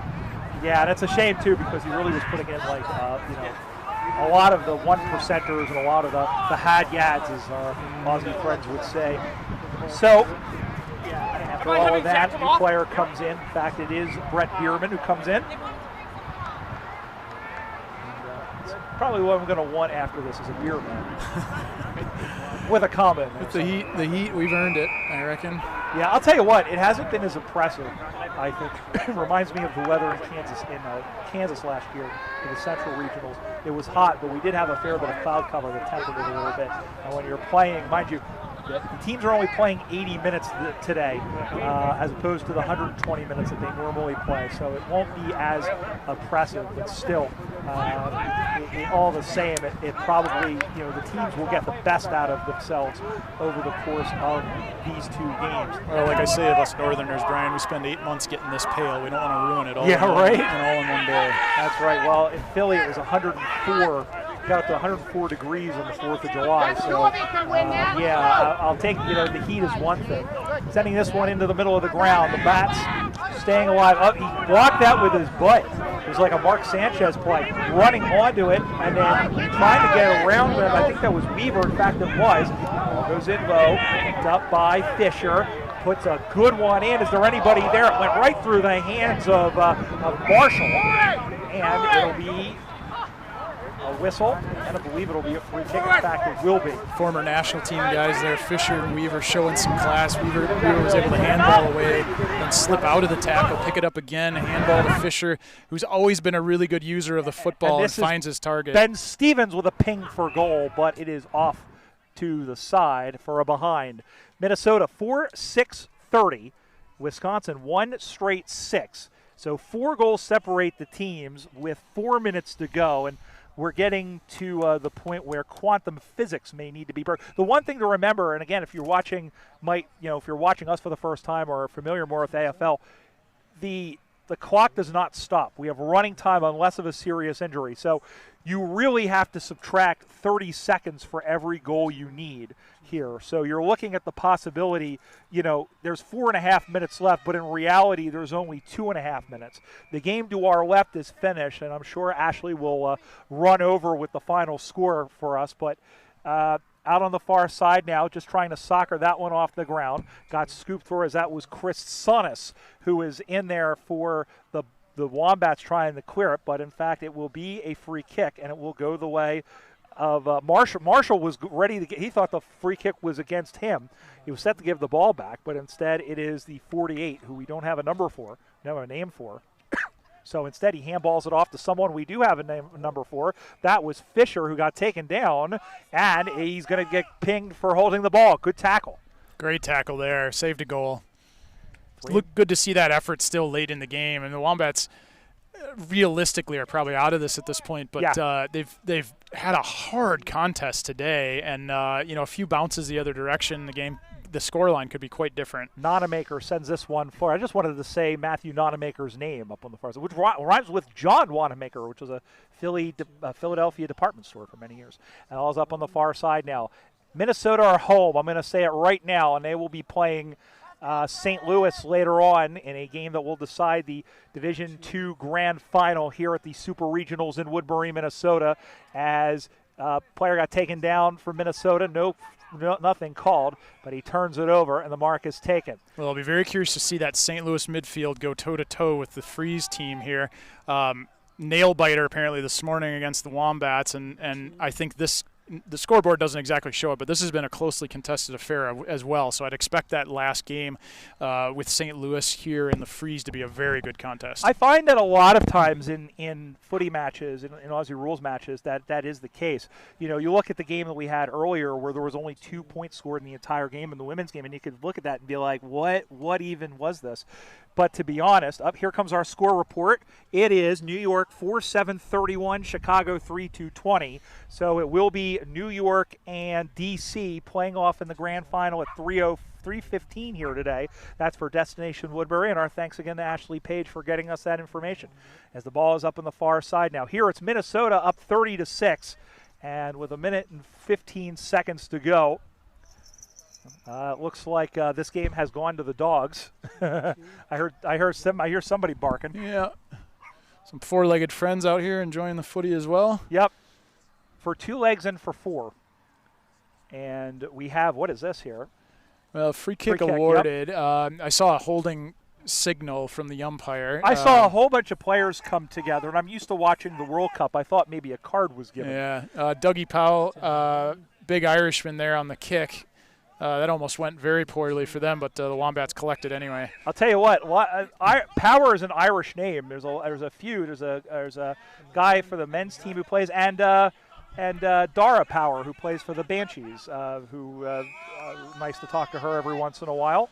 And there's a big, you didn't want any, well, there was a big tie up there. That could have, that's actually ended up with a high tackle there against Nonamaker. Yeah, Adams, and this one was sent forward by, it was Adams, and it was sent forward by Oliver. And good on both players, I think, for just kind of untwisting themselves. There is the siren, and Minnesota will head into their game at 3:15 against the St. Louis Blues as a grand final in men's Division II here at the Super Regionals. The final score of the Watch AFL scoreboard, the Minnesota Freeze, 4 goals, 6 behinds, 30 points. Wisconsin, 1 straight 6, Wisconsin/Des Moines.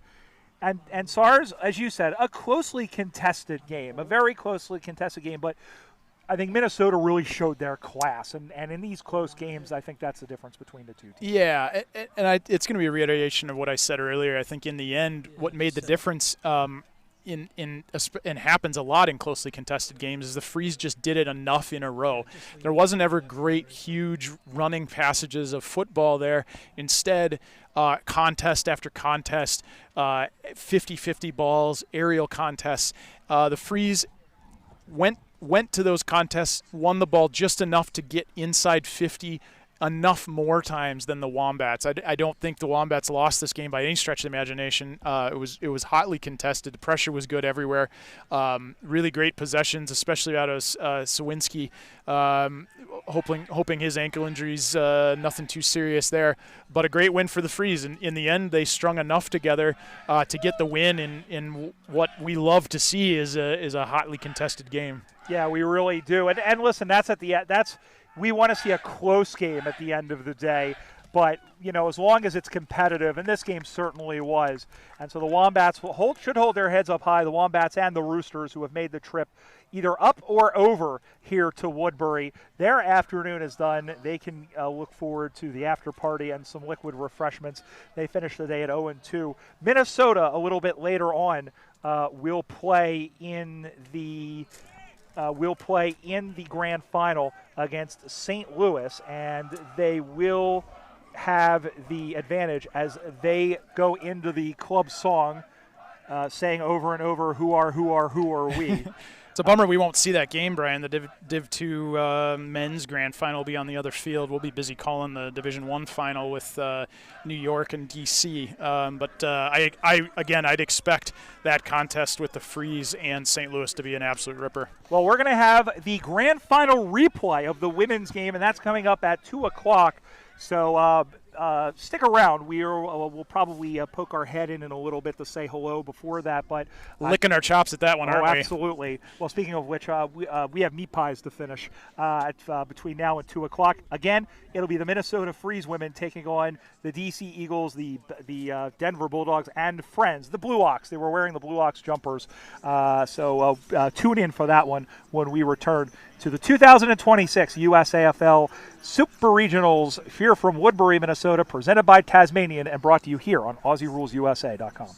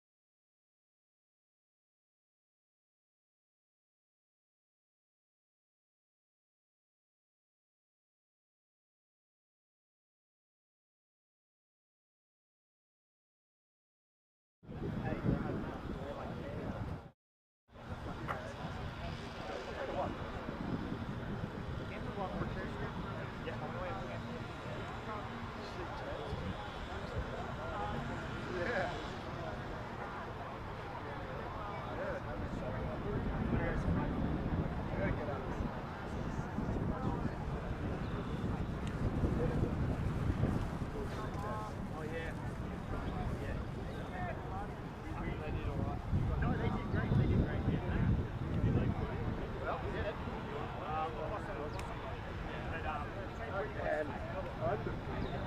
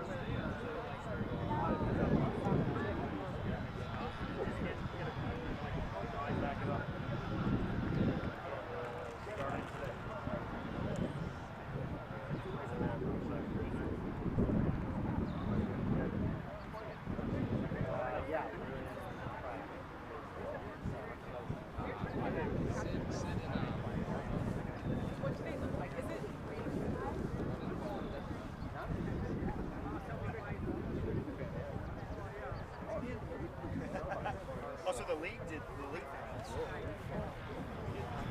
It's a long ass way from everyone, so we won't be.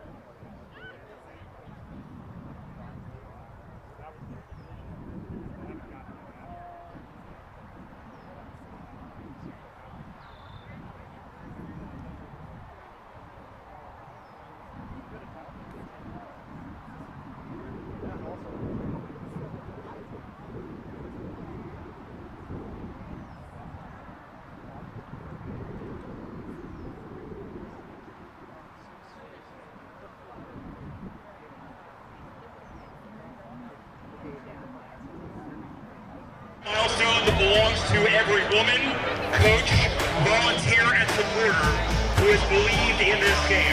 The 20th anniversary of the women's competition at the USAFL. Let's celebrate how far we've come. Let's honor those who take us away.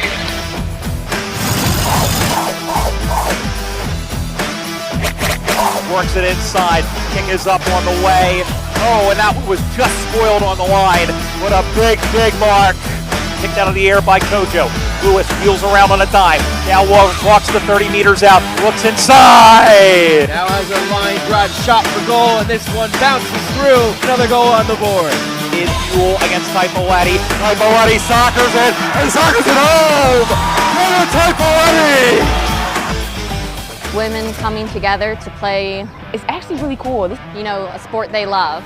And it's honestly quite incredible. So it's cool that the USA kind of set that standard. I love to be a part of it. That women can play footy. We have coaches, supporters, and volunteers who have redefined what it means to play Aussie rules in America. Kick is on the way.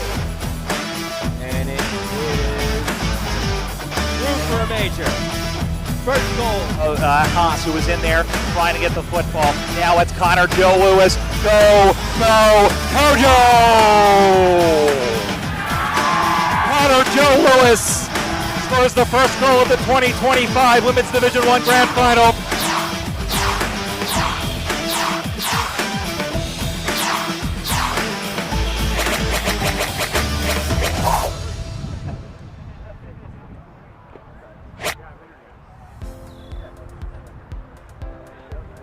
I think it's incredible that women have put in the effort to try and break into what is a very man-centric league here and in Australia. And I think it's exceptional that they've managed to carry that through. And there's a lot of women who have done a lot of work and a lot of hours, and it's all volunteers. And it's honestly quite incredible the effort that they put in. 20 years of women in the USAFL. It's actually really cool. This is my first season playing. You know, I'm a rookie, and just kind of seeing and meeting all of the women that have been a part of it and like help get the league started and to see how it's grown. And it's really nice to be a part of. And you know, you still kind of feel like a pioneer a little bit because 20 years is a long time, but it's not 100 years, you know. So it's like being able to continue to grow the league and make it better and tell people about it. To me, it's just a legacy of women coming together to play, you know, a sport they love. I think after, you know, you get older, it's less likely for women to play sports, and I think this is a great community to join up and just play with women all across the country. Women's sports in general are coming a long way, and I think sports like basketball have kind of led the front in professionalism. So it's cool that the USA kind of set that standard that women can play footy. And yeah, the game's growing so much now, like even in watching it in Australia from like 3 years ago to now, like it is exponentially better, and it's super cool to see. So being someone who has been in sports all of her life and seeing how sports in general has grown has been absolutely an amazing experience. And seeing all these new women every single year coming out, people on the streets knowing what footy is, knowing different teams has been so exciting. I love to be a part of it, and especially being a female umpire, being able to be a part of those games and see the camaraderie on the field and the excitement with the fans and the girls and the women playing is just, it blows me away every time. It's really a special organization to be a part of, a special sport to be a part of.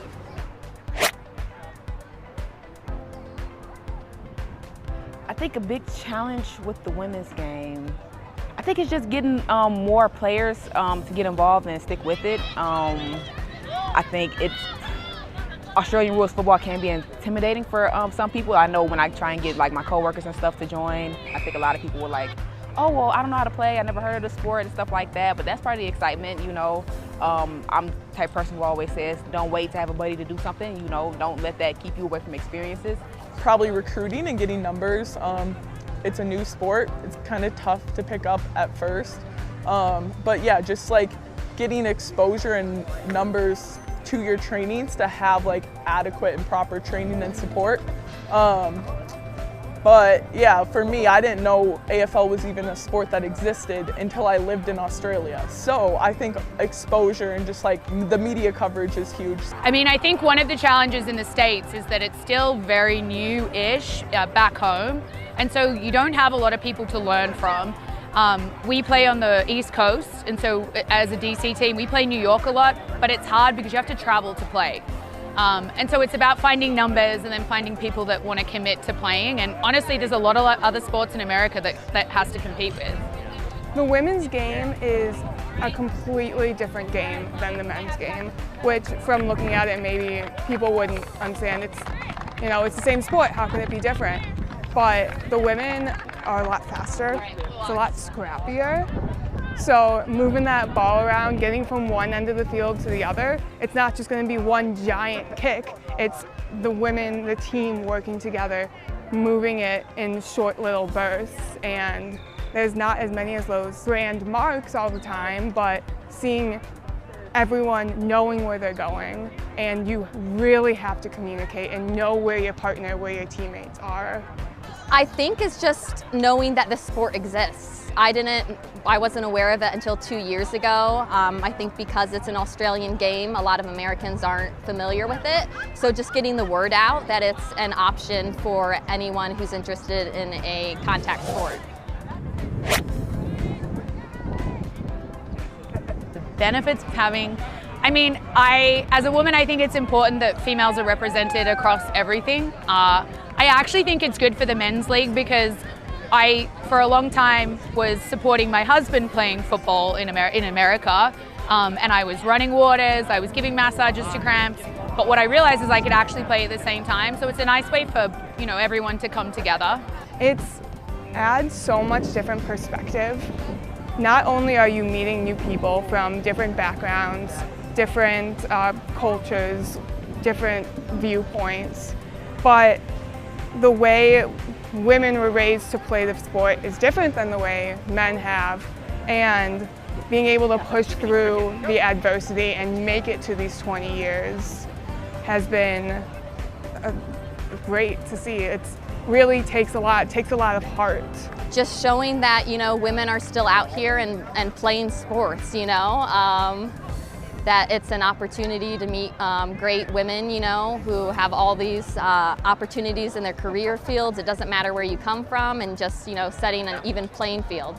It's a great sport where there's like, it's not just like on the field, it's great to keep you in shape, but that camaraderie off the field is what I like value a lot about footy. Like, they have so much fun, they have like such a work hard, play hard mentality, and I think that it's cool to like have a women's sport that's so physical. Because a lot of times, like for me growing up, rugby was not popular. We could not play American football. Like, so it is cool that there's these opportunities now that I'm older, and I hope younger girls are able to kind of get a ball in their hands and tackle some people and enjoy that if they want to. I think having the women's league in the U.S. has been really big because I had no idea that the sport existed. Like, I was just looking for something to do in the summertime. You know, I really enjoy playing team sports. So having this women's league in the U.S. just really exposes more American women to the sport as a whole. I personally benefited just from really making the connections and staying in shape, like with footy having so much running in it and stuff, and just that extra bit of motivation and encouragement to work out more often, and then also just meeting people. Like, it's been a lot of great people and just being exposed to different things. I would have never even been out to Arizona. It's my first time in Arizona, actually. So it's been, you know, just kind of taking the experiences as they come, you know, and being part of the USAFL has just really opened up opportunities, and I just kind of take them as they come. And I've gained a lot of friends. I'm an introverted person, and I think a lot of people who play this sport are extroverted, and they kind of just bring you into their circle and, you know, invite you to try new things. My community is my football team. I'm obviously the coach now, but they were strangers, now they're my friends. That they are the people that I connect with. I know people all across the states and the world because of it. Yeah, I think for me, it's helped me be a more versatile athlete. Like, and yeah, just find a good group of people and friends. Like, I've made so many awesome connections through footy. That's probably what I take the most away from. But having a sport too to like challenge me and like teach me new skills as I get older. Like, that's been super fun, and like I love this sport.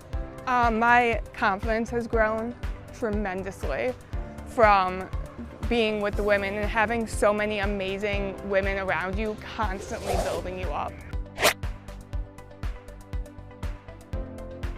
Well, the women's game in general, like across the world, is just keep growing. Like, get exposure and numbers to it and like more opportunities. I would like it to see it become a little bit more equitable. Obviously, it's very hard because there's a limited number of teams, but there's a few very good teams, and then there's kind of a bunch of other teams that try really hard. And I think we need to do more to be more inclusive, to encourage people who are learning the game, and how do we get that to come into play? Just to keep the sport alive, to keep it going for another 20 years, you know? I guess my biggest hope for the women's game is that we continue to expand teams and have, like, not only have more teams, but the teams that we currently have more people on the roster, you know, have a lot more subs and stuff. So it's very lovely that we're all able to kind of like jump and combine teams together for nationals and stuff like that. But it'll be so nice if we can get to a point where all of these teams have enough people to where we can all play as our own team. So like, I would love to be wearing a Blue Ox jersey right now and have a full-blown Blue Ox team ready to play. So that is my biggest hope. I'm really proud of what people have done and all the hard work that has gone into this, because it's so much more than just what you see on the field. I just want to see it keep growing.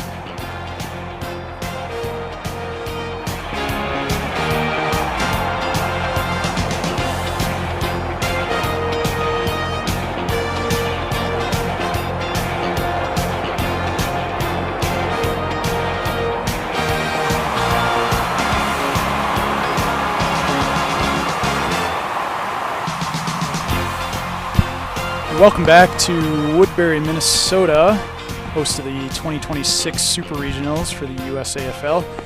We're joined here this afternoon by Brian Barish, who just got his makeup redone. The sun was out. We were sweating and a bit of tidy up during the break. But I don't think things get any cooler now. Get a rematch of a very hotly contested game that we called earlier this morning, Brian. Now for the replay of the women's grand final here, the Minnesota Freeze and wearing the Minnesota Blue Ox jumpers, the DC Eagles with Denver representatives from the North Star, Wisconsin Wombats, Arizona, and Kansas City on that side as well. Anticipating an awesome contest. If it's anything like the first one we saw, Brian, I think anyone viewing here and listening along is in for a treat. Yeah, and if you happen to miss that first game earlier this morning, I'll tell you what, it was a rip snorter. And, you know, at the end of the day, you throw away the score line, which was 1-1, which sounds, again, you look at that and you go, huh? But to be honest, like all 40 minutes of the game was hotly contested. The ball was constantly in dispute. Both teams did get their chances, but really, you know, when we saw Katie Kowal score the first point of the game with about 5 minutes in, and we thought, okay, we should be in for something like really exciting back and forth, and we really were. So now these teams, they've had a couple of hours to catch a breath, which sounds like a great idea, actually. And here we go. We'll see how we go over the next 40 minutes. Yeah, so recalling what we saw this morning, I think the Blue Ox really probably surprised a lot of people here today. They're a team that's a conglomerate of players hailing from a lot of different clubs that often doesn't create the best tactical outcome as they're just getting used to each other. But I'll tell you what, the individual efforts were fantastic. They put their nose over the football. They were handballing away, sometimes just falling over to gain possession and handballing before they hit the ground to keep the ball moving. Some really nice sequences, smothers, aerial contests, balls marked in the air. So I think had the Freeze on their heels quite a bit this morning. The Freeze ended up finding the equalizer very, very late, maybe the last minute of the game, and that brings us here to a replay. Here we go, and the replay is underway. Now we do have for you rosters and numbers, which are still on my phone at the moment. We're going to do our best to relay all of that to you. But in the meantime, it is Minnesota who has the opening hit out so far. Here's Farris, shot for goal, marked in front by Jerry Allen. Now we're going to have our first score of the game in this replay much quicker. So Allen, who first season was 2019, strides forward. Oh, kick lets her down, and it's just off to the side. But there's the first score of the game after, we'll call it 35 seconds. And Minnesota leads 1-0. Quickly forward there for the Freeze. That's, I would say, precisely what they wanted to do. Didn't get the conversion they wanted, but a mark inside, probably about 20 meters. She pushed the kick a little bit left for a behind, but very, very encouraging signs at the onset for the Freeze. Yep, out they come in the middle of the ground here. Going to be taken by Kaya Saigula. And right off the bat, SARS, they see Saigula pinching in a little bit. The strategy here, I think, is going to be a little bit more offensive-minded and to add a little bit more pressure to this defensive line to force them into mistakes. Here is Saigula's kick on the way. There was a lot of bodies there, but in the end it was marked on the last line of defense by Hallie Kastanek. Kastanek, here with her wife Lindsay, who's on the team. It comes out to the near side where it is taken down. Ball comes to ground now. And it's a human tumbleweed situation. We'll have a ball up directly in front of the Minnesota target. 2 minutes gone. Watch AFL scoreboard. 1-0 the lead. And the ball comes down. This is Leilani Maybury, who stays with the football. Going to get picked this one up. Hoa went after it. Maybury is in there again. And we'll have a ball up. So a tie-up here, probably a good result for the Blue Ox. They've been under pressure since the opening whistle. That is Carly Murphy of the Denver Bulldogs, who played extremely well in the first game earlier today.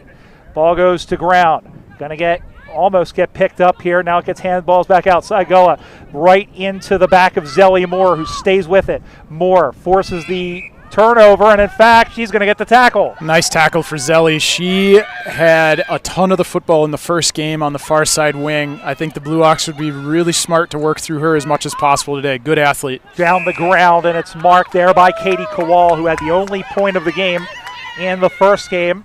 Like she said, scored early in the first half. This one down the ground, going to be marked by Paige Kicker. Paige thought about playing on there, maybe thought better of it. It's still early. I don't know if that quick play on is playing into or kryptonite for the Blue Ox. We'll just wait and see how this game plays out. Follis has the mark, sends this one in, and turns it over to Mayberry. From the Arizona Hawks, originally played for the Boston Demons. And spent some time in Sacramento before moving to Los Angeles and playing with the short-lived LA Dragons women's team. Follis, who has been all over the place. She's taken a lot of marks today in the 2 games we've seen. And, where was the defense on Saigoa, who sees nobody around her, winds up. Is that going to come back? It doesn't. Allen keeps it in the field of play.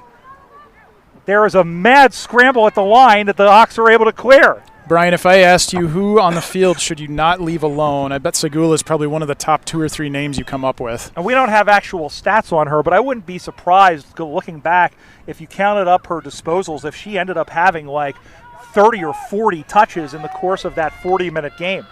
Yeah, I got a lot of the football. Probably got pretty fatigued before towards the end, but there was a stretch early in the second half where she probably racked up about 8 possessions in a very short period of time. LeVictor going for a dangerous pass in the back. This is Belle Ugalde from the Minnesota Freeze, turning this one in for a chance off the hands of Kate Spear, one of the DC Eagles, and the ball goes out of bounds. As SARS mentioned at the top, they're wearing the jumpers of the Minnesota Blue Ox. The Blue Ox, one of the teams, we have the DC Eagles, the Denver Bulldogs, the Arizona Hawks, the Wisconsin Wombats, and the Kansas City Power, all represented for the women in the yellow and the light blue.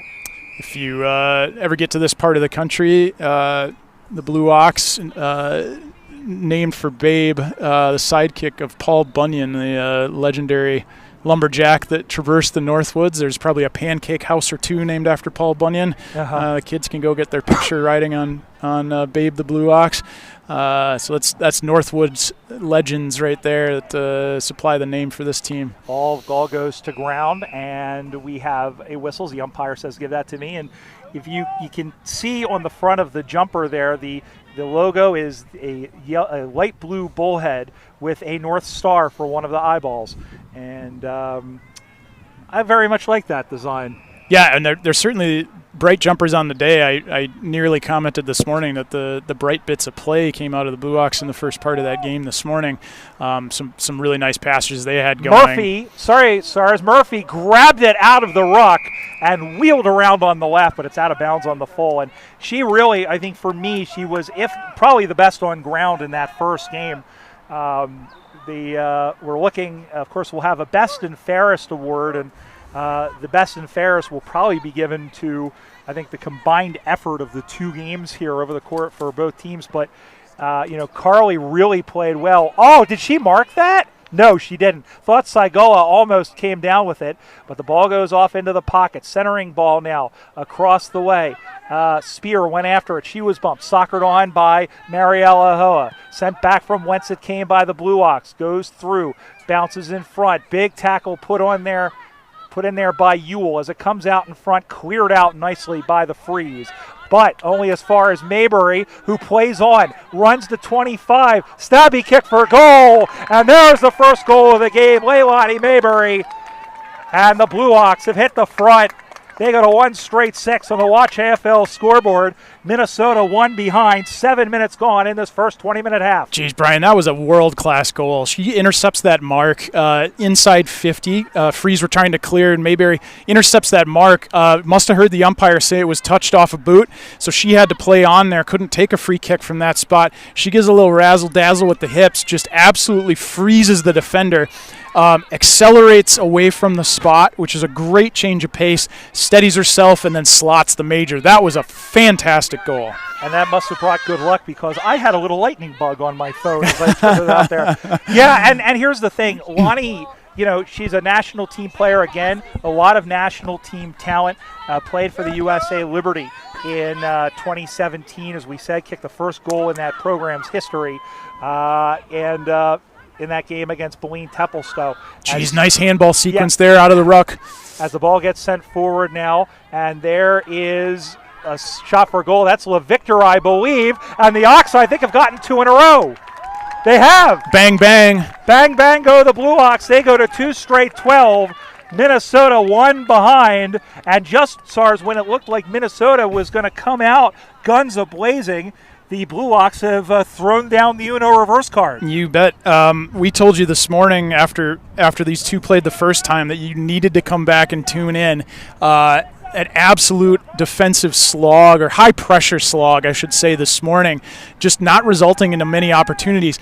Teams have felt each other out. Strategies, tactics got adjusted in the interim in the break, and we've seen 2 majors here in about 30 seconds of game time. Ball comes back in the middle once again, and the Blue Ox looking to try and perhaps throw a little bit of a minor upset, but I'll tell you what, they have gone toe-to-toe with this Minnesota team, as sending it forward was Follis out into the cow paddock, waiting for it. Now going all the way back was Kastanek, who was held off the ball, no call. This is Rita Hill out to the near side, where it's marked by Marr. A call was played on, and Follis, or check that was Murley, who was in there to put the pressure on. Little unlucky for Zelly Moore not to get paid the mark there, but it didn't travel far enough, and she had no opportunity to dispose, so we'll have a ball up. Umpire Roop plays it on to the near side, and the ball goes over the boundary line and out of bounds. 12-1, Blue Ox the lead, and we call them the Blue Ox. Those members of all those teams, they have members of the Denver Bulldogs and the DC Eagles, amongst a handful of other players. Arizona and Wisconsin Wombats, Kansas City. Yep, ball comes spinning back in the play. Mayberry has it. She's going to run on quickly. Kicks this one down on the far side now. Drops in front. Looking for Pfluger, picked up by Kicker, bats away one defender, goes out to the far side, drops in front of Hoa, who turns around on a dime, ahead of Hill, kicks with the left foot, looks in the corner once again in the pocket, looking for Alyssa Miller. Miller can't get to it. Now over to get it is Daling, look for a cross soccer style. Nobody is there in the goal square. Parsakawa had to come in from nowhere. Staying with it is Hallie Kastanek, who picks it up and has time to run. Runs her full measure and comes down to the near side, almost marked over the time. It is marked by Kaya Saigoa, who copped a hit to the noggin for her troubles. But that was a great play and a good passage of play, even though it was an interception. Good skills all around as Saigoa sends this one inside the 50-meter arc, where it's marked again by Hallie Kastanek. Off to the races she goes again, runs her 15 meters, sends this one up over the top. Kicker was out of her hands, stays with it and gets the crumb. Left-footed kick on the way, high in the air, through the hands there of Hannah for DC. Going to get kicked on now there. Looking after it again is Mayberry, who got the first goal of the game. Miller using her center of gravity at 4'11" to soccer the ball on. Ball pops up in the air. Miller still there once again. Tries to put a tackle on. Ball goes to ground. Going to be picked up again by Hill, who's able to run 3. Now bangs it out to the far side. Drops in front. Queen Bowls one defender. Now it's Saigula. Great shepherding put on to allow Saigula to get yet another possession and another disposal, but it's marked by Ray Hale for the Blue Ox in the center wing far side. More attack out of the Blue Ox this time. I think, if you could identify a strategy last time, it was probably more defensive. They got a bunch of players coming together from teams. They're not familiar with each other. It's natural to set up more defensively. Hallie Kastanek, great example twice there of being more offensive-minded for the fullback. She took a mark, played on immediately. Prior to that, she picked up the ball and did a really great job for tall players to bend over and pick up the ball and play on, run her distance, and then have a kick. Kowal couldn't get to it. Now over to get it, is Haas. And Haas saw the ball come back to her. Flings it onto the right foot. Send this one down ahead of Ed. Bounces clear of everybody. Ball will stay in play. Going all the way back to get to it is Murphy. Wheels around on the left foot. Snagged by Kaya Saigola. Saigola runs on once again. Going all the way down, and it's marked once again by Mayberry. So Mayberry, who's played all over the place, she must be in the rover position looking the center of the ball. Kastanek was not looking. Now she is, and takes a nice over-the-shoulder mark. Has it in the true center half-back position. Now sends this one down the ground. Going up off the hands there of... that was Poor Boy, who is 26. Ball goes to ground. This is Kowal, who sends this one on. Over to get it now is... Hoa just put her elbow in on one of the players. I think that would have been Isaac Hislop. And she is down. Isaac Hislop starting to get up now. Here is Sarah, who gets the ball forward only as far as Mariella Hoa, who sends this one in. Mark goes through her mom's hands, but she's going to get it. She's going to get the free kick there. And it will be Catherine Hoa. Not sure what Lori paid on that one. May have been high. I'm wondering if it was something whether she was cleared out in the contest. Maybe that bump came afterwards. A little bit of payback from that previous contest and tackle. Kathy Hoa took. Is it Isaac Hislop? Hislop. Thank you. Maybe caught her awkwardly in the shoulder, but she took a minute extra to get up, but then ran straight to the contest and gave her a little payback. Sent on the way, and that was snagged in front. And it's through for a behind. It was snagged, but it was a through for a behind. Only the second score for the Freeze as they go on to 2 behinds.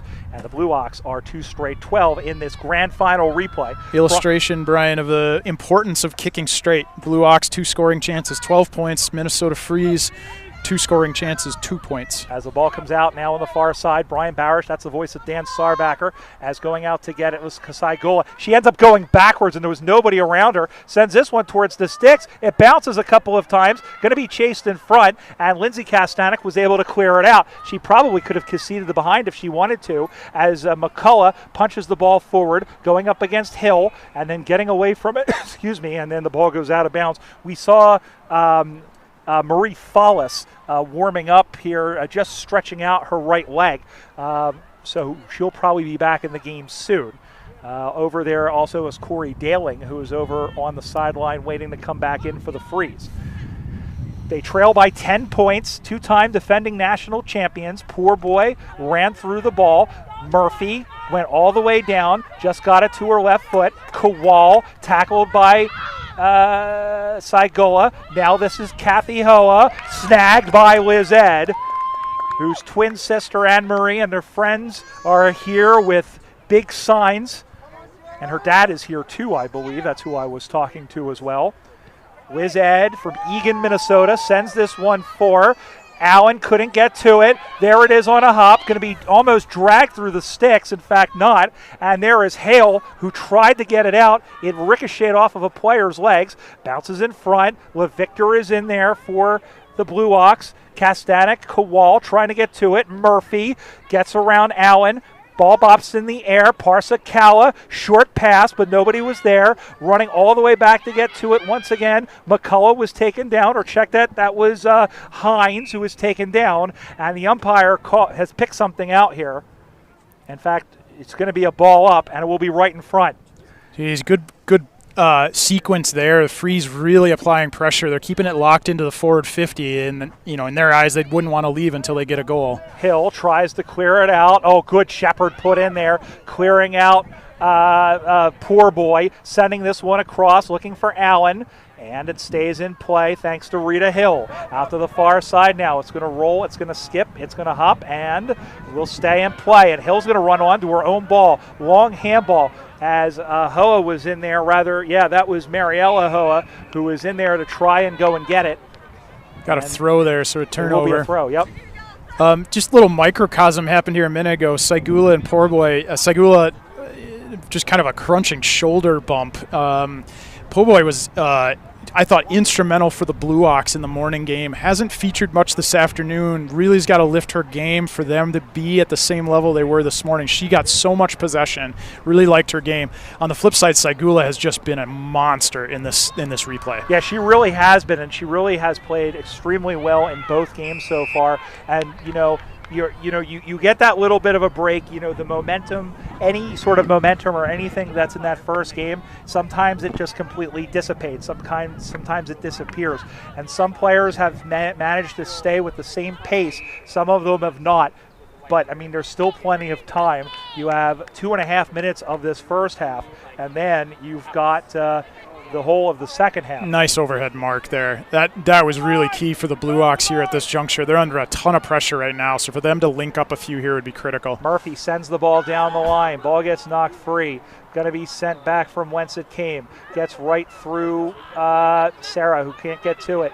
Now all the way back there. There is Poor Boy, who has been knocked every which way in this game and has just continued to get up. There is Saigula running through. Went for the handball. Murley was a little surprised sending this one back, but it's Lindsay Kastanek who takes the mark over the later riding Mariella Hoa.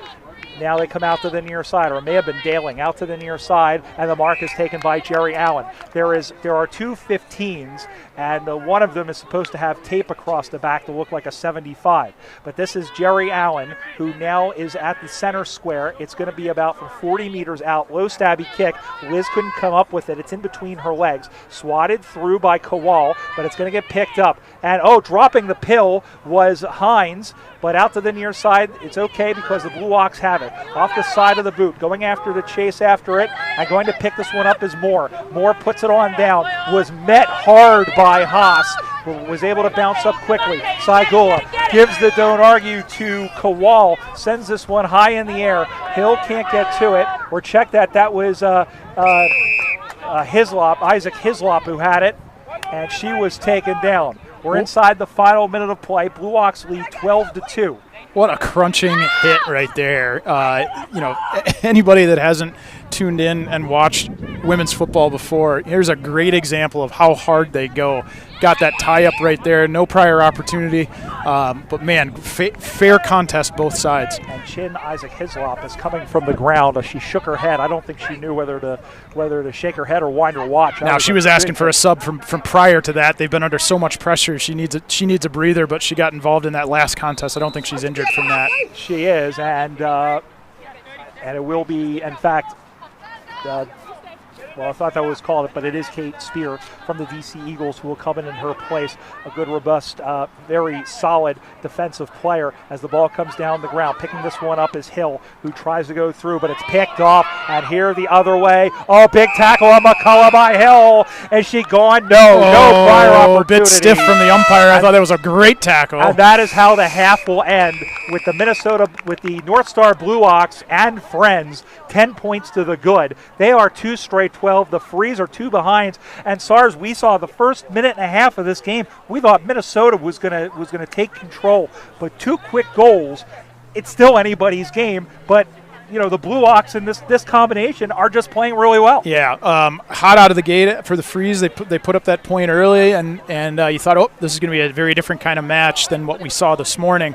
And reiterated by that moment, the 2 quick goals in probably 30 seconds for the Blue Ox. But I'll tell you what, the last 10 minutes, Brian, it looked exactly like this morning. Hard slog, tons of pressure, no space to play, and that is good, hard, grinding football that we love watching. It doesn't necessarily put many points on the scoreboard, but it is fun to watch because the pressure is hot, the tackling is intense, and the football's in dispute a lot, which can be really entertaining.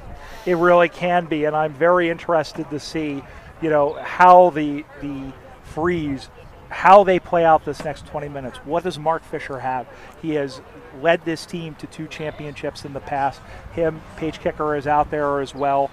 How will the next 20 minutes play out? We're going to find out the answer to that question when we return. You're watching the 2026 USAFL Super Regional Championships from Woodbury, Minnesota, presented by Tasmanian, here on AussieRulesUSA.com.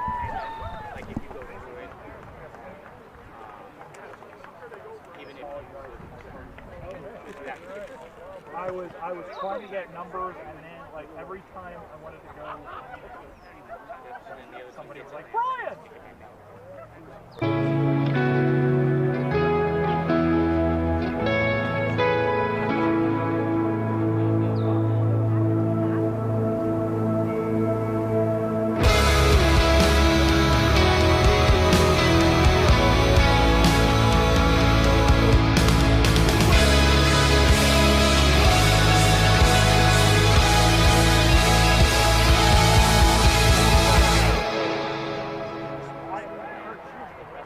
For those who aren't familiar with Australian football and want to know a bit more about it, want to enjoy it because they know what's going on the field, we'll explain some of the decisions that umpires make during the course of the game. We'll pay free kicks for tackles that are above the shoulder or below the knee. High tackle, black. We'll pay a free kick for a player who pushes another player in the back. Push in the back, blue. We'll pay a free kick for holding the ball, where a player doesn't dispose of the ball correctly in the prescribed time. Holding the ball, blue. We'll pay a free kick for a player who kicks the ball when a player's hands are on or very close to the ball. For kicking in danger. Kicking in danger, black. If a player takes a mark or gets a free kick, the opposing player stands the mark, and if he encroaches over the mark before the umpire calls play on, it's a 50-metre penalty. The mark. Hold there on the mark. Hold there. 50 metres, you're over the mark. There's some of the rules. There are others, but hopefully they're the major ones that you'll see. Enjoy the game.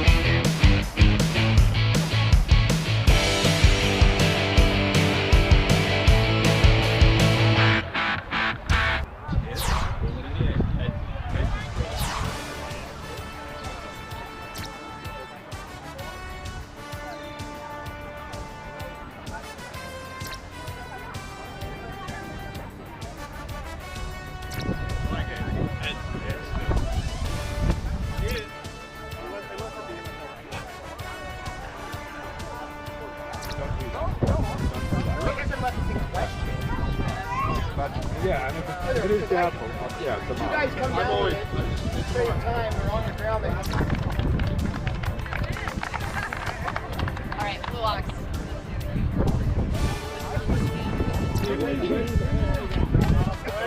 40 minutes, boys.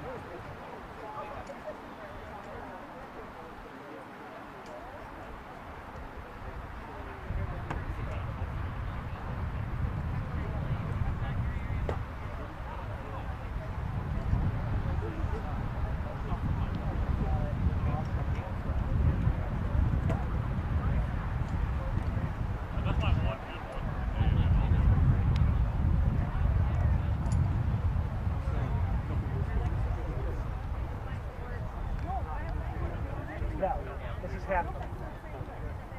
You wanted to call it back. Oh yes, yes, yeah. This is a brand we're starting. This is the AFL used to do this.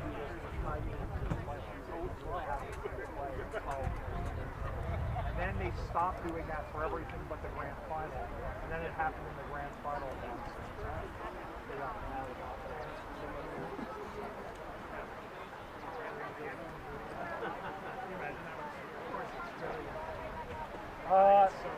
They weren't really a fan of it when it did happen. It only happened 3 times, 1948, 1977.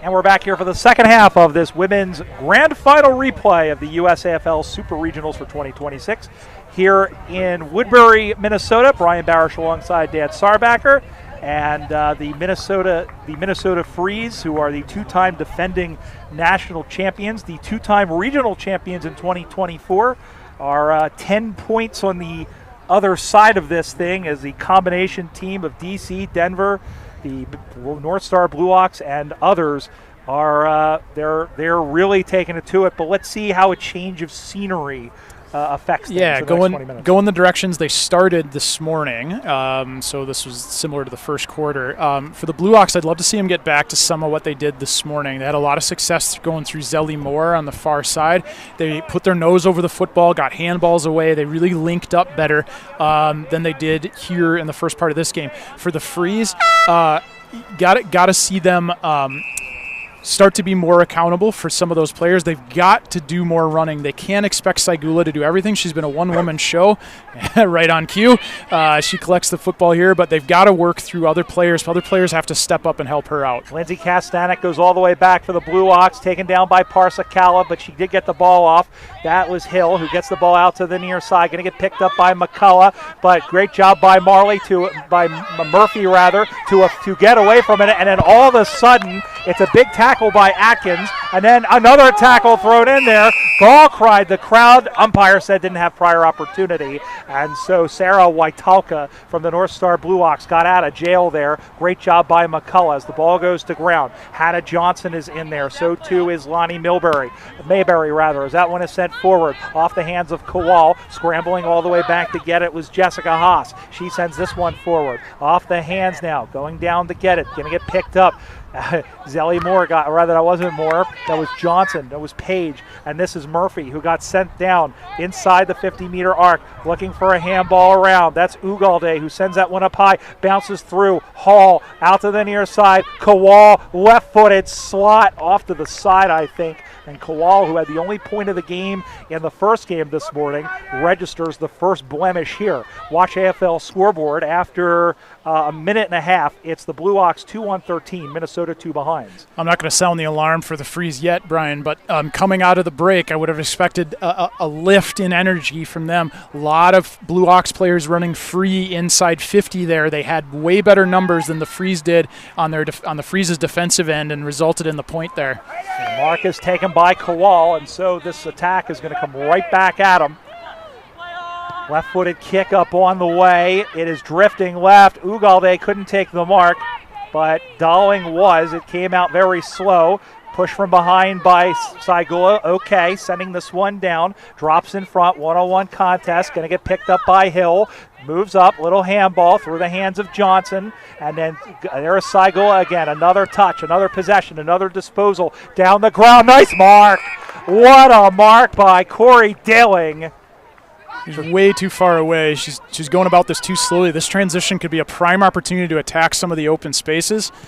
again, the Frees got to involve more people than just Saigula if they're going to win this. Miller can't get to it, and here is Kastanek, who has about 13 inches on her and picks it up, comes out to the near side. Not the best of kicks, and that's going to allow Murley to run onto the football, or check that. That was Hines, and then it's sent down. Over to get to it. This is Pfluger who wins it. Left-footed kick off the hands there of Waitaka. Ball goes to ground. Whistle. Holding off the ball. Tackling without the ball is the call by umpire Lori Roop. And it will be a free kick in the personage of Sophie Pfluger.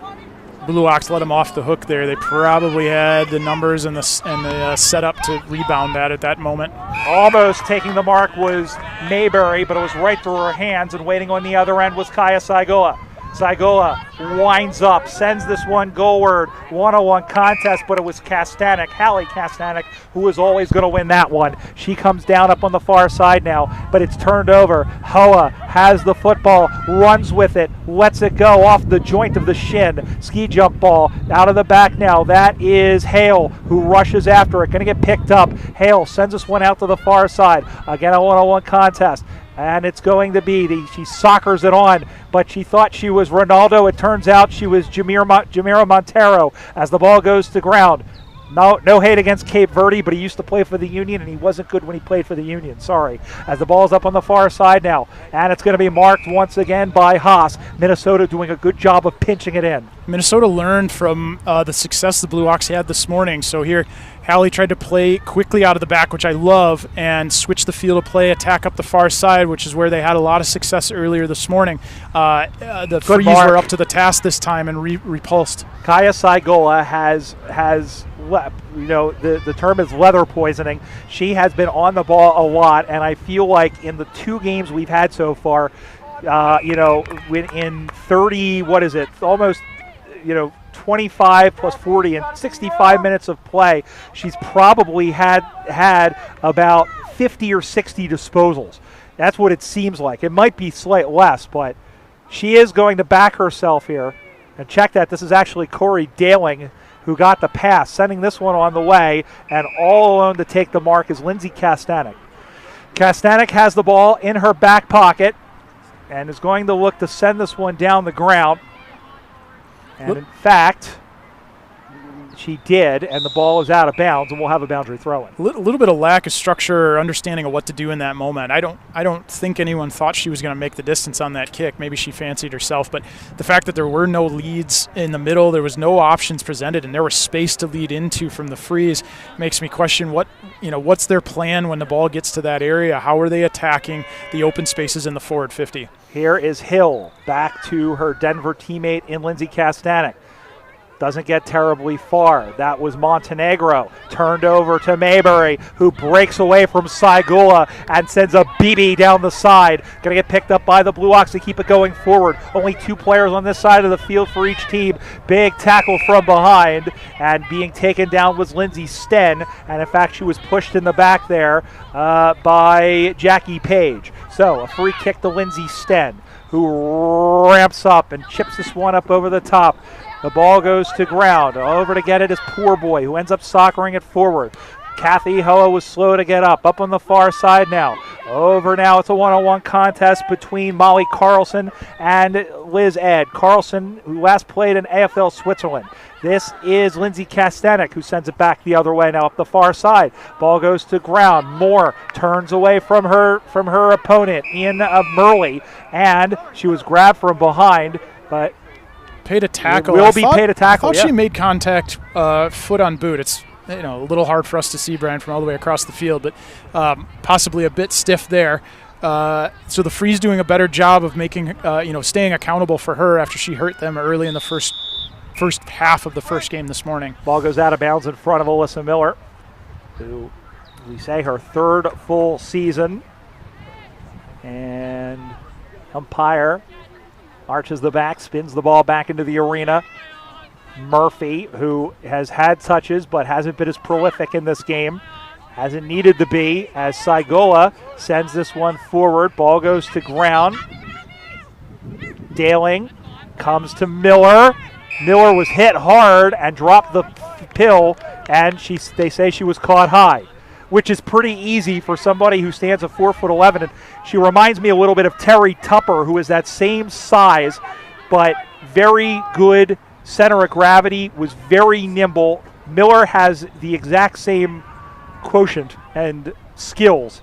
This is Miller, who sends this one on the way, the Michigan native, off the hands of Carly Murphy. Going to get picked up by Hallie Kastanek, but a whistle. In fact, the ball went out of bounds and a boundary throw-in, and the Ox still leading by 11 points, and they are 12 minutes away from a regional championship. I'd love the Freeze here to have a strategy around what's going on. There is space to be had in the forward 50. They can get the ball tapped the right direction to get possession. They should be able to target a teammate and get a mark somewhere. Well, we'll have another ball up in the half-forward flank on the right side for the Freeze. This is Hoa, sends it towards, and that I think was tipped on the line. Let's see. Yes, it was just tipped. Great job by Ray Hale with a 5-finger 5-point discount. Yeah, Ray Hale, well done. She had to get up over that defender. She was not in front, so she really had to be punching from behind, and she did it. She executed perfectly to push that over for a rushed behind. Ray is a couple of months older than me, and the fact that she's out there playing at that particular level is fantastic. What's wrong with you, Brian? No, good on her. Nothing against you, but good on her for getting a run. I run like a pregnant giraffe. 13-3. I've never seen one, but I can only imagine. All right, well, I'll go out run at the end of this game, and you'll see. It's all neck, legs, and belly, I imagine, in that scenario. I mean, I'll leave it there. As the ball comes out on the far side, and now going to pick that one up, shoveled over to Johnson, to Allen. Here is Saigoa, gets away, and there is a goal of the day. What a goal by Kaya Saigoa. They needed that one quick, fast, in a hurry. Game on. They go to 139. Watch AFL scoreboard. The Ox are 2-13, and there is still plenty of time. In fact, 10 minutes for the Freeze to possibly pip this one. So Freeze doing enough there to tie the ball forward for long enough for Saigula to get involved. She's been critical for them, but so many of her possessions have been through the mids or halfback line, and she's helping them get out. Here, she helped them get across the goal line because the Freeze were able to tie the ball up forward for long enough for her to get forward and get involved. Ball back in the middle once again. Got to get our swigs of water in very quickly because the action is thick and fast as the ball is up on the far side now. There is Wewell going after it, but it's a handball back. It's almost going to be a big tackle put in there by Zelia Moore. Squid wanted a call. For a new player, I love how she sticks her nose in it. She's getting tackles all over the place. She may have had 5 or 6 on the day now. Seeing a ball up here. Player still down though. He's slow to get up. Might have been an ankle or a knee, but she's walking it off now. Sten, who was slow to get up. This is Maybury, who was taken down, got the handball off though. Ball goes into the pocket, one-on-one contest. This is Page going up against somebody else, and the ball goes out of bounds once again. Jeez, Brian, I like how Mayberry attacks the football. She hit it with pace. She accelerated afterwards. She ran her 15. She felt the pressure as the tackle got applied to the hips. She still got her hands free, got the handball away. She gained, 16, 15, 20 meters with the handball on top of the 15 on the ground she ran. Ball comes to ground. Excuse me. And Kowal was tied up there with Kicker. Kicker hasn't really had too much of the football on this side, not in the second half, but she's back there looming. And just as I say that, she picks up the ball, just got it away, gets it on the second bite of the cherry, left-footed kick, comes out to the near side. It's going to get picked up, handball turns it over. That was Johnson who saw the ball get taken down. Goes into the middle of the ground. Kicker gets away from Poor Boy, but is forced into a handball.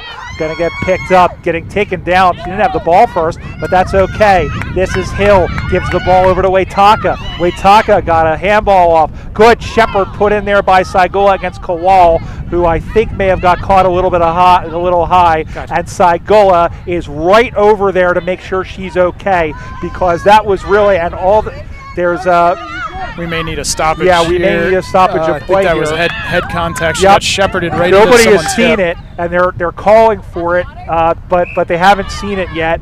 And now here it is. So they are working to get her off the field, Katie Kowal. And I'll tell you what, to Saigula's credit, she was right over there to check on her because that was very difficult. Meanwhile, the game goes on as Hoa runs through and puts it on a string for a nice mark for Daling. Well, this is Aussie rules, Brian. The game doesn't stop for much. The show must go on. Lori must have determined it was not an at-risk head contact moment, even though I do think she had head contact. I think she got shepherded into someone's hip and her head and face hit. It was, it was, it was Saigula, I think, and you could see the contact. And Saigula, like I said, went right to check on her because she knew that Kowal was kicking in the head. So we'll check on her. Meanwhile, the game goes on. Here is Saigula, who showed nothing from that tackle. Wounded duck of a ball, not marked there, going through the hands of Hoa. Daling is there to try and clean it up. Good shepherd put in there. As we get down towards about 6.5 minutes to go in this grand final. I think if it is tied, SARS, we may have overtime. This first one, after the first one ended in a tie, this is the replay. We got to decide it somehow. Yep. I mean, rock, paper, scissors at some point, and the ball will be bounced. Zelly just had a bounce, much to the delight of the Wisconsin Wombats crew. They saw her have a bounce, and they went crazy. You could hear it to our left, and the ball goes out of bounds. It's great when these women, there's only maybe 1 or 2 women on some of these teams, and when the guys get around them to watch it. Right now, the Wisconsin guys are done for the day. We've got 2 more games. The final game coming up, by the way, which will be New York and D.C. for the Division I championship. It's great to see them cheer on their women, even if their numbers are small. Speaking of which, that is Deanna Hall, Tex of the Virginia Lions, who's taken down. I'm sure Darren Green is watching us back in the Richmond area. Yeah, and the Wombats guys that know her well too. She plays in the men's game and trains with them every Tuesday or Wednesday. I can't remember what night actually. So they'd know her well. They'd be thrilled for her in that instance. But starting to see a little fatigue. Second game for these athletes. It's more than just a full football's game worth of play. By the time you got to get the body up and down and up again, these tournament formats are really taxing on the body, and there's plenty of heat. I think we're properly 30 degrees Celsius at this point, Brian.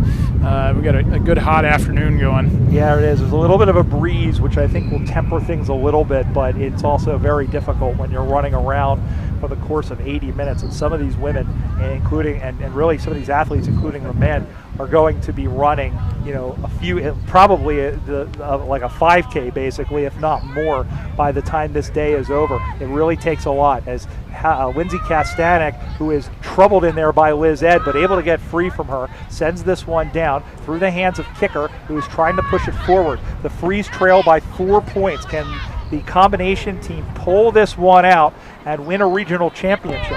Out to the near side would be first in a while for a couple of them, as here is Hill, who gets away from her defender. Sten pushes her really 2 Blue Locks sideways into each other. Goes off the hands of Poor Boy, who has to go back. Didn't sit up for her. Hoa's on her hammer, and it comes out to the near side. Drops in front. Over now, getting shoved out of the play. Handballs up over the top. This is going to get picked up. That was Waitaka, who was thrown to the ground, just getting it away and picked up. The other way now comes Pfluger for Minnesota. Freeze trying to get one late here. They've got under 4 minutes to go now. This is Mayberry, who is responsible for the first goal. Gets away from Allen, sending this one. Going up high is Saigula. Ball goes to ground. Murphy is in there, and the umpire crosses his arms like the Monsignor and says, give that to me. 2-1 plays 1-3. Blue Ox the lead here with 3 minutes and 20 seconds to go. Pfluger at the bottom of that pile. A minute prior, not even a minute, 20 seconds prior, she laid a shepherd, laid a tackle, ended up picking up the football.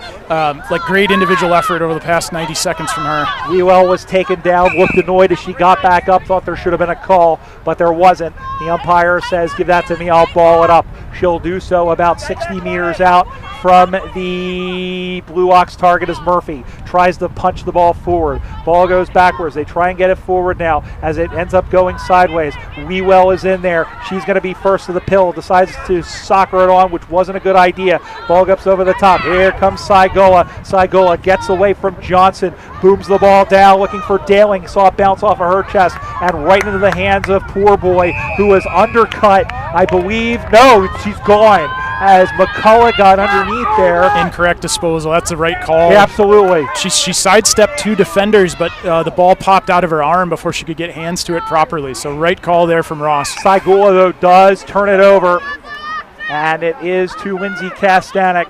Ox trying to steady here. They need to start linking up a little bit. The Frees are putting pressure on, and the Ox have been frustrated.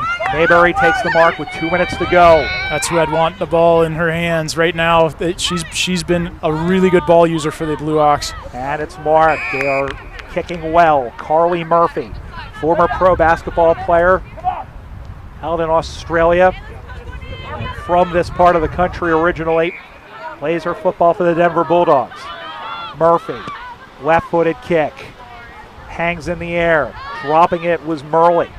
Goes on now, over to go and pick it up was Johnson, got away, little short handball to her DC teammate in Page. Rolls it along in towards the pocket. Nobody with any sort of urgency right now, especially the Frees, as the Blue Ox are content to let this clock run out and lift the trophy in about an hour's time. Yeah, you mentioned the urgency, Brian. This is the point in the game where the fitness really starts to take over. Sometimes it's just mental. Who's got the guts to really dig down and do the hard running at this hard part of the game? Frees are 110 meters from where they need to be, and they need to get there in 60 seconds. Not when the ball gets knocked backward by the Blue Ox. Yes, that's what they want, the Frees. Up the far side. McCullough comes out of nowhere to bat it away from Hill, who won the ball in the second bite of the cherry. Handballs it over to Murphy, who soccers it off the ground into the pocket. 1-on-1 contest as Hill goes up against Crosby. Crosby wins the football, sends this one up high. Ball goes to ground, going to get picked up. This is Atkins, who sends this one forward. Going to get picked up by Mayberry. Blue Ox are going to be home, I think, unless the Frees can get the ball back. Mayberry works the ball back. Kowal off the left foot now, sending this one inside the 50-meter arc, going after it and getting it. Ball, everybody getting knocked sideways. Shot from the side is going to go through for a behind, but I think that's going to do it as we have about 15 seconds to go. That takes the lead from 4 to 5, which almost doesn't matter. It matters in the sense that it killed a little bit of time, but the Frees with a goal still win. If they don't get anything, the Blue Ox are over the line. I don't think they've got the time, SARS, and they have not really been in any sort of hurry to get the ball down the field, and that is it. And the Minnesota Frees have fallen to the combination of the DC Eagles, the Denver Bulldogs, with the North Star Blue Ox, the Kansas City Power, the Arizona Hawks, the Wisconsin Wombats, and the Virginia Lions. The final score, all those teams that I just mentioned, 2-2-14. The Minnesota Frees 1-3-9. They win it on the replay after they drew earlier today. And SARS, that was a fantastic game. And a lot of times you see a full team against a combo team, and it's usually the full team that wins out. But the combo team, the parts came together. We saw Carly Murphy played well. Marissa Poorboy, Katie Kowal got a lot of touches. Leilani Mayberry, who kicked the goal, probably will end up being best on ground today. We'll have to see what happens. Everybody played their part. Zelly Moore had a great game. Squid Wewell had a fantastic game. Everybody played their part. They all threw in their 1%, and that got them the victory. Yeah, I think, over summarizing is what we do, but to try to recap what we just saw, I think in the end the Blue Ox was a little bit more of a team effort. The Frees relied so heavily on Saigula. She ended up scoring a goal for him in the end, but that was after collecting all those possessions that she did on the halfback line. The Frees probably needed to find a way to get around her better and share the load. The Blue Ox did a great job, I thought, of individual one-on-one efforts, but then didn't ask a single player to continually do that up and down the ground all day.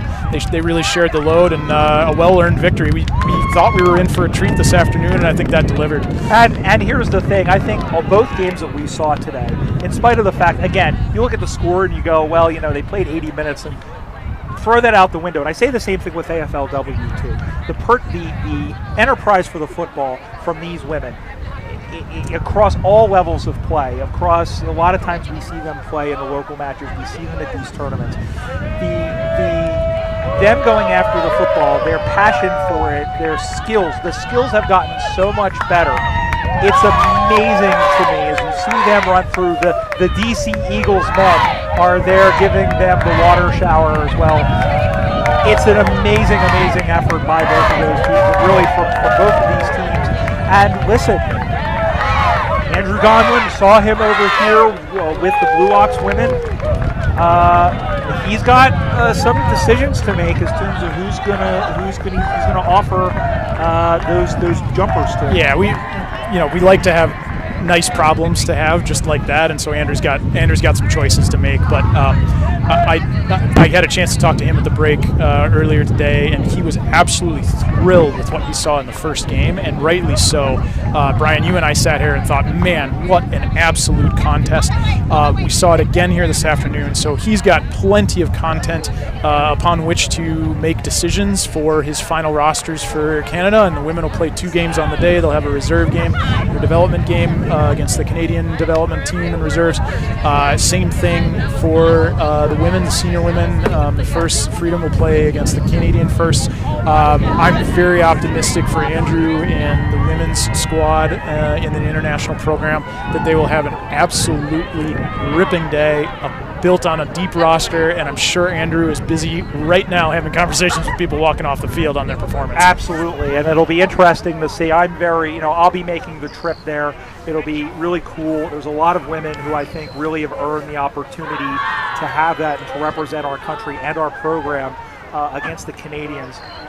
We'll have to see what happens. Like I said, in the coming weeks, we still have one more regional tournament, and of course, in 2 weeks in Salem. Yeah, and I'll add to that, Brian. One, great call on the game. You are such a fantastic advocate for this sport, and especially the growth and development of the women's game in this sport. And you people at home don't appreciate this. Brian did that entirely without a roster. He knows these players so well. He was rattling off all those names without roster. He's squeezing the binoculars and getting the call done. So great call. Kudos to you, Brian, on a really well-called game. And, I certainly have a vested interest myself heading up the international program for both the men's and women's national teams in their success. And I'm so optimistic after what I saw today that the depth of talent that we have in the national team program is there for Andrew to mold into a championship caliber team. I appreciate you saying all those things. I will add to this really quickly before we go to break because we have one more game ahead of us. I've always said since I started, even before I started doing this, I want to go back to maybe like 2008, 2009, when there was only maybe a handful of women's teams in the country, and saw the passion and saw how much they love this game and wanted to improve. Men are always going to want to play this game, and there's a strong men's program, and really the resources and everything else is there. Not just in the USA, but look at there's all sorts of opportunity to play in Australia. The growth of the women's game is as important, if not more important, than the growth of the men's game, because the men's game is going to be there. The men's game is fine. Mm-hmm. We need more women involved in this game, not just on the field, but people who are involved behind the scenes, coaches, folks at the administrative level. So the growth that I've seen in my almost 20 years involved, I think, has been exponential. And every year I see a little bit more. Well, you sit and smile just like I do during the women's grand final, and what a spectacle that was at the USAFL National Championships last year. I guarantee it'll be again this year. If you can get down to Sarasota in October, I highly recommend it because that is a ripping environment. The sidelines are packed. A lot of the teams are knocked out at that point of the day, and so everyone packs the sidelines. Fans are coming out. The amount of crowd noise during the women's grand final last year was extraordinary. Yeah, it really was, and there was some worry about whether or not folks were going to stick around for that last game. unfounded, because every single person, to a man, to a woman, everybody. Not a person left. Not a person left. It was fantastic. We have one more game to do. It's essentially 2 grand finals on the men's side. The men's Division II grand final will be over on Field 2 between the Minnesota Freeze and the St. Louis Blues. Our game here, when we return, the DC Eagles at the New York Magpies. We'll have a closer look at that when we come back. The first bounce is in about 20 minutes' time. We're going to take a little bit of a break. We'll return for that one.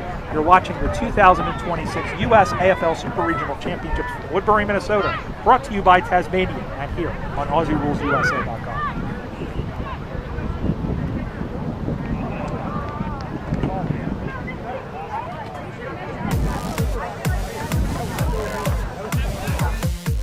What a footy club is usually its people, and I think that the USAFL and a lot of its clubs have done a really good job of letting Australians share that with players here in the US. Getting over here, working with some expats, growing the game grassroots with the Americans, kind of taking them out. Good kind of community game. I really love the kind of laid-back nature around the game. Like when you're done playing, you can just go chat with other guys from teams.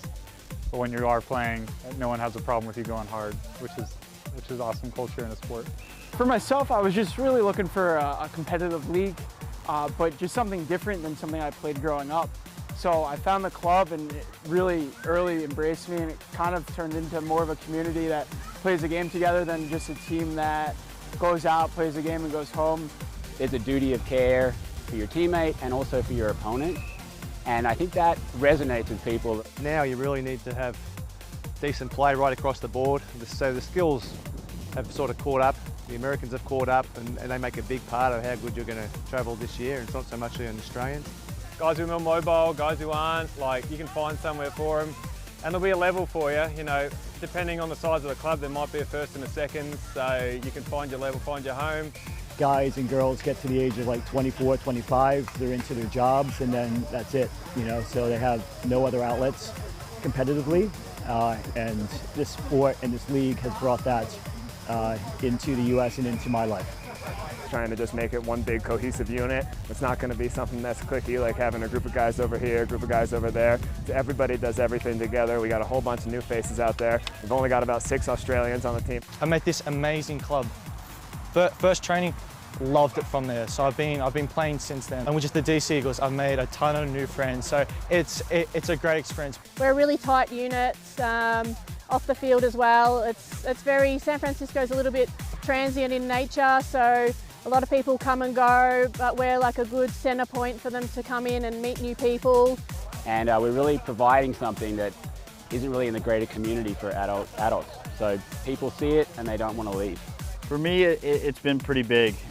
The Austin Crows in general, for me, have been kind of changed my life a little bit. The camaraderie that we have here, the community that we have here is unmatched, in my opinion, to any kind of other sports league in town. It's a chance to experience mateship, right? To make friends, get a chance to have adventures, go out and travel to different cities, get to know guys from all walks of life. You make connections, especially through Revos. You go out to tournaments like this and you see guys from cities all over the country. We do a really good job of fostering a really inclusive environment. The end product, especially nationals, is really, really well organized and really well done. I have a mate that came in and he's never experienced it. Played American football a lot, but he hasn't experienced the same kind of jovialness. We muck around, we take the mickey out of each other, it's great. We can learn from each other. I think a lot of clubs work well together to build off of each other.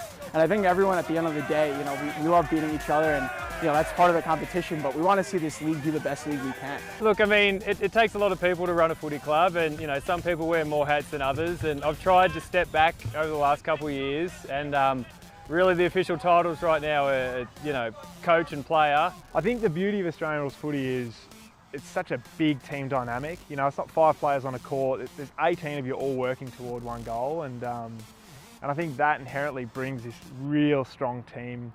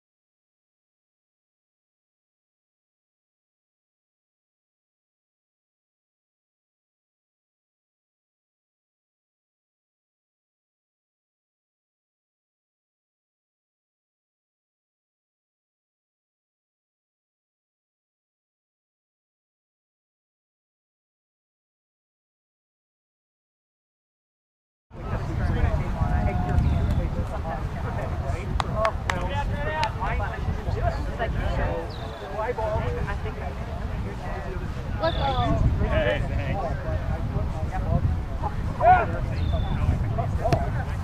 And everybody was really happy.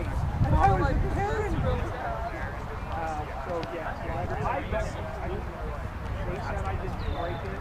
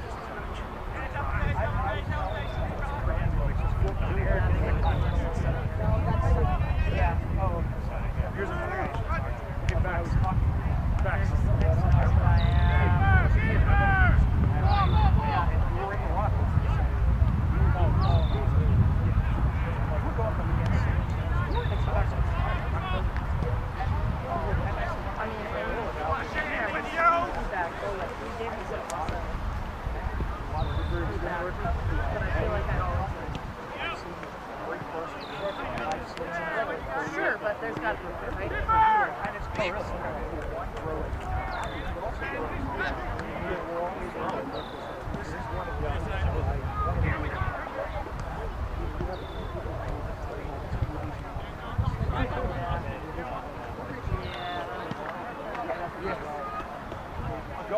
I'm going to go home tomorrow.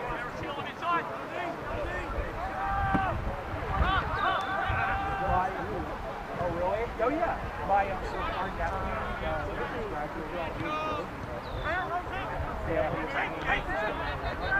When you have all that stuff. it's supposed to be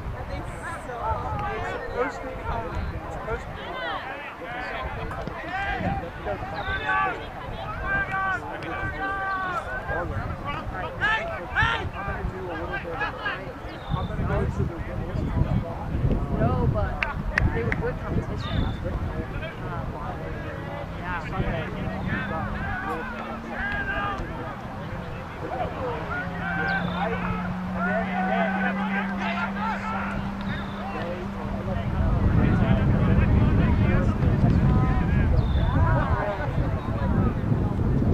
Oh yeah, it's gonna be nuts.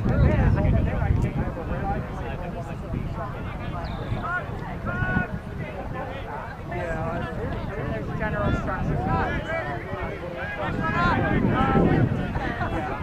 Wide, push up through that middle, get up. Had some sort of structure going on.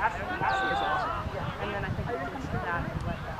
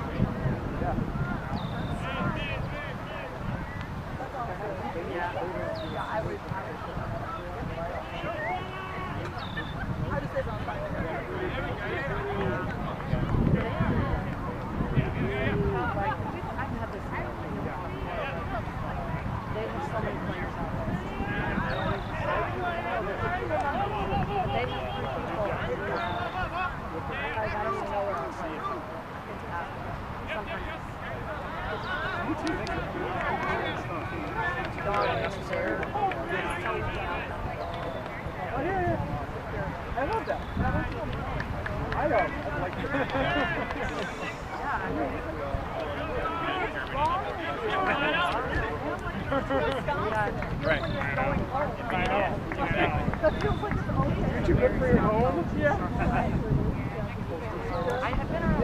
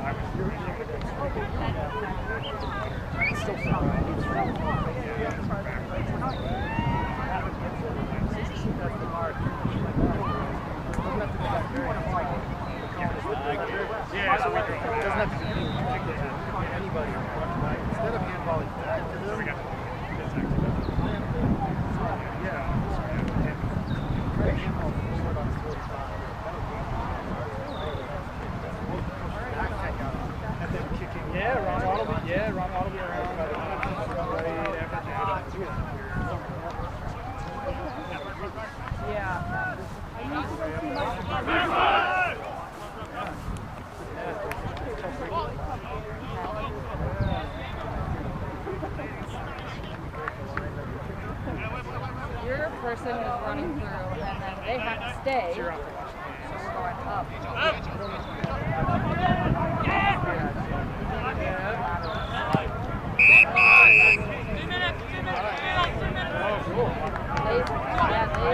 Once they say play on, then they can go. Hopefully, if you're saying like that 45, I will do that. Yeah.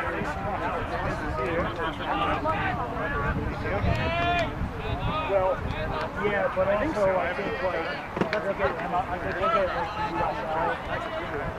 Yeah, I'll email you.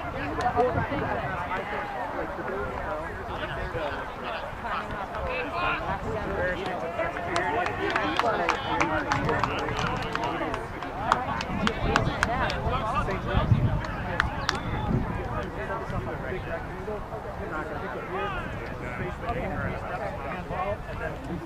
this person is the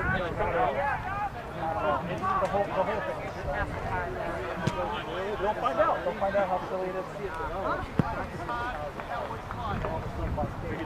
We could strap a GoPro to everyone. I'm gonna give me 60 seconds. Better forward handball games. The ones that win. Wait, can I get a picture with this? Yeah.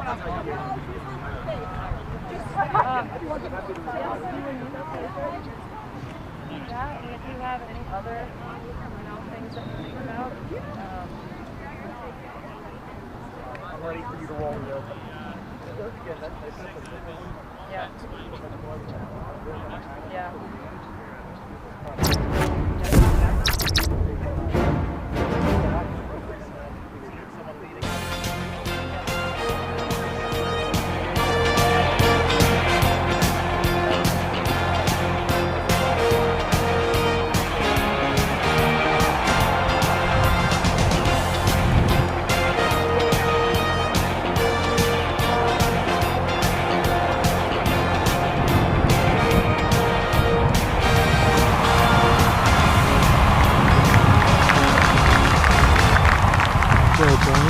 In the history of the United States Australian Football League, there have been two top teams from the Eastern region, the New York Magpies and the DC Eagles.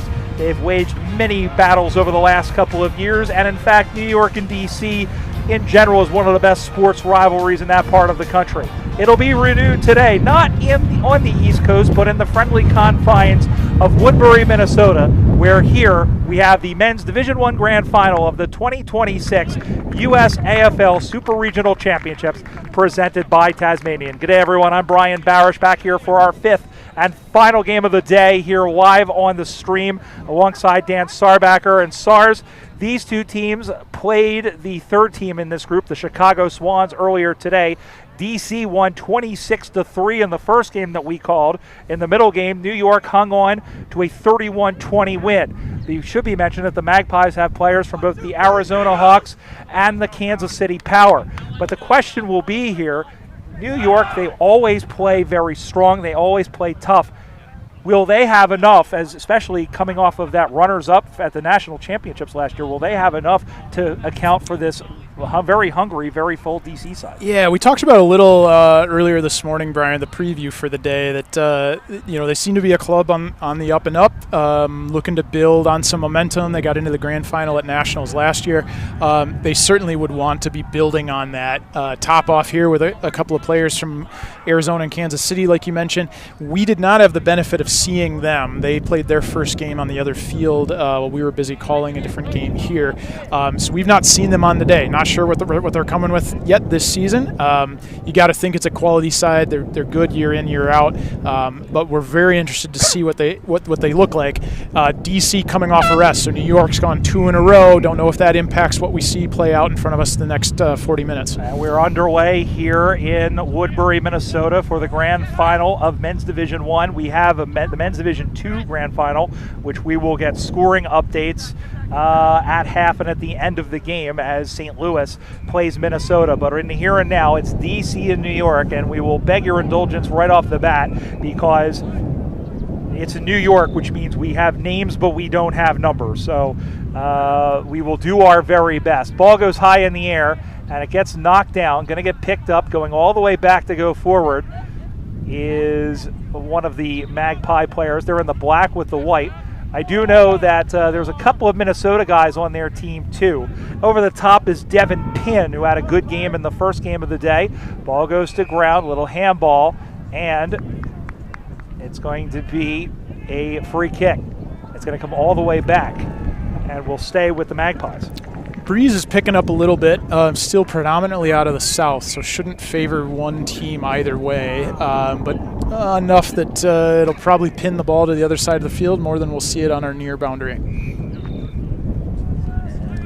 Looks like a handball right out of the free kick here for the Magpies. Kicking into the wind here, and Burgess went to reach for it, but it bounces across the face, but it's over a goal! Big booming kick, ended up rolling through. Nobody got hands to it, so rolls through for a goal just as good. New York, 1 straight 6, DC no score. We've played 90 seconds of this Division I grand final. Now, we saw DC this morning in the game against Chicago. I remarked a couple times afterwards, Brian, that that game itself was lackluster for me. Not for a lack of effort, players were playing, but there just wasn't a lot of change of pace. The tackling wasn't frenetic. They kind of both matched each other at a medium pace. They may be getting shocked a little bit here at the pace New York is playing out of the gate. I'm hoping this isn't a microcosm for the entire game, what we just saw there. Well, and what you said as well, I think, rings true. DC has had the benefit of, we say the benefit of about 4 hours rest. New York, DC has not, or New York rather has not, but New York is still like warm. They've had about an hour and a half, maybe a little bit longer break, but here comes DC trying to work the ball back. Just got the kick away out to the near side. One-on-one contest. That's Chris Williams, one of the Minnesota players who's suited up for New York on this day. Comes out to the near side, got the kickoff, and the ball goes through. Good job by Bernie Burgess, but he couldn't get around it. Williams, 1, 2, 3 bites at the cherry, no good. Ball comes to ground as the wind starts to pick up, going from our right to our left. Sends this one towards the sticks. It's off to the side and has gone out of bounds on the full. Free kick to DC in their back left pocket as Williams will play it in quickly. Keep an eye on 48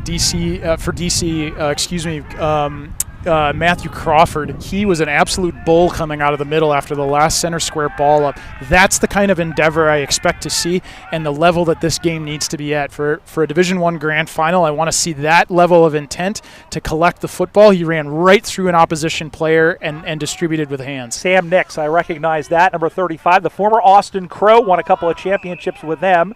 A couple of bites of the cherry and a mark taken there by the Magpies. So he'll have a free kick. And it will come about 45 meters, we'll say 40 meters out at roughly a 45-degree angle. Magpies went to the grand final last year and were absolutely sideswiped by the Austin Crows as this one is sent on the way, and I think that's a second. It is. Bang, bang go the Pies. They've scored 2 in 4 minutes.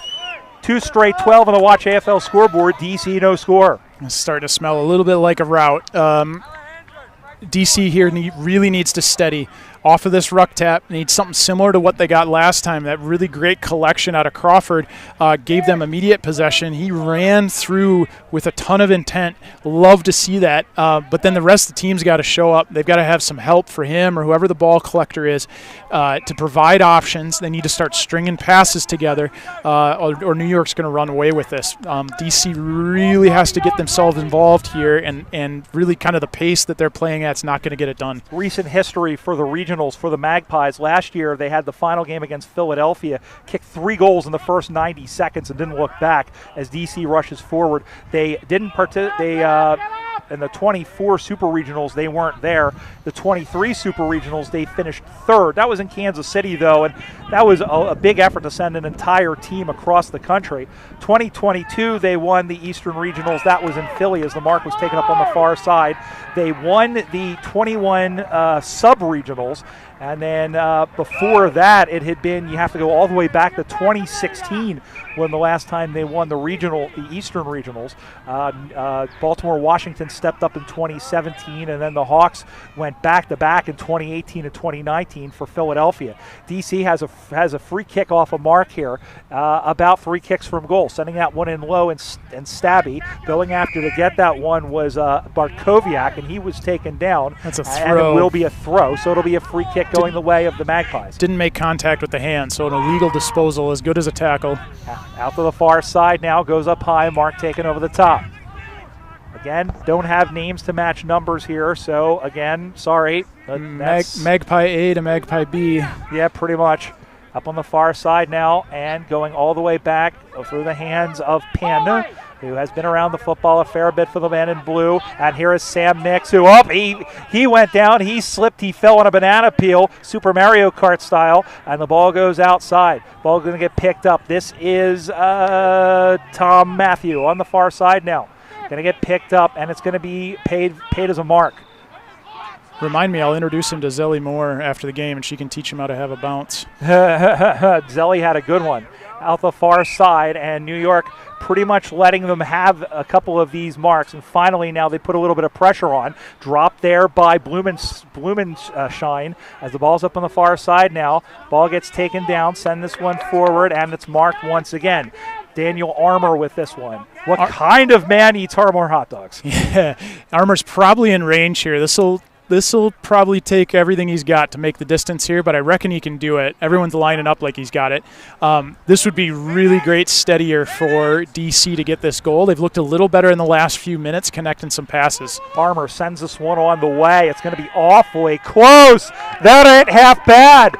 That's full good. Amaze, amaze, amaze. Yeah. Goal by Daniel Armour. Get around him for that. Made the distance, he did, but probably cleared the outstretched arms of the defenders by maybe a foot or 18 inches. Well done. He took the mark, even though Rocky hate mark. And on the Watch AFL scoreboard, New York 2 straight 12, DC 1 straight 6. That's an unpaid advertisement for Project Hail Mary. Go see it. Well done for DC there, bringing the score, cutting the Magpie lead in half. Now we have a little bit of a game, and I think you were right, Sars. It was a little bit of a, the signs were on the wall early, but good on the Eagles to not allow to really kind of stand up after those opening couple of shots. 2 goals in the first 4 minutes. It really is a chess match sometimes, Brian. You sometimes have to match your opponent's pressure or intensity or playing style, and you come in mismatched and something catches you off guard. You might go down a couple of goals, but good teams will steady. DC seems to have done that here. They've raised their game a little bit. They're starting to find openings a little bit better. That'll make New York be accountable. They won't run away with this. Ball comes forward. Here they come again. Running this one on. Up the kick left to let him down, but he's going to take the mark. I said it earlier. Watch Crawford, and there he was again out of the middle on the left. Little awkward, but it worked in the end. Low mark taken by... Who's 35 there? Is that Foster? Yeah, Alex Foster. Big target. Big man got down to get it. Well done for him. And Foster, national teamer, went to the Transatlantic Cup. Left-footed kick. This ball game is tied. Jeez, that's a nice kick too. Goal umpire didn't even move, straight over his head. That was nicely done off the left. For a big man to get bent over that far on the run and take a mark inches off the ground, Nice athleticism from him. Great stuff out of Crawford out of the middle. We got a ball game. 2 straight 12, each of 2. Watch AFL scoreboard, and let me tell you, New York has the tendency to really dominate games in the same way of what they saw happen against them against Austin in the grand final, and really the last 2 grand finals they've played against the Crows. The first couple of games, the first game that won in 2021, it was a little bit of back and forth before Austin surged, but DC, a very, very good side. Like I said, probably not D1 caliber, maybe just off the pace in D2, but that doesn't mean a darn thing. Especially, this is the purest. I think this is about the purest of an atmosphere that you're going to get. It's far away for both teams. New York has a number of players from a couple of the other sides, as we said, but this, I think, is a really good matchup, and DC has to think that they have a chance here, and they take the mark across the half-back line. Neutral in every sense of the word, as you were describing. Nice mark off a halfback to rebound. Not finding a target there. That's probably a testament to some of the pressure we're seeing. And as the ball hits the dirt, there is each possession getter has been under a lot of pressure in the last 2 minutes. Ball now as they try to send this one. They're looking for a lead or a mark inside the goal. As the Magpies have the football just past the halfway part of this first half, Brian Barish and Dan Sarbacker, our 5th and final game of the day from Woodbury, Minnesota. As this one is sent on the way, it is through for a behind just off to the left, but that's enough to give the Magpies the lead on the Watch AFL scoreboard. They lead 13-12. Put their noses in front there on the heels of just dominating that last transition. So intercept mark for DC off the back line. They weren't able to connect. They kicked the ball out long and wide, but that ended up in New York's favor. They end up collecting, get that lead in, and while DC was stretched out in transition, New York took advantage. And should be noted that we'll be back at this in 2 weeks' time in Salem, Oregon, for the Western Regional Championships. I know that Doran James, who's sitting behind me right now, is hard at work putting together all the schedules and the matchups together, so keep an eye out for it on USAFL 1997. Good spoil in there, preventing Wack, who played very well in that first game, from getting the full. Ball goes after the ball. This is Williams staying with the football for New York. They get the ball off. Here is Jewell, who played well in the first game, off the good spoil off the hands and over the boundary line and out of bounds. 13-12 New York. I think we're getting an arm chop on that. Foster gets the free kick. I think arms were chopped.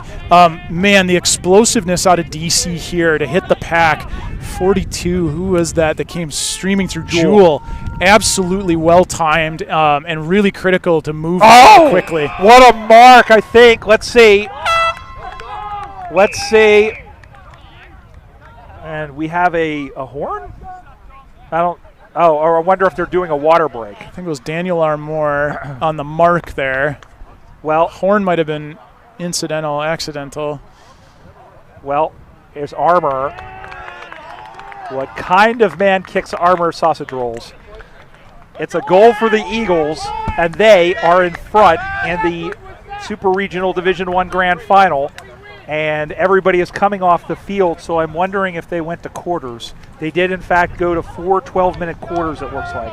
So at the end of the first quarter, it's the DC Eagles 3 straight 18, New York 2-1 13. And this is an interesting dynamic. One of the things we used to talk with Tom Ellis all the time, he used to say that with the quarters, momentum is very precious, because now the teams are both going to go rest. They're going to come back out. DC may not have the momentum. Yeah, they've come back and responded with 3 straight goals after New York kicked the first 2. Now New York slotted that behind in there, but I think this has been a hot topic in the World Cup right now, Brian, and the exact same thing happening here right now. So had the horn, the siren, goal kicked after the siren, but the teams are taking a break now. DC probably has 90% of the momentum. I don't think we have a momentum tracker graphic that we can throw up. Our analytics aren't quite that sophisticated. Jerry's laughing at me over my shoulder. Come on, Jerry. But it's been an interesting graphic to watch them throw up during the World Cup. I don't know that I fully understand where their data is coming from, but my eyeballs, your eyeballs, Brian, knew 100% DC had all the wind in their sails the last 5 minutes. To be fair, I don't know that FIFA even knows what that is. By the way, I very quickly want to, while we have a moment here, a pause de hydration. I went from Spanish to French on that. I don't know how. Jerry Long is responsible very much for the pictures you are putting together. We have a lot of great crew, camera folks as well. I mentioned, of course, if you're on social media, Ashley is roaming around getting great shots for us as well. But Jerry putting this all together, he's done an amazing job. He's going to be back at it in Salem in a couple of weeks' time to put us on the air, and he's done an amazing job putting all of this together. So Dan Wicks. And Dan Wicks as well, doing a great job, not only helping with this, but also going around and getting the still pictures as well. He's got a lot of still pictures that we're seeing on social media. So our thanks to Jerry, even though he doesn't have the finagly graphics. I'm just kidding.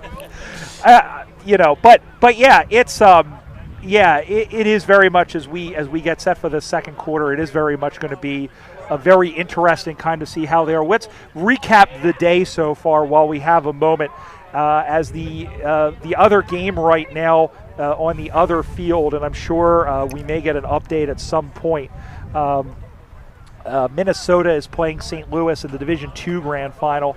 The Freeze defeated Wisconsin 30-6 after the Blues squeaked out a 2-point win over the Wombats, 21-19 on a goal in the waning seconds of that game. And of course, the two games here earlier today, DC defeating Chicago 26-3, and then New York holding on to an 11-point victory. And the interesting thing about this, SARS, we should mention there were two women's games today. The first was a 1-1 draw, and then the Blue Ox / Denver / DC and Friends combination won 13-9 in the second game. If there is a tie, then it comes down to percentage. DC, it would benefit them. And don't laugh, because we almost had that happen in the Western Regionals last year. Sacramento won anyway. They would have won had it been a tie, but they had a point after the siren. Mm-hmm. And for those of you questioning percentage of what, it's not attractive announcers or anything of the sort. It's goals for divided by goals against. So in the entire tournament, your total goals for, points for divided by points against.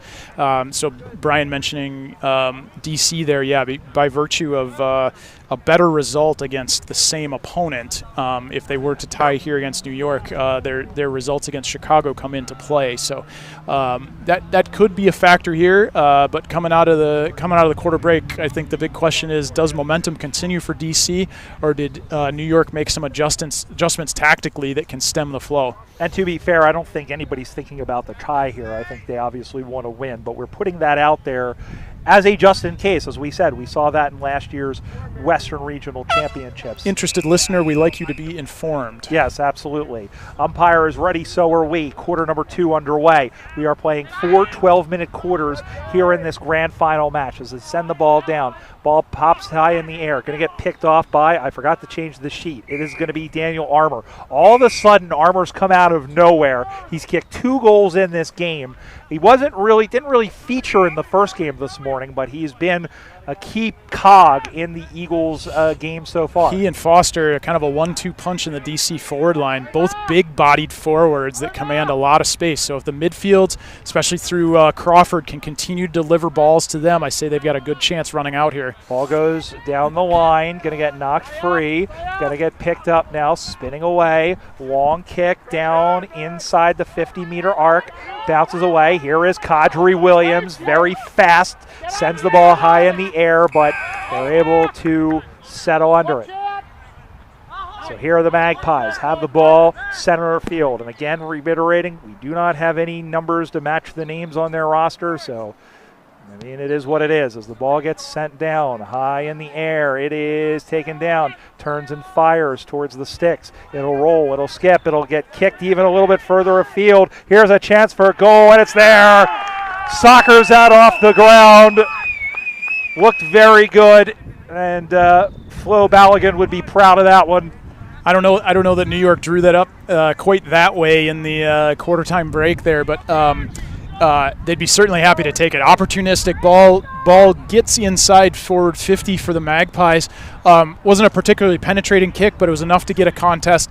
Guys did the work on the ground. Ball ends up squirting forward towards the goals and kind of cleverly around the corner a little bit, the way he directed that with the foot and soccered it through. 3-1-19 New York, 3 straight 18 DC, and as we said, we have a player down for the Magpies getting up very slowly, and once again it looks like a rolled ankle. Ankle or knee was right where that contest occurred, so I don't know if he went up with everyone else. He's running off on his own power, so that's a good sign. We mentioned Squid Wewell. She is helping out because she plays for Kansas City. Those jumpers, by the way, and Kansas City has come out with some new jumpers, but those jumpers might be some of the best in the league, I think. Kind of a Kansas City twist on the Port Adelaide Power. And you know jumpers. I do know jumpers. All right, we're getting reset here. Actually, not sure what Steve Arnott's waiting on. Everyone's. I don't know that they've had a. I don't know that they've put a replacement on. All eyes return this direction. Comes the ball. Football's getting retrieved. Yeah, I'm wondering if the ball. Was an issue with the ball, perhaps. Got it. Or it was just being retrieved. But in All any right, event, Steve's ready. Listen, otherwise we'd just be playing foot, and that's something else. As the ball goes up high in the air, and we're underway. New York leading by a point. We will probably have some injury time here. I kept my clock running as the ball gets sent high in the air, drops in front. That is Tanioka, who is in there for DC, sending this one and going all the way back. 1-on-1 contest once, twice, 3 times a lady. Ball goes to ground. Blumenshine is in there. So is Daniel Armour. And he's wrapped up for Hanukkah. And the umpire says, I will light the Shabbos, and we will have a ball up. New York 3-1-19, DC 3 straight 18, Division I Grand Final, Super Regionals. You'll notice the pressure almost any time anyone's getting ready to kick. They've had someone draped over them. So the only penetrating kicks we're getting are when people don't have a defender directly on them. Sent that one in. 2 Magpies were back there in defense. They wick it out to the near side. 1-on-1 contest. Magpies maintain possession. No eyes. No eyes for the ball.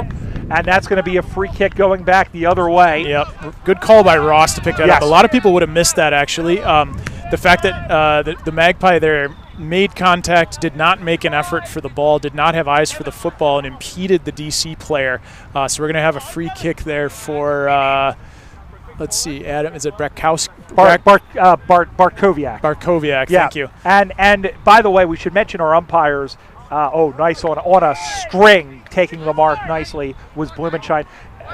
All of our umpires are fantastic. They've done a great job today, especially in this heat. We've got 2 of the best in Ross McLaren and Steve Arnott here as this one is sent in towards the sticks. Umpire says that has gone through for a behind, and we once again are all square. 3-1-19 New York, 3-1-19 DC. Almost 5 minutes have elapsed in the second 12-minute quarter.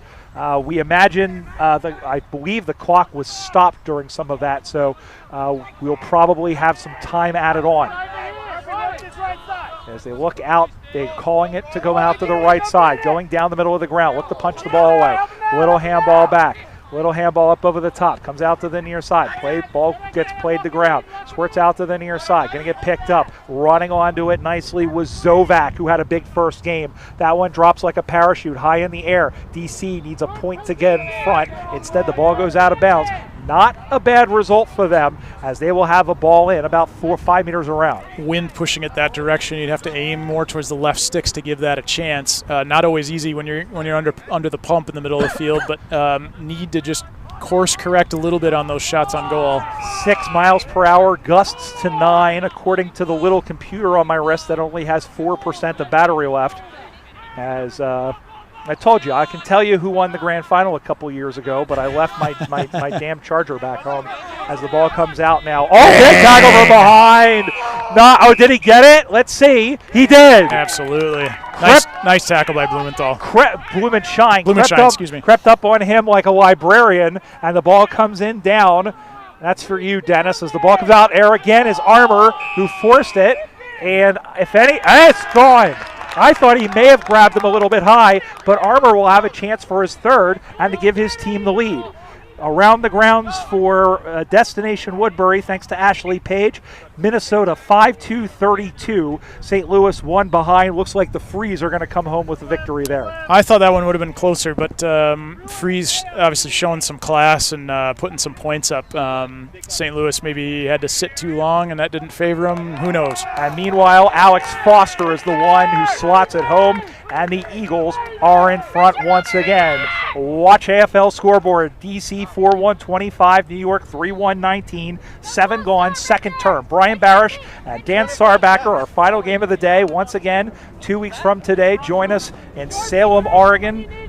Pioneer Sports Ground, I believe, the sports park is the name of that one. It's been called a couple of things. It was called Timbers FC something or other park, I think, the last time we were there, whatever it was. But this is the third time we'll be at that park, and we'll be streaming live. We will confirm the schedule and times for you in the next few days. DC's got the formula here. They're trying to target their big men up front. They do the work to get the ball delivered from their midfielders. They've got the better bit of play right now, and that's what New York has to solve. They need to shut down DC's midfield. They need to spoil balls going into those big men. And I'll tell you what, they will be very excited to see this halftime whistle come, but DC has the football across the halfback. The 77 there, working it out to the far side, drop the pill, now going on to get to it. Decides to handball it back. This is Matthew. Matthew sends this one down. It will go off the hands there of the 17. And the ball has gone out of bounds, and we'll have a boundary throw-in under 4 minutes. We'll say 8 minutes, just over 8 minutes gone. Yeah, restart here down in the forward end. I don't know that this is where DC excels. They've been so good delivering to those big forwards. They actually probably want the ball outside 50 going back in. But if they can work and tie it up here and continue to exert some pressure, they might get the ball to squirt and to change of field, change the angle of attack. Ball will be up, as Tsar says, front right pocket, forward right pocket, as this one gets moved forward. New York has it. Now sends this one out to the near side. Ball's going to hang in the air. Burgess with a big push, but he's going to get called for pushing in the back. That's the right call. It was a fantastic, but the problem was he got his left arm out, which went directly into the back of his opponent, which is a no-no, and then came through with the right. It looked really good, but it wasn't legal. Yeah, bad luck. Really nice punch from behind otherwise, and he was off to the races to go collect it too. So he was about to have a really nice individual effort, but the umpire saw it differently. Up high, ball goes to ground. This is Williams, who stays with it, got leg, is still able to work the ball forward. Look at the work rate right in front of us as the ball comes out to the near side. Push the player, and the ball goes out of bounds. And nice effort from the mom that just cleared out about a 6-year-old little girl there was about to get plowed over on the sideline. So kudos for looking alive there on the boundary, because the big bodies were coming for it. Had flashbacks to the World Series with Dusty Baker's son in 2002. Remember that? Yeah. And I'll tell you what, it was the umpire. Was very close to. It was very, very close. Ball comes back into play now. DC trying to work it forward. Matthew kicks it forward. Little stabby kick. Does it sit up well? Over to get to it, and spinning away was Alex Lesser. He is the lesser evil, and handballs it up over the top. Ball goes to ground. Again with it is Lack, who had a great first game. Little handball as it skitters along the ground. Magpies have it. Sends it up the far side now. It'll bounce. It'll skip over their heads. It will go all the way back. Here come the Pies now. Up the far side. Drops in front. Over to get it now is the 33, which is Bradley Villette. Ball's up on the far side, and it is a free kick. New York really looking for answers right now. DC's been able to move the ball, I don't want to say at will, but with much more consistency than the Pies have. Eagles through Armour, sending this one down. One-on-one contest, punched away. Probably should have grabbed it, because here's a shot for goal. It's on its way. Goal umpire says 2 Pies please from 2 Kangaroo. 5th goal of the game for the Eagles. They're out by 12 points. DC 5-1-31, New York 3-1-19, and probably should have snagged that. with no pressure around him. Yeah, well, that's what pressure does, though. There's pressure, there's real pressure, and then there's perceived pressure. And perceived pressure builds the more real pressure you have during the game. You think you have less time than you really do. You think there's someone right on your hip when there maybe isn't. He went up, thought he needed to punch there. We all looking here, watching the game, thought, well, why didn't he grab that? Well, he's probably been under the pump all game and thinking, I should just punch this away. That's my safest avenue. And it turns out he probably had time to grab it. Looks like Matt Freeze for a minute.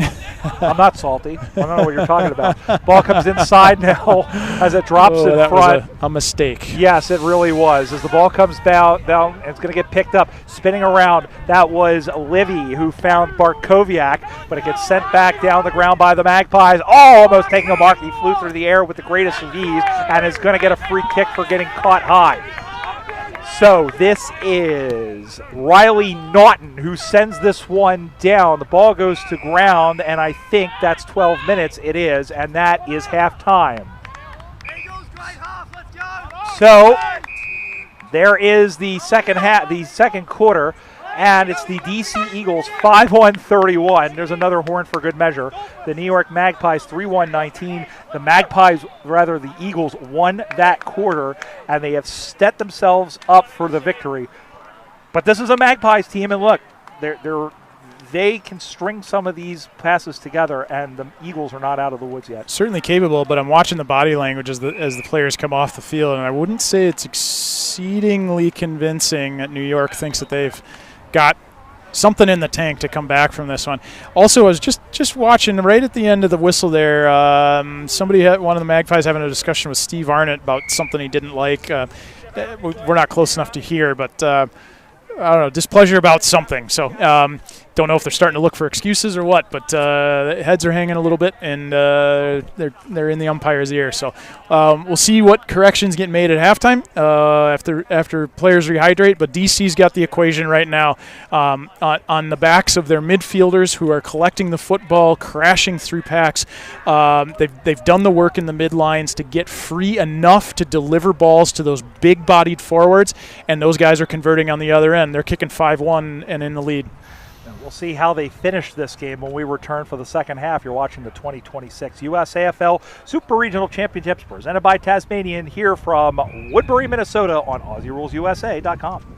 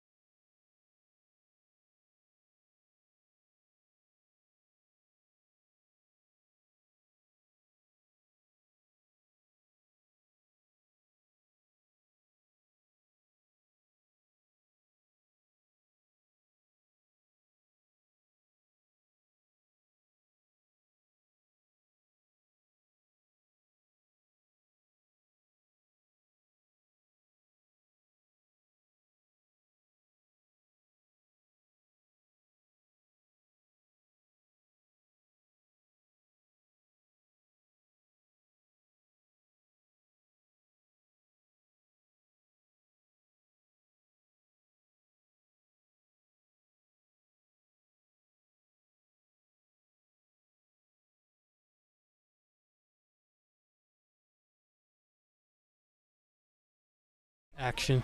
Go. Back here at the M Health Fairview Sportsplex in Woodbury, Minnesota, 2026 USAFL Super Regional Championships presented by Tasmanian. The final 24 minutes of the day. The second half, the third quarter about to get underway in the Division I Grand Final with the DC Eagles leading the New York Magpies 31-19. Brian Bauer, Dan Sarbacker back here with you. And SARS will be a very, I've said the word interesting a lot, but this will be a very cagey test for the New York Magpies. They're not usually in this position, and they've got some talented players from both Arizona and Kansas City in tow.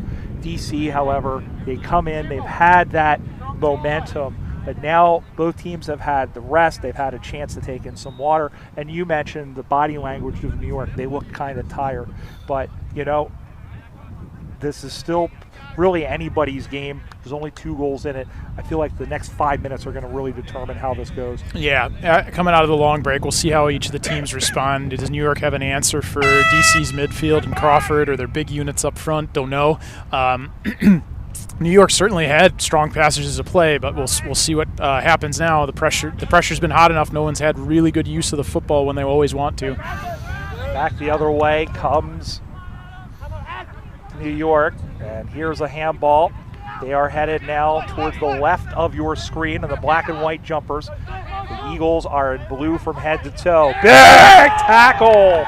Thrown in there by Kansas, by Luke Meyer. There's a little bit of talking after it, but I think that was looked like a clean tackle, but I think it may have adjudged to being high, and all of that, the ball doesn't lie because it's picked off by the Eagles, and they'll have a free kick. I'm not in the business of questioning umpires, but I didn't see what happened there, whether it was high or in the back. It's probably one of those two. I didn't recognize it myself, but I thought it was an absolute crunching tackle. Naughton sends this one down. We got to say it like Ray Warren.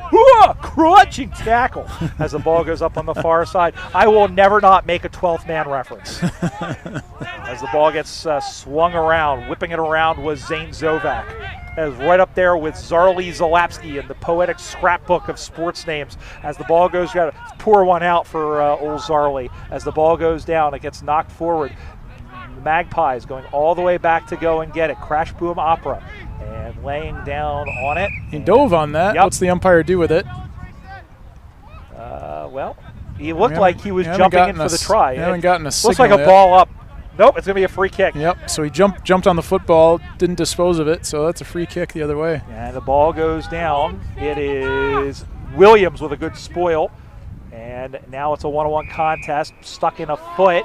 Oh, and he plays kicking in danger. Yep, and I think that's the right call. And, you know, that's one of those ones I feel like, you know, instinctually you're just going to want to stick your foot out. I've been called for that a few times in my day.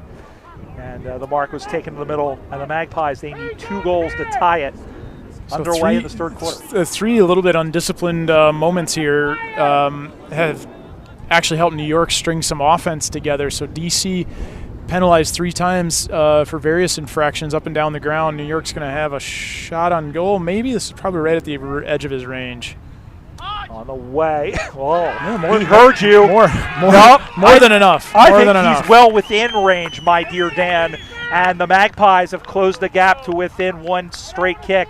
The Eagles 5-1-31. The Pies go to 4-1-25 as we have played 2.5 minutes of this third quarter in this Division I Super Regional Grand Final. Got a great game going here. So third quarter, not much wind. There's enough of a breeze, but I don't think it favors anyone either direction. More or less blows straight across the ground.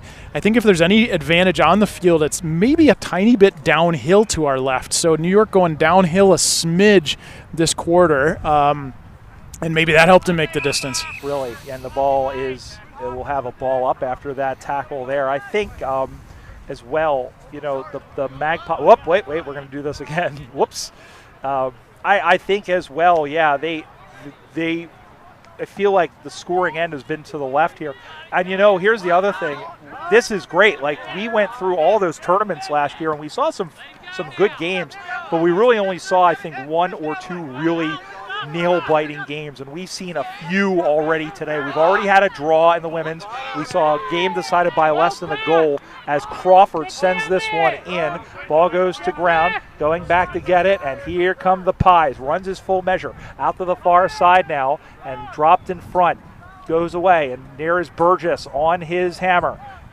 Really key, really key for the Magpies there, that forward 50 entry for DC. They did not allow that ball to be marked. Armour and Alex Foster were running amok in the first half, taking grabs up there. New York must have talked about that at halftime, that those guys cannot be allowed to take grabs in that forward 50 anymore. So good job to the Magpies bringing that ball to ground, and here they've rebounded 2/3 of the way up the field. And they are now, if they can kick a straight kick. Now, we will say that, again, just putting it out there, if this game does end in a tie, that is good for DC because they will win on percentage. As the ball gets sent in, and it is marked defensively by Zovac. Glad you're joining us here in Woodbury, Minnesota.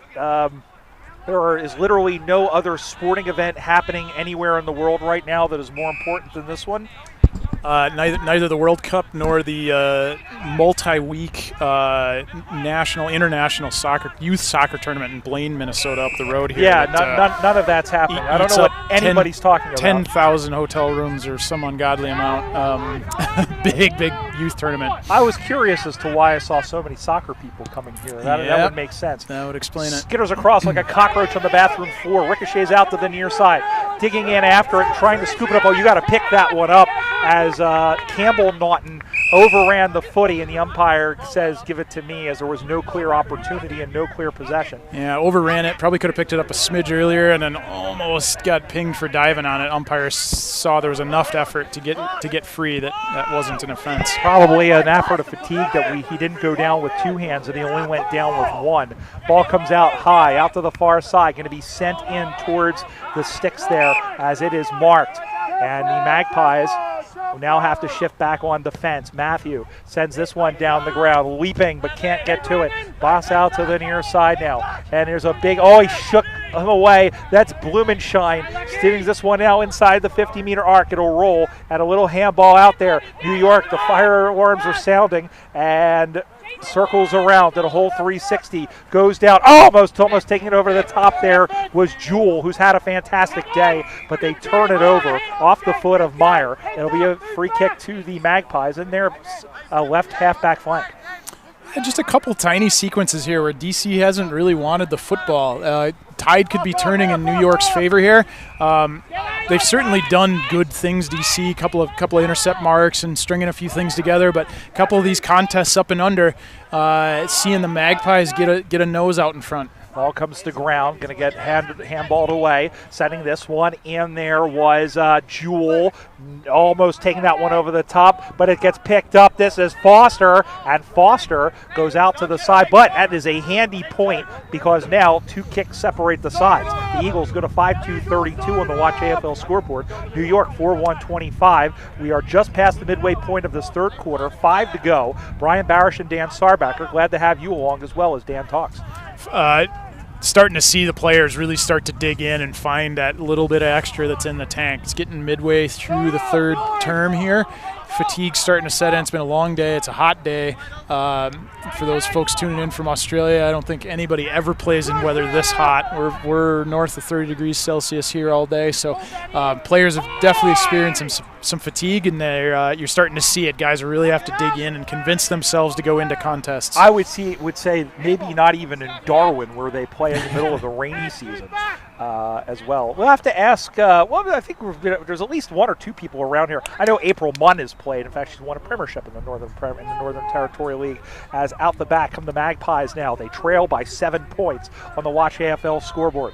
Again, they have to win outright if they want to win this title. As the ball gets sent back in the other way, it'll hold up nicely. This is Blumenschein with the headband, sending this one back in, over into the pocket, bounces away, chasing after it is Lack, who gets to it first, now works it inside, and he is taken down, and I think the ball may have gone out of bounds first. No, I think we're going to play a free kick, so illegal disposal. He did not make contact with the boot as he delivered with the hand, so that'll be a free kick to the Pies. Pies have it now in the back right pocket, sending this one down, gets there on a hop, turns around, now works to the inside, handballs it to nobody in particular, and then everyone backed off the ball. Pies guys had it. Player taken down, no call. Tried to put the ball into the middle of the ground. Tanioka is there. Could have been kicking in danger. Wasn't. 50-50 call. I see to the umpire. Up to the far side now. Standing back, waiting. Naughton works this one into the middle. Drops in front of Tanioka, who picks it up on a hop. Wheels and turns.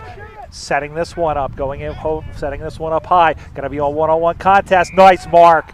And he got knocked down a little bit afterwards in front of the late arriving Alex Foster. And he is a little bit slow to get up. Took a bit of courage there, probably working off some calf cramps. He's already got either a headband or some strapping on from a head knock earlier, don't know. But took some courage to get in the middle of those two Eagles. Meyer came out to the near side and almost took it. Now send this one down the ground. Bounces in front, went through the wickets, and the boundary line's going to win that race. With, we'll say, 2 minutes and 40 seconds or so to go in this third term. They call it the Premiership Quarter. DC is 15 minutes away from winning their first Division I regional championship since 2017 when they were combined the Baltimore-Washington Eagles. It would be their first standalone championship since 2023, I believe. I'm trying to remember if they won Division II. No, they won Division II in 2024 as well. So a third regional championship in 4 years on the offing, but this would be the highest. And one team that's missing from all this we should mention is the Austin Crows. They are in the middle of their break, so they're not playing in either of these regionals. And as much as we like seeing the Austin Crows, and listen, they didn't win the Western Regionals last year, Denver did, it does open up the competition a little bit. I think it's a great chance to see other clubs, and like we're seeing a great game of football here. So we miss them, we don't miss them, I don't know. But hopefully, yeah, they in the heat of Texas, they take July off. A lot of Texas clubs do, and don't blame them. That is brutal heat down there. So. Yeah, we've got a wonderful contest going here, but I'll tell you what, it's hot enough. The interchange has been very busy. Players asking to come off, other players not ready to come on yet. So Yeah. some guys getting stuck on the field and they don't want to be. Good shoulder bump in there, which sprung. Bang, another one. Crawford on the second one. Not for the faint of heart. I'll tell you what, this is almost hockey-like out there with the amount of shoulder checks that are being put in there. It's all legal as long as you're within 5 meters of the football, and the umpire crosses his arms. Will have a ball up on the other side of the center circle. DC 7 points on the sunny side of this one. 5-2-32 to 4-1-25. That's on the Watch AFL scoreboard. And thanks to them and all of our sponsors, including, of course, Tasmanian, Destination Woodbury, 2 Kangaroo, who's here serving delicious meat pies. And we'll be out partying. We'll also be watching some of the soccer as the ball gets knocked down. It's not us. This one is sent in. They'll play on as the ball goes to ground. That's how you know you're in a USAFL tournament, is when you hear a horn from the other field. That's and everybody stops. We are going to get ours in about 15 seconds, though, as... Yeah, setting the stage. 2 ovals here at the park. Brian, when we call nationals together, upwards of 5 ovals going at the same time. Largest football carnival in the world. And that is the quarter for this one. And the DC Eagles will head into the final change up by 7 points. On the Watch AFL scoreboard, the DC Eagles 5-2-32, New York 4-1-25. I don't think either team really took the initiative here. I think New York looked like they were going to early in the contest, but DC did well to parry away their attacks. On the other side of things, they didn't really they got a couple of insertions inside the 50-meter arc, but they really didn't do enough to put the game away. And this will be the last 12 minutes that we see these two teams. So I imagine, however tired these guys are feeling right now, it's not going to matter because, you got to lay out for the next quarter. You're going to get a little bit of a break, I think. I don't know that either of these teams plays again in the near future, at least not for a couple of weeks. So I'm hoping to see an all-out fourth quarter in spite of all the conditions here. Yeah, I think you're saying what we all know, right? Leave it out on the field, and there's an opportunity to do that and go home with a regional title. Yeah, I think microcosm of what we saw in the first quarter, a repeat of it. New York, got out and looked like they might really start to control the game a bit. So they got that one major, but that ended up being it. DC steadied after that, just like they did in the first quarter. So New York wins the quarter, was kicking 1-0 to 0-1, but that leaves DC in front still by 2 major scores. So I don't think the equation changes much. DC's had all their success with Crawford and crew in the middle, collecting the football, handballing until they get enough free space. Blumenschein started to really exert himself in the forward line as a small, playing with his big body, I think is doing a lot of effective things. They're not converted with that. Still the goals have come from the big men, Foster and Armour, which you would love, of course. New York, found some success on the offensive end that quarter. For them, I think again the equation is they've got to nullify that midfield of DC that's having the better bit of play right now. If they can do that and then stay accountable around the ground, I think they've done a better job in parts of the day of winning the football in those contested moments. DC's really shined when they've broken free. If New York can prevent that by winning those contested moments, I think they give themselves a chance to kick a couple of majors and get out in front here. Yeah, it really does. I think the fig will be, as you said, is we have a score coming in. This is a final, I imagine. A final score. The Minnesota Freeze are your Division II men's super regional champions as they defeat the St. Louis Blues 8-2-50 to 3-3-21. That's around the grounds for Destination Woodbury. Of course, our big thanks to Ashley Page, who's done a fantastic job on our social media today, and you're going to see more. If you don't follow us, please, at USAFL 1997. As well as we have a YouTube. Well, you're on the YouTube channel. We're also on Facebook as well. So find us in different parts of the internet. But the team's coming out onto the ground for the fourth quarter. And this is the last 12 minutes of the day. And then everybody will take a well-earned break. Really watching the New York huddle here, Brian, to see there's a bit of fire still over in the DC side. I know.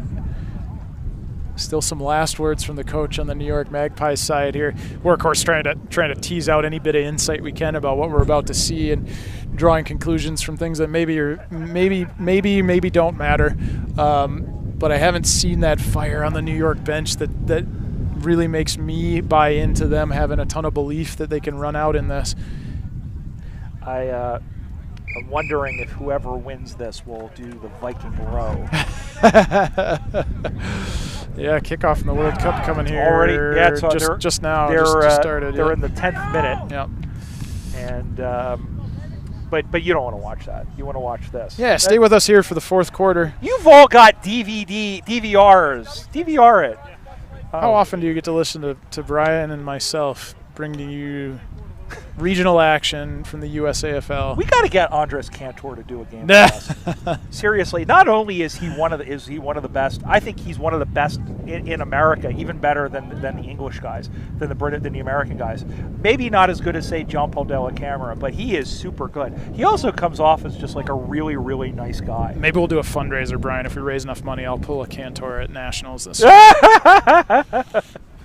All right, fourth and final quarter is underway here in Woodbury, Minnesota. And the Magpies, the teams are still kicking. Ideally, you switch every quarter. They haven't done that. They've only been switching at the half here, so the teams will still kick to the sides they have been kicking. The Eagles will still be kicking to our right, while the Magpies are still kicking to our left. And wind still basically straight across, not favoring either side. But again, if there is an advantage on this field, maybe a slight downhill once you get kind of the midpoint section of the field favoring the Magpies. All right, as this one gets sent high up on the far side. Desperation smother there from DC. He's hurting for it, but he got there. Yep, he got it. And listen, you leave it all out. As we said, got to leave it all out on the field. He's asking for a sub. He's up, but if he really wants help, he's got to go down. Okay, he does go down. Yep, and that is Tatsuro Tanioka. He's holding his calf. He got a heck of a smother in there. I'm wondering, he may have gotten a corky, may have gotten a knot, like right in the right there. So he's got him on his foot. Oh, that might be a calf cramp. He's acting like he needs that stretched out or rolled an ankle. Yep. Well, he's got the cowboy walk going on, and I don't mean to make fun of him for it, but just in the way he's moving. Yeah, stiff boots. Yeah, as the ball comes in and the ball comes down, New York trying to get it out of there. They do. Up the far side, and it is not marked cleanly. Big tackle put in there by Bernie Burgess. I really think that Bernie has a future where he does at some point get a call up to the national team. He did play well. He's played fantastically in all the times we've seen him at regionals and nationals, and he's done so today, sending this one in, and the ball goes over, and in fact it has gone out of bounds on the full. So free kick going the other way to the Magpies, and the ball really not moving terribly fast for either team. No, but there again you saw an example of DC making a break out of the pack, and even though the kick was errant, that's the equation that's worked for them on the day. They've been able to control the midfield, not in the sense that they've been able to handball around a ton, but they've been able to break free of the pack with the football enough to get some decent deliveries into the forward line, and they've got those big forwards that have been hauling the ball in for them and then converting to goals. Ball comes down the ground, and New York now trying to get it out. They got to get it out in a hurry here. They need 2 scores, and they need to win this game outright in order to claim the regional championship, and the mark is taken. 72 with the football for New York. We should mention as well players from Kansas City and Arizona. And the ball gets knocked down. Over to get it is Williams. Works it back to Meyer. Meyer sends this one down. I think Kadri Williams is another guy I feel like eventually, like Steph Barr in the national team. I think he's got a lot of speed. He's got a good awareness. I think he has a lot of good raw talent in the time I've seen him. Very understated, but he's played very well. Well, it's one of the advantages of events like these. The IP International Program staff is lurking about. Our development coach, Rich Lozano's on site today. Andrew Donlin, the women's head coach, is on site today. The head of football, Jason Becker's on site today. So we try to put eyeballs on players throughout the year. And you mentioned, getting a call up or identifying talent. That's always playing the long game on that from the staff's perspective. Drop coming through, and then dropping the pill with Jewel, and we have a whistle, and it's high contact. We'll go the way of the Magpies. Magpies 7 points down, and 4 minutes gone. 8 to play in this Division I Grand Final. Minnesota clinched Division II earlier today, and a combo of teams including DC, Denver, North Star, Arizona, Kansas City, Virginia, and I'm probably forgetting one, Wisconsin, in there as well. Won the women's championship on a replay after the first game was a draw. Here is DC now, working the ball down. Matthew trying to circle his way back, punch free. Williams starting to cheat back a little bit. New York has numbers here. And they're going to look to exploit that. This one is up high. Over to get it now. They'd be really disappointed with that result. They had 5 bodies through the mid streaming, and he ended up kind of chopping the underside of the ball and spraying it off right into the arms of a DC player. Up on the far side now as the ball goes up high. And it is marked, and DC is going to string this together. They are in no hurry. That was New York's best looking opportunity this quarter, certainly. Maybe this half. They had an opportunity to run with numbers there. Apologies for the language, as Zovac with a nice mark, as this one is sent in down the ground. Going to get stick up. There's Foster. Oh, and he planted his foot. It's touched through. He tried to go quickly, and then it was like his foot grew about an extra foot as he dug into the ground there. That was Martin Anderson. But it's through for a behind, which doesn't really change anything. It's now 5-3-33 for the Eagles. Out to 8 points on the Watch AFL scoreboard. New York 4-1-25. It's still 2 kicks anyway you slice, 2 goals anyway you slice it. I believe the term is he found himself rooted. Yes, which means something different. Anyway, if our Aussies friends just went, the ball goes down. Indeed they did. I don't think it was as big as a faux pas as Alexi Lawless making a comment about James Corden's show during the World Cup to a rather slanderous term that the Brits didn't appreciate. I mean, to be fair, I'm not interested in either of those people, but that's besides the point. They're not going to watch this. Who cares? As the ball goes outside, everybody else will, but they won't. I don't know. I have an Alexi Lawless story, but I'll tell. Not that I can't say it on air, but I don't want to. I'll tell you what it is later. As the ball goes on, I interviewed him basically. As the ball gets sent in, and the ball gets out the back, and all the way to bat is Lack. It's a one-on-one contest, but the ball goes out of bounds. And this is okay for the Eagles because the clock runs, and so far we've got, we'll call it, 5 minutes and 20 seconds to go. Yeah, vast majority of this quarter has been played in the DC offensive end. And the lead's going to go up by one more point. So 5-4-34 to 4-1-25. So the Magpies, who had a crunching victory over Philadelphia to seal up the Northeast Regionals in Philly a season ago, are 9 points down and 5 minutes left. And DC, as we said, this would be their first D1 title in a regionals since they were the Baltimore Washington Eagles in 2017. That game was played in North Carolina. That was a very eventful tournament. The other thing I remember about that was Mark McClure going down with an ACL in that tournament for Columbus. Ball gets stuck in, and then it's marked. And this will burn 30 more seconds off the clock. Yeah, all those points that DC's been scoring really haven't made a huge difference in the game in the sense that it's still two major kicks difference. This one could, of course, but what it does is it's allowed DC to continue to lock the ball in on their offensive end. Sometimes you almost half wonder, should we concede a goal just to get back to midfield and go forward? Of course, you're giving up points. You don't want to do that. But Lack's foot kick goes off to the side. So, like you said, all these points, it's still 2 goals. I mean, the only difference is, I mean, when it was 2 kicks would get you a tie. But I mean, like we said, they have to win the game outright for them to win the title. 5-5-35 to 4-1-25. Watch AFL scoreboard. We're under 4 minutes to go here on the last game of the day. Day's kind of flown, I have to say. Like, I don't think this, as hot as it's been, the games have been exciting.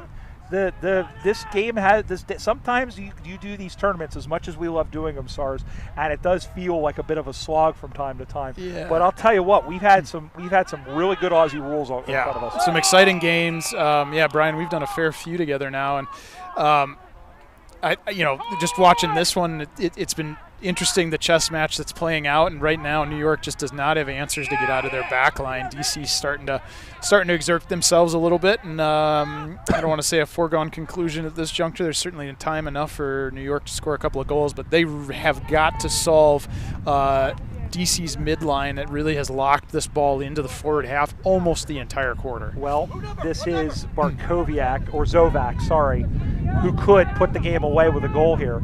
Ladies and gentlemen, I was going to say the Eagle has landed, but it hasn't. But here's Williams, cleans up the garbage, gets 1 point for that, and kicks that one into the pines. Oh, they got it back, and they're going to work it out quickly. 5-6-36 for New York. Or for DC, rather. New York 4-1-25. We're getting close to those points mattering. Well, one more, and it in essence becomes a 3-kick game because, again, New York, if the game were to end in a tie, DC would win based on percentage, based on what happened in the 2 games against Chicago earlier today. So this is it is, but they just cannot get out past their halfback flank, can the Magpies. And this is a good way. This is smart football. Works it over to Jewell. Jewell is going to go back as if he's backing himself. I don't know that he will make the distance here, but he's going to act like it because it will burn 30 more seconds off the clock. He's been one of those hard-body midfielders that's been real effective today for DC. In the end, New York were not really having an answer for those guys, and he's been part of that equation that's gotten the ball forward effectively. Sends it up high into the wind, punched free, goes down to the ground, 90 seconds to go. The DC Eagles are going to win a super regional championship, going to win their first D1 championship in 9 years. And after taking out the D2 title Oh, let's see. They took out the D3 title. No, it was the D2 title in 2023, and they took out the 2024 D2 title. As this one is sent on the way, Bernie Burgess, and it's through for a behind. So now New York needs 3 goals, and they're not in 53 seconds. Yeah, stranger things have happened, but that would be very, very, very strange. Well, here we go. He'll run his full measure. Oh, you mowed him down, and he's gone. William Lack. And that is the exclamation point on this victory for the DC Eagles. That's kind of about how it's gone for New York. I mean, when you're running like that and get tackled midfield, it's not because you went so far ill-advisedly. It's because you didn't have options to kick to. And so somebody wasn't showing for him. Multiple somebodies wasn't showing for him. That mistake is made downfield, not because of the ball carrier. 15 seconds to go here. New York played well all day. It's going to come up a little bit short. Almost taking the mark over the top. 2 players for the Eagles. One of them's able to get it out, and there it is. And ladies and gentlemen, the DC Eagles are your 2026 USAFL Super Regional Champions. They have done so in a very tightly fought contest, but they come home winners by 2 goals. The final score, the DC Eagles 5-7-37. The New York Magpies, who had the help of the Arizona Hawks and KC Power, 4-1-25. It's a great way for the day to end. I think overall, looking at this, DC, the better team. New York played well, but I think DC really stepped up, and we talk about fitness. New York really, I think they, what kind of New York team was it coming into this second half? They came off the field. They looked tired. Yep. And I don't want to say they looked defeated, but they looked like, man, we have a long way back, and they just couldn't climb up the mountain. Yeah, we talked about earlier that they probably have their sights set on getting back to the Div 1 Grand Final at Nationals and being competitors in that space. Certainly isn't the result they'd want on the day. If DC converts, even a few of those behinds, I think this game looks a lot uglier than the final suggests here. But a hard contested match. We think we saw some ebb and flow in the first quarter, a little bit at the start of the second half. But in the end, DC's midfield really was the class of the day. Collected the football, effectively got themselves open enough to deliver balls into the forward line, where their big forwards in Foster and Armour were great overhead, and when they weren't overhead, they were good enough on the ground or down low, and were able to convert some goals. Yep, and in the end, I think, it was fun to watch, and the Eagles deserving champions. And again, recapping the day, Minnesota, Division II champions, thanks to their victory over St. Louis in the final game. Minnesota finishes first, St. Louis second. The Wisconsin Wombats combo with the Des Moines finishes third. And then the women's game, where the Minnesota Freeze defeated by a combination. Hey, DC, they came home with 2 trophies. Indeed they do, for the Eagles ladies that were involved. The Eagles, the Denver Bulldogs, members of the North Star Blue Hawks, Kansas City Power, Wisconsin Wombats, Arizona Hawks, and the Virginia Lions as well. The Eagles are about to go out there and sing their song, and they're actually going to get a guard of honor from the women. And look at some of the kids and some of the dogs too. That's fantastic. They're going to get a great guard of honor. A family affair coming to Woodbury for the weekend for the footy. Yep. So a fantastic. Sum up this day of Aussie rules for us if you can. Yeah. Well, we had great weather. We had great hosts here at Destination Woodbury and a really nice complex. The grounds are in perfect shape, nice thick grass, and we had great weather. It's warm, but that's footy in the U.S. during the summer. I think we saw really some great contests. I was just absolutely thrilled with the 2 women's games, and so I think Andrew Donlan, the head women's coach, has some choices to make as he finalizes his U.S. squad with the talent he saw today. And congratulations to the 2 division winners on the men's side. The Freeze certainly would have been chuffed to win in their backyard. The men in Division II, pretty thumping victory against St. Louis in the end. And then here, DC has to be absolutely thrilled going home with the hardware here. New York, massive rivalry for them on the East Coast, and they've not always come out on top against them. So that's a hard-fought win, and I think they've got a lot to be proud of in that victory. Really played a team game today in a lot of ways, and had answers for what New York threw at them. And Saras, thank you so much. It's been always an honor to sit and commentate with you. Pleasure for me. And yeah, so listen, we'll be back. Well, I'll be back in a couple of weeks. I'm sure we'll be back on the microphone, hopefully at Nationals. We'll aim for Sarasota together. We'll aim for I won't make it to Portland, but I hear you got that covered. I do, and we might have some help. We'll have to take a look and follow up on that. By the way, in case you're still watching us and you're like, have I missed anything? You haven't. It's still scoreless in the 25th minute, so you haven't missed anything over at that other game. My big thanks really to Destination Woodbury, to Tasmanian, to Two Kangaroo, to all of our other sponsors, Play Aussie USA. No, not Play Aussie. Aussie Sports USA. My apologies. Aussie Sports USA, to Premier Sports Medicine, to HBC,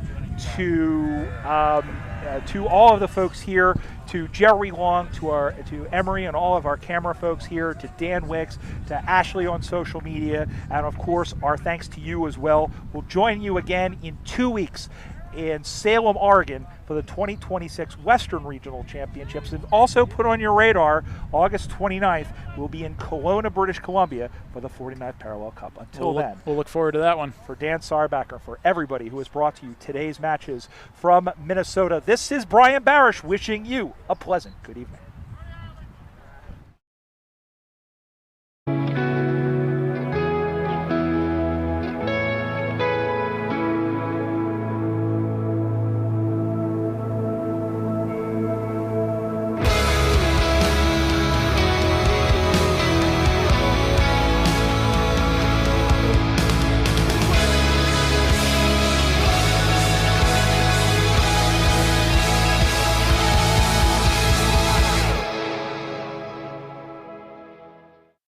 For those who aren't familiar with Australian football and want to know a bit more about it, want to